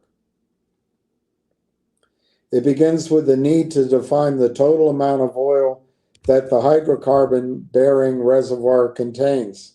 This estimate, known as original oil in place, can also often miss the mark by as much to 60 to 80% in either direction. Too high, too low. Once the OOIP, the original oil in place number, has been calculated, then the more challenging exercise begins. How much can be ultimately pulled out of the ground for an economic cost with today's technology? This is called the ultimate estimated recovery, the EUR. And it's always a byproduct of the OOIP. If the OOIP is inaccurate, the UER will be inaccurate as well. Despite decades of technological advances, the percentage of OOIP that will ultimately be recovered is still dictated primarily by the porosity and the permeability of the reservoir rocks and the properties of the oil. I'm going to skip telling you porosity and permeability, but think of a sponge. Think of a sponge. Porosity is the big holes that suck everything in. Permeability is how the water flows through the holes. Is it uninterrupted? And it's basically that. Reservoirs with low rock permeability and porosity and high viscosity is thickness, rarely relinquish more than 5 to 15% of the OOIP, 5 to 15%. On the other hand, clean sandstone reservoirs with low viscosity oil and high permeability and porosity can yield as much as 70 to 80% of the OOIP. The East Texas oil field, perhaps the highest quality sandstone reservoir found in the Western Hemisphere, is now expected to yield 82% of the original oil in place. This degree of recovery is highly unusual. I got to highlight that for future reference. I got to highlight that for future investment. I got to highlight that for raising money from a particular client.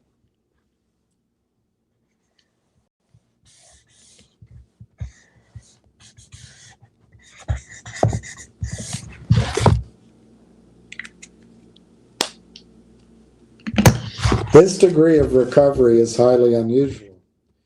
Carbonate reservoirs. So let's see which one of these. Sandstone is East Texas. Carbonate reservoirs, which are the prime oil reservoir at the Garwar, Apkike, and Berry oil fields, typically yield between 20 and 45% of the OOIP. All right. Categorizing oil reserves: proven, probable, and possible. P1, P2, and P3.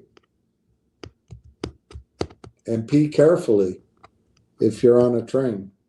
Collectively, these are known as the 3 Ps. For publicly held oil and gas companies and for national oil companies like Saudi Aramco, it is more conservative P1, proven reserves, that count and that are used for valuing the company. Reserves to qualify for the coveted P1 proven status, the degree of certainty needs to be 90% or highly certain. Probable and possible reserves acknowledge a field's further potential and explain why ultimate recovery at a field such as Alaska's Prudhoe Bay has been raised from 10 billion barrels to 13 billion. The probable and possible categories simply represent the limitations to the knowledge we can have about a field at any given time. If the oil business were a 5-card draw poker game, proven reserves are the cards in the player's hands. Probable and possible reserves are the cards still to be dealt. And you've got to know the odds.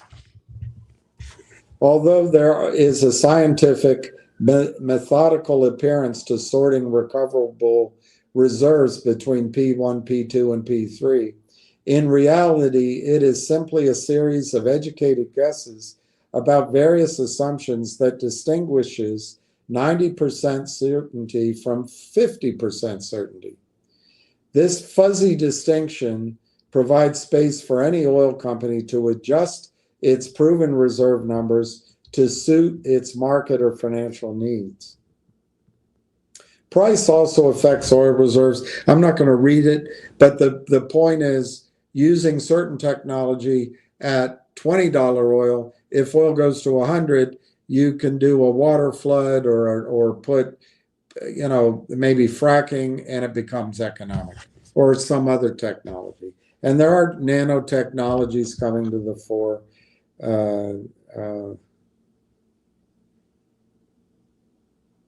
If it is difficult to estimate proven reserves of an oil field, it is even more difficult to estimate with any degree of accuracy the volume of oil an individual well can produce at any time.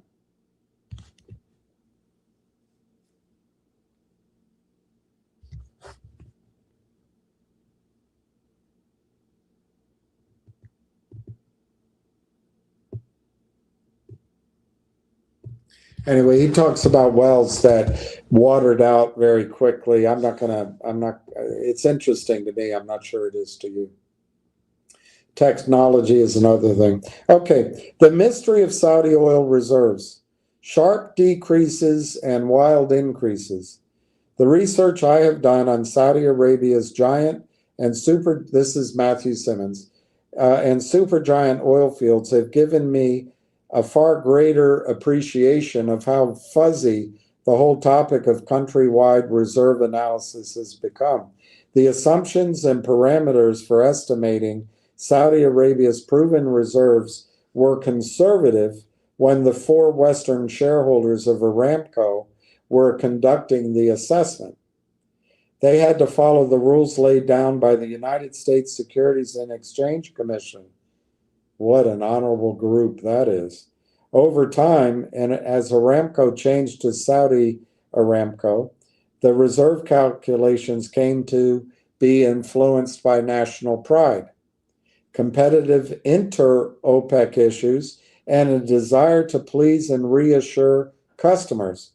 Figure 12.1 presents the reserves recorded for Saudi Arabia and the world between 1973 and 2003. That's how old this is. The mystery surrounding the proven oil reserves of Saudi Arabia begins with the uncertainty and the variances in the reports issued in the 1970s. In 1975, with the 4 U.S. oil companies still in control of Aramco, the company reported reserves of 107.9 billion barrels.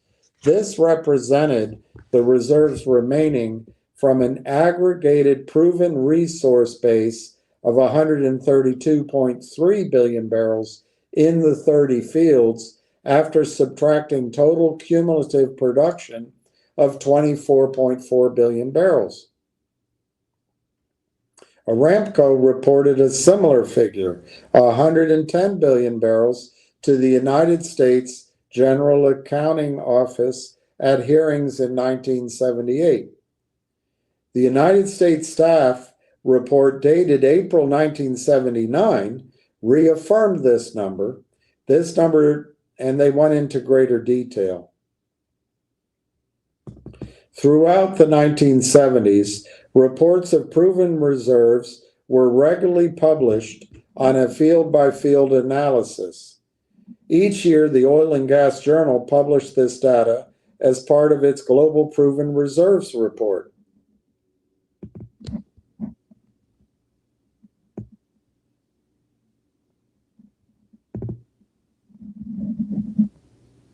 And he explains who they were.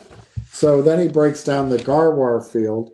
At the start of 1970, Garwar was estimated to contain 69.6 billion barrels of oil, proven. Through the end of 1975, the changes in reported proven reserves went in lockstep with the oil that Garwar produced during these years. For 1976, the proven reserve number stood at 63.2 billion barrels, down somewhat from 69.2 billion barrels. At the start of 1977, a major downward revision then took place as the new remaining proven reserves dropped to 45.5 billion barrels. What led to this sharp downward revision has never been officially disclosed.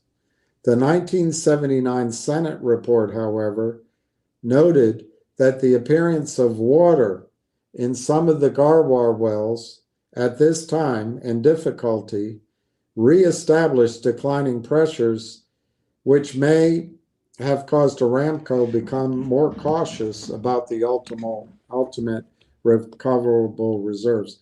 Now, in favor of what we might read, as prices went up and technology improved and 4D seismic, these high computer processing, analyzing, more drilling a lot more, it gets more expensive. They might have increased the recoverable numbers somewhat. But the point is when the four oil companies were running it, Garwar started at 70 billion barrels, went down to 63 billion barrels as it was producing. And then he talks about the other wells. Let's skip the other fields. Let's skip all that. So in the total, in 1970, reported proven reserves in 1970 for Saudi Arabia's key oil fields, 1970, they totaled 146.6 billion. By 1973, they went up somewhat to 149 billion. Then in 74, they decreased because of production. They decreased to 116.8 billion. In 75, they decreased to 114 billion. And at the start of 1977, Saudi reserves were 100 billion. The fluctuations in these reported numbers remain unexplained. By the start of the 1970s, the four Aramco shareholders, Exxon, Mobil, Chevron, and Texaco, had some of the best trained reservoir engineers and geologists in the world tackling the reserve models for each of these key fields. And there's an appendix. The amazingly candid report called The Future of Saudi Arabian Oil Production in 1979 began by discussing the condition of Aramco's fields prior to the 1973 Arab oil embargo, when Aramco had fallen behind in its water injection schedule. The insufficient water injection volumes allowed some pressure drops to occur, which were alarming. And this caused the change in the Saudi government's view of the level of potential recovery at Garwar, and so on. The large production increase, I guess he's talking about the whole country, but he might be talking about Garwar. Yeah, I think he's just Garwar. The large production increase from 5.4 million barrels per day in May of 1972 to a stunning 8.3 million barrels per day in September 1973, it's for the country, came primarily from Berry and Garwar. By this time, Abu Bakwaik had already peaked. Berry's output jumped from 300,000 barrels to 600,000 barrels a day. At Garwar, oil production Shagum's oil production rose from 1.1 million barrels a day to a plateau of 1.3. Ayan Dar's production increased from 75,000 barrels a day to 1 million. North Uthmaniya's oil output rose from 500,000 barrels a day to 1.9 million barrels a day.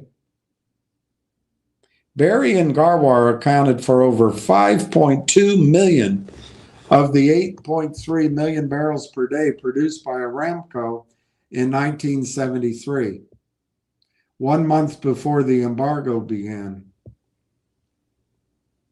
Many Aramco experts were convinced that producing at these high rates would damage Garwar in ways which would reduce the amount of oil it would ultimately yield.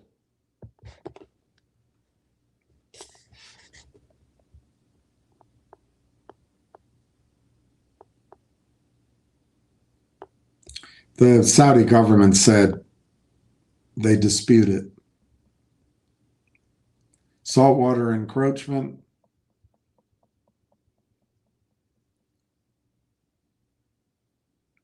In 1979, Aramco stopped reporting field-by-field proven reserves, but countrywide proven reserves jumped to 150 billion barrels.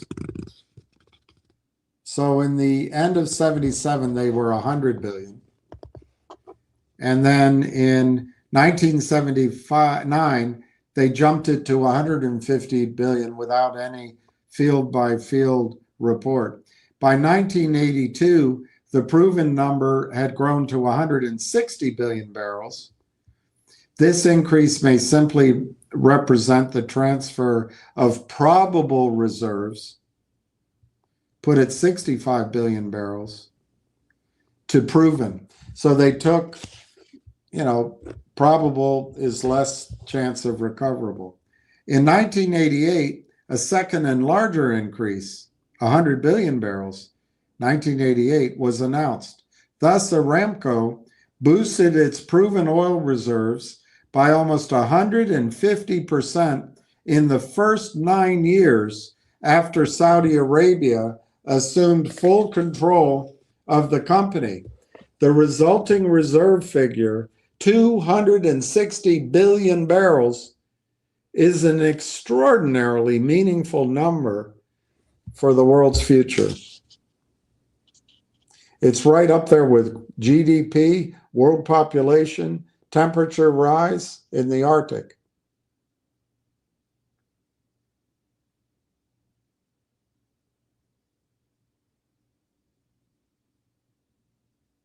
And then he goes on about talking about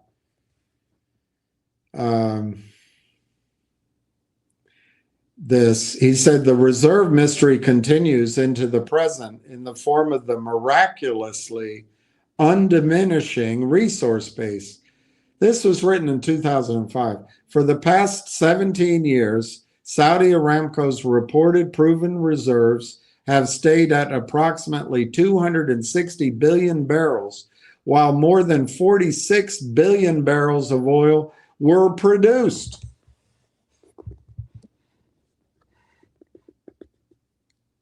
Yet few oil analysts ever question the integrity of the 260 billion barrel number.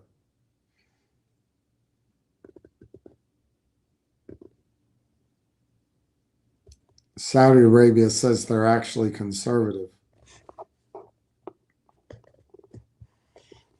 Estimating oil reserves becomes a global problem. I'll skip over that. You got to drill wells to prove it up.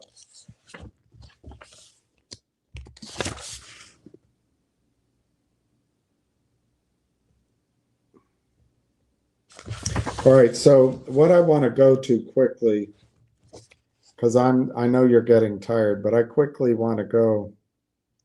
It's just 2 pages. It's just 2 pages.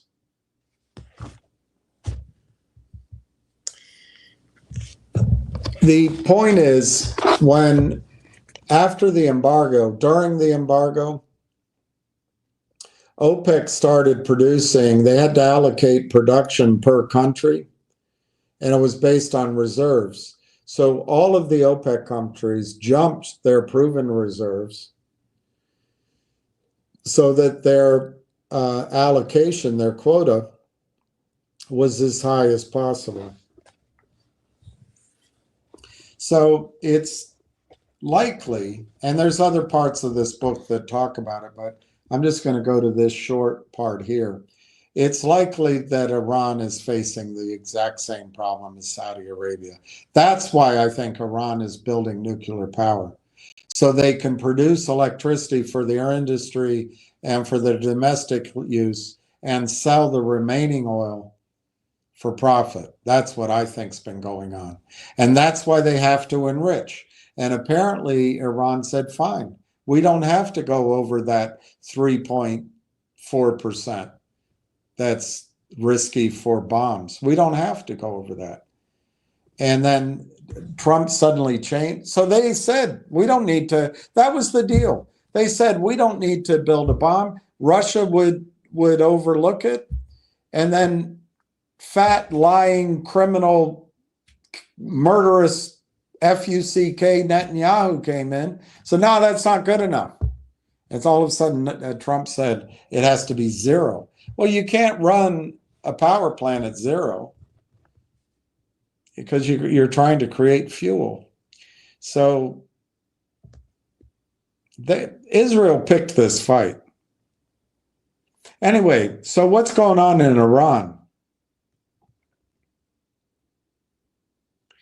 Iran's giant oil fields indicate that this paradigm also applies, this reserves issue. Almost all of Iran's giant fields peaked long ago. This book is 20 years old. Almost all of Iran's giant fields peaked long ago. Because most of them lacked underlying aquifers, reservoir pressure was supplied instead by gas and the presence of initial gas caps. Now, I'll just quickly say our Permian was thought to, be in decline. And of course, it roared to massive production. But some of that was technology, and they might be using technology here. They might be doing horizontal drilling. Some of it was a change in our Permian. Some of it was a change in the Railroad Commission's rules. They used to say you could only produce one zone at a time, and you had to fill it out. Now when you're there, you can produce all zones at the same time.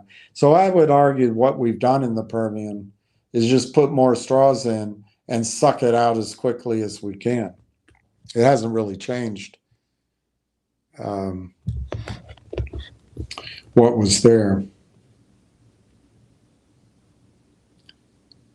So gas reinjection programs were introduced in the 1970s. That's already secondary recovery to help keep the reservoir pressures high. 4 supergiant oil fields in Iran were discovered in 1936 through 1963. These 4 fields are comparable in size to all of the Saudi Arabian supergiants except Garwar. Garwar's magnificently gigantic. So the Gach Saran, estimated 49 billion barrels originally in place, was discovered in 1937. The Mar-Run, with 47 billion barrels original oil in place, discovered in 1963. The Al-Jari, with 28 billion barrels original oil in place, was discovered in 36. The Awaz was similar, 28 billion barrels, was discovered in 1958. Together, these 4 supergiants accounted for 153 billion barrels of Iran's original oil in place. During the years of their highest output, these fields produced 4.5 million barrels a day. The Oligarchy, anyway, one peaked in 73, the next one in 74, the next one in 67, and the next one in 77. All peaked well before political turmoil began unraveling Iran's oil and gas operations. By 2003, these 4 fields collectively produced less than 1.7 million barrels a day, though they still account for about half of Iran's total daily oil output. The National Iranian Oil Company is now embarking on a multi-billion-dollar gas injection program intended to stabilize or even boost production from these aging fields. This is tertiary. It could be secondary recovery by using enormous gas reserves at the South Pars field. It's hoped that this expensive program will boost the field's output. Iran's oil history provides prima facie evidence of how fast a nation's oil production can fall after it peaks. Iran's great 4 fields all peaked 67 to 77 when Iran, like Saudi Arabia, continually boosted its oil production to meet soaring global oil demand. By 1978, Iran's peak oil output was about 6 million barrels a day. because of the Shahs, etc., Iran's production plummeted to extremely low levels by Jimmy Carter and remained low through Jimmy Carter. But after the political situation stabilized, the National Iranian Oil Company returned to some semblance of normalcy. But the company was never able to return its oil production to even 2/3 of the peak amount. Iran has now lured various Western oil firms back into the country to rehabilitate or get undeveloped prospects into productions. They want to boost peak capacity from 4 million barrels to 4.2 million barrels by 2005. I don't know where they are now, and I'm sure there's some technology that's helped a bit.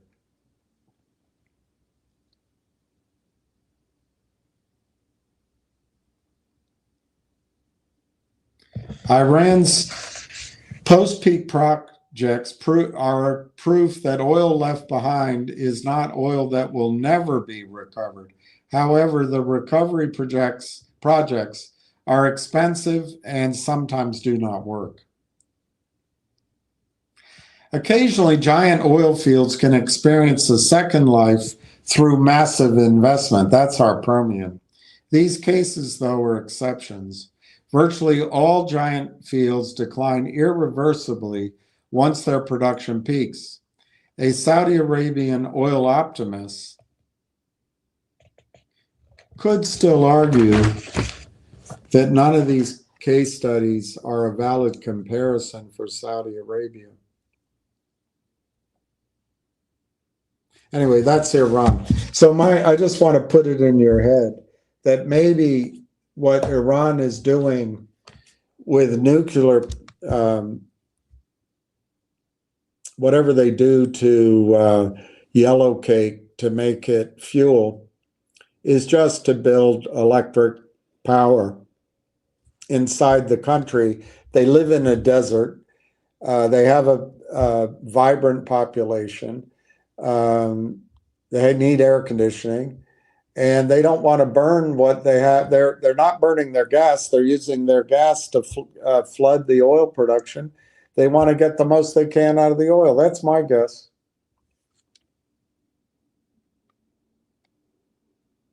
Thank you, Giuseppe. Hey, Donna. All right, and I'm going to sign off too because it's late and I want to get something to eat. And I appreciate everybody being here. And I pray for peace in the world, pray for peace for each of you, even the ones that can't stand me. And I pray for everybody in Israel. I pray for Jews. I pray for atheists. I pray for Hindus. Pray for all the people around the world. I pray for the animals. In general, I pray for our beautiful blue planet. And I wish you a good night. Cheers.